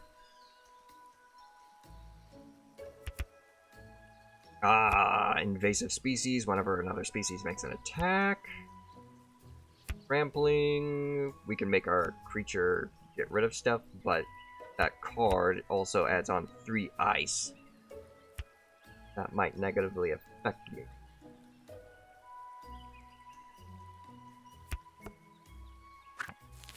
We'll throw in just the 2. Throw in trampling. Intelligence to feed ourselves. And extra food here.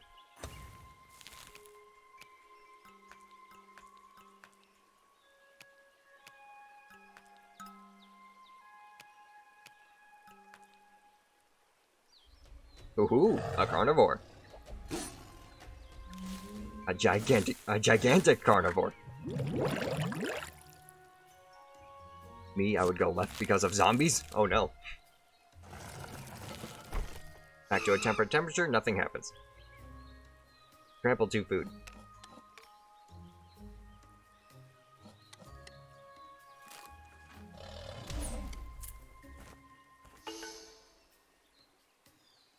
Trample 2 food.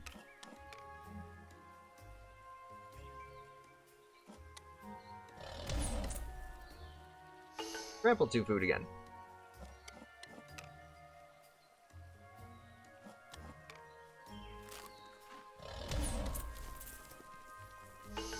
Now we can just eat the food.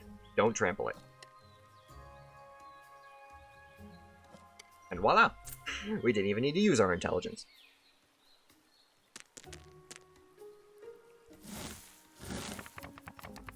Ooh, here we go. We got 2 cards specifically for the climate. We'll go ahead and try and make things warm again. Check this out. We've got Nocturnal. Prevent 1 population loss due to heat. Before each of your feeding turns, feed this species if there are no carnivores that could eat it. And Migratory. Prevent 1 population loss due to heat and cold. After the last species has fed in the round, take 2 plant food if the watering hole is empty. We're definitely becoming migratory. Basically what we made right now is just elephants. Intelligent, giant, trampling, migratory animals.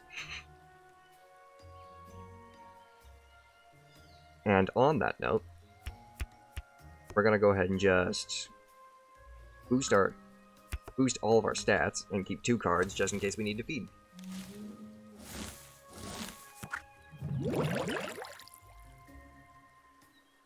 Elephant?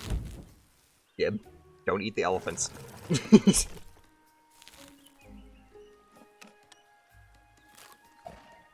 So now, now we can be real pricks. We can trample over all the food.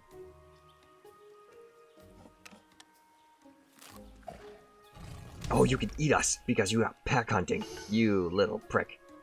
Well, you can't eat us anymore because we're done, or we're so huge, I should say.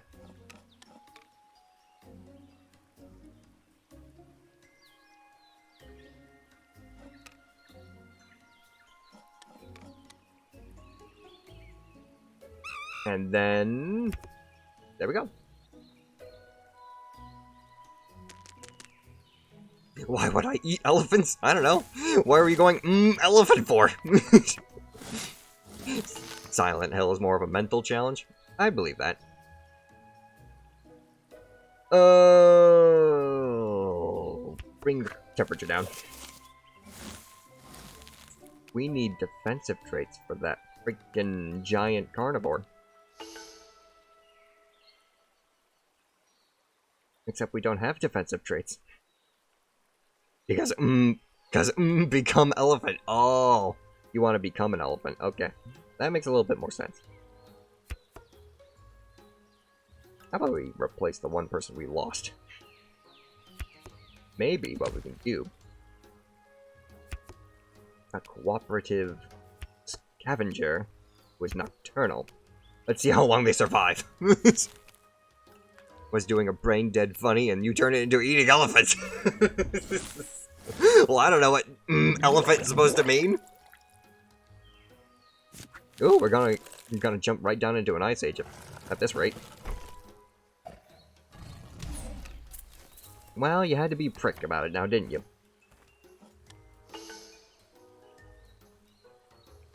Trample the food.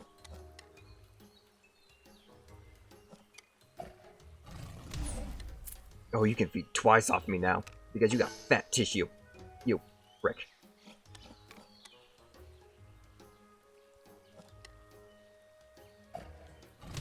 You and your screaming goat icon.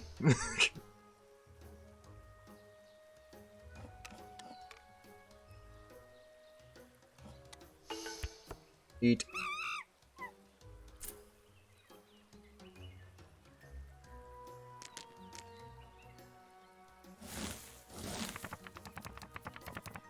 Climbing! Beautiful! We'll keep that around. We can go ahead and replace Gigantism because we don't need it anymore.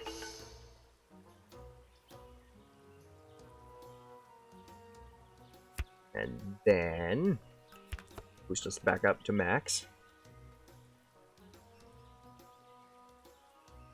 And that'll do.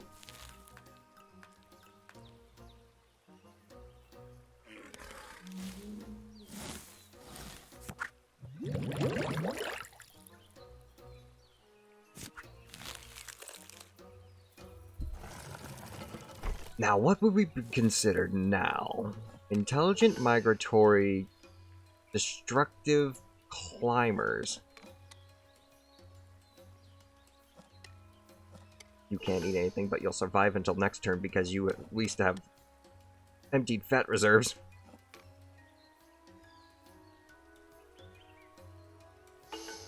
My turn for intelligence. Thank you. Pardon me.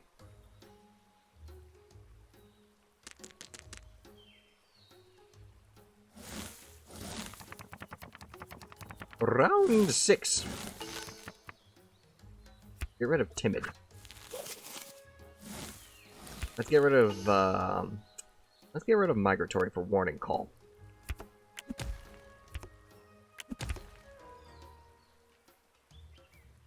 Let's see how that works.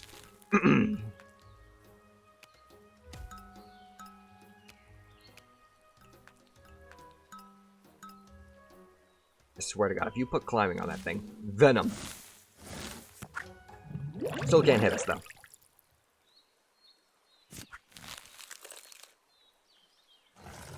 Ooh, -8 food. Cold snap. Creatures from 1 to 3 get affected. There go my smaller species. Trample the 2 food.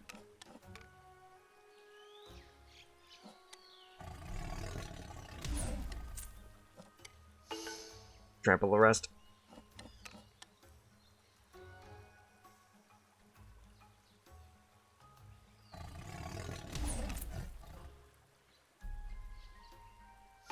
Intelligence being the savior once again.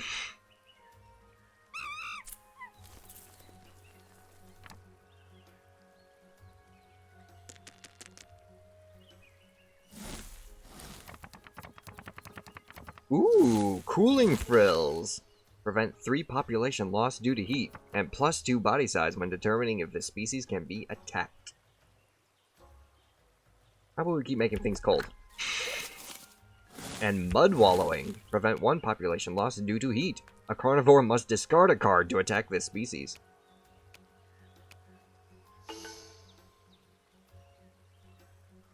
In case they decide to try and evolve climbing. We can get rid of Trample. Actually, Trample's actually kind of helping us win this little race. Get rid of Warning Call. We don't have any other species with us. It's too cold for any small creatures.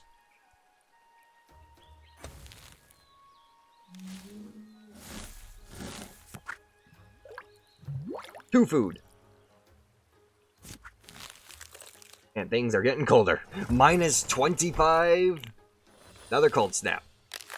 Reaches from 1 to 6. Everyone gets affected.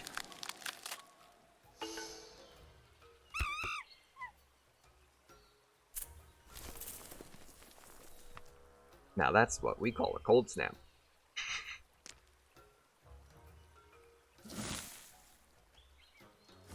Some of our best species just literally got rolled over. How about we do this? Screw the mud wallowing. Return to migratory.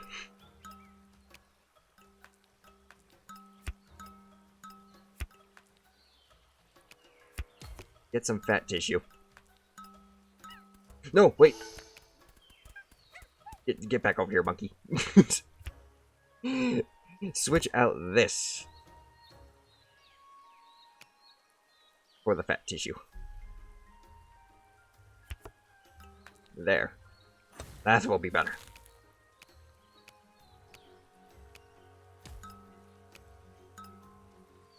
You gonna go carnivore again? Yes, you are. Because you are carnivora. Ooh, look at you! You've got a hibernation! Prevent 1 population loss due to cold. Prevent 2 just starvation.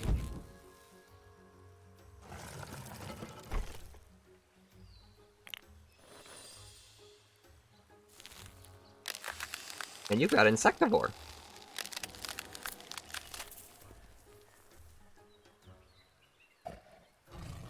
Ow, you're hitting us?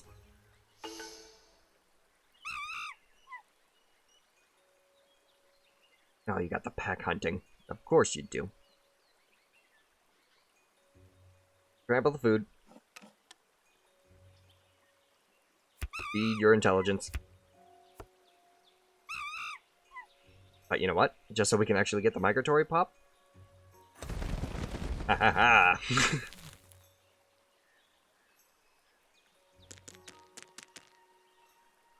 We got our traits. We don't have a high population due to that cold snap.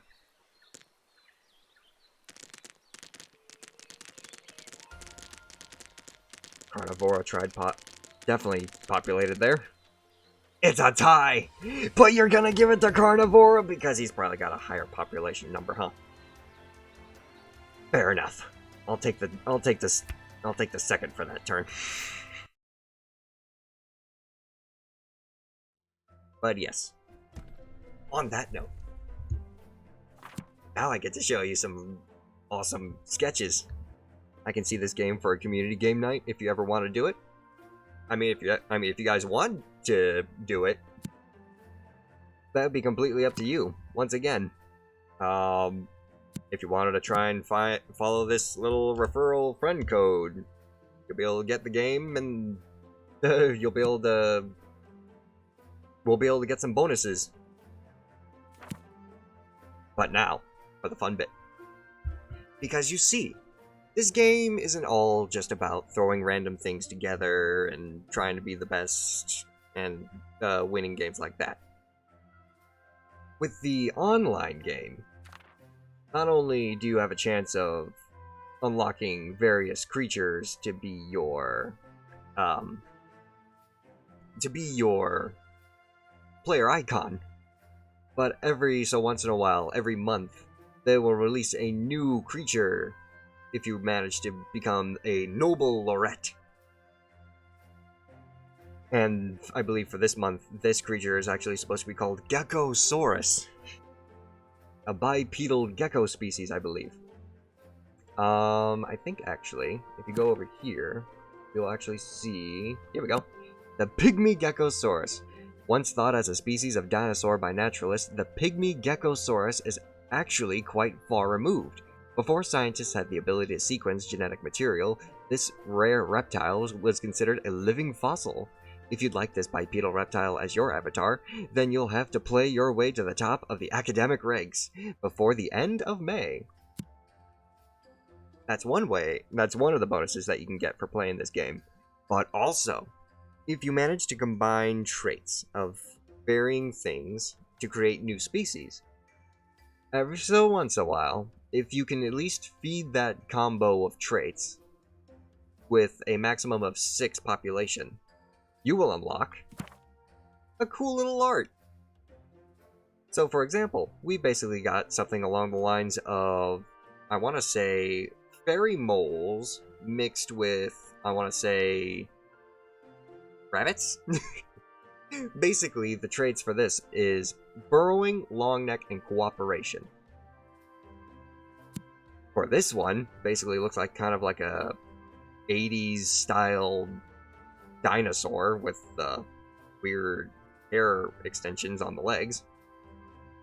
It is basically carnivore, fat tissue, and intelligence. Because, you know, intelligent carnivores. Then we also have things like small bipedal lizards that can scavenge and have horns and can cooperate. We've got basically Bulbasaur.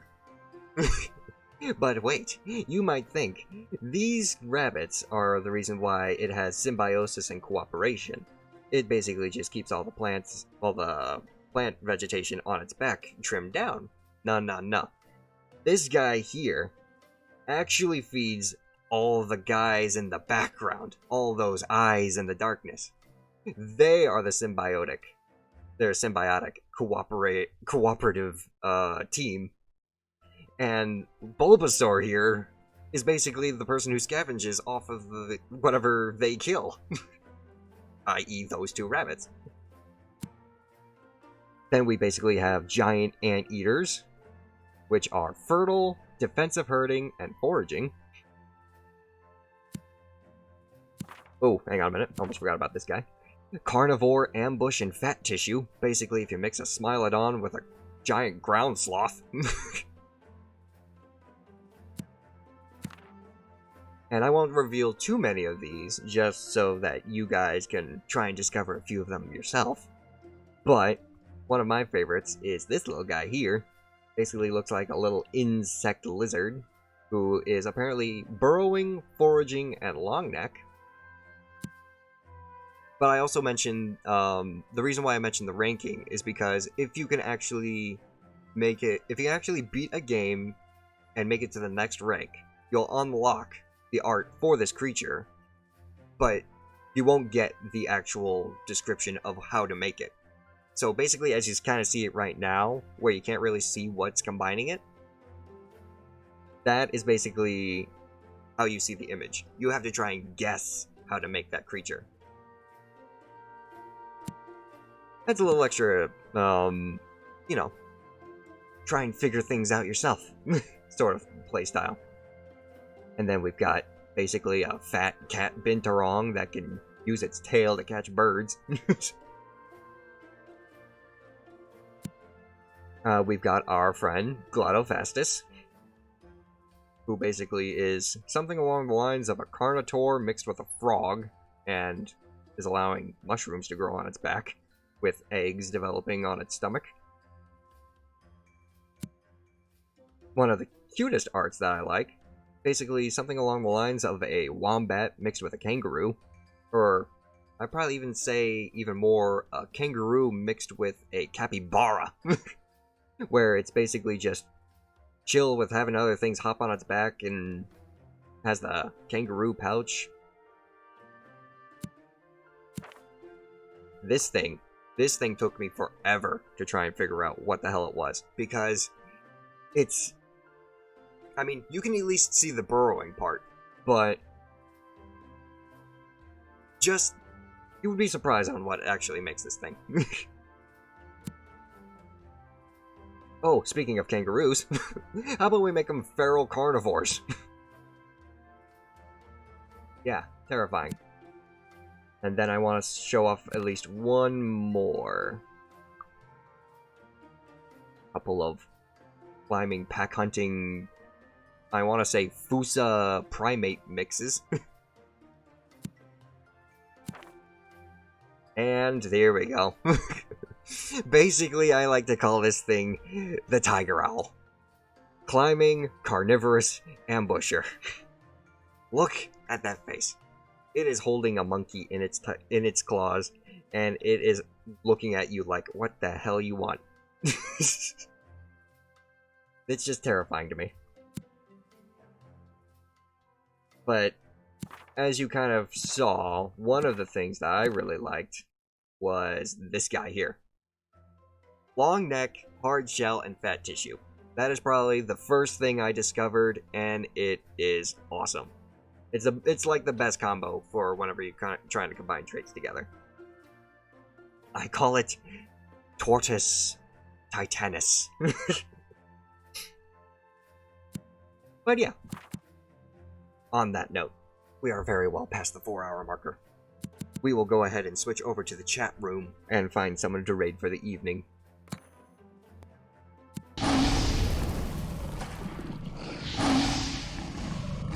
But once again, if you guys actually do want to check out that game for yourself, do consider following my referral link, as you will find some pretty cool stuff. Well, we will both get some pretty cool stuff if you help support. But on that note, see who's live. See who we can go and say hi to, eh?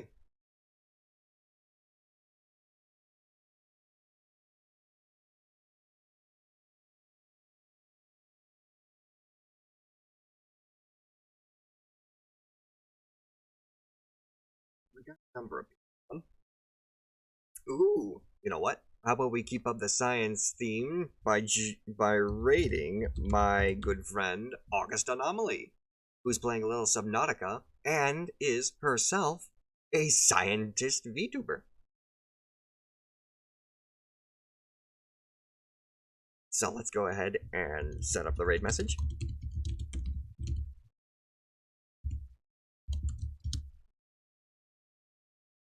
Copy that on my end, send it your guys' way.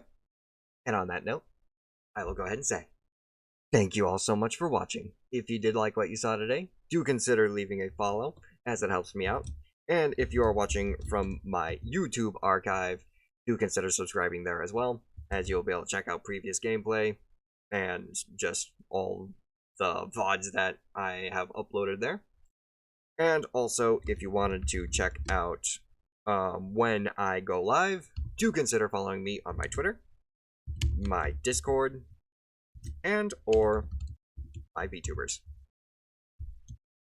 Thank you all so much once again for joining, and as always, I'll see you next time. Spirits bless, and bye-bye.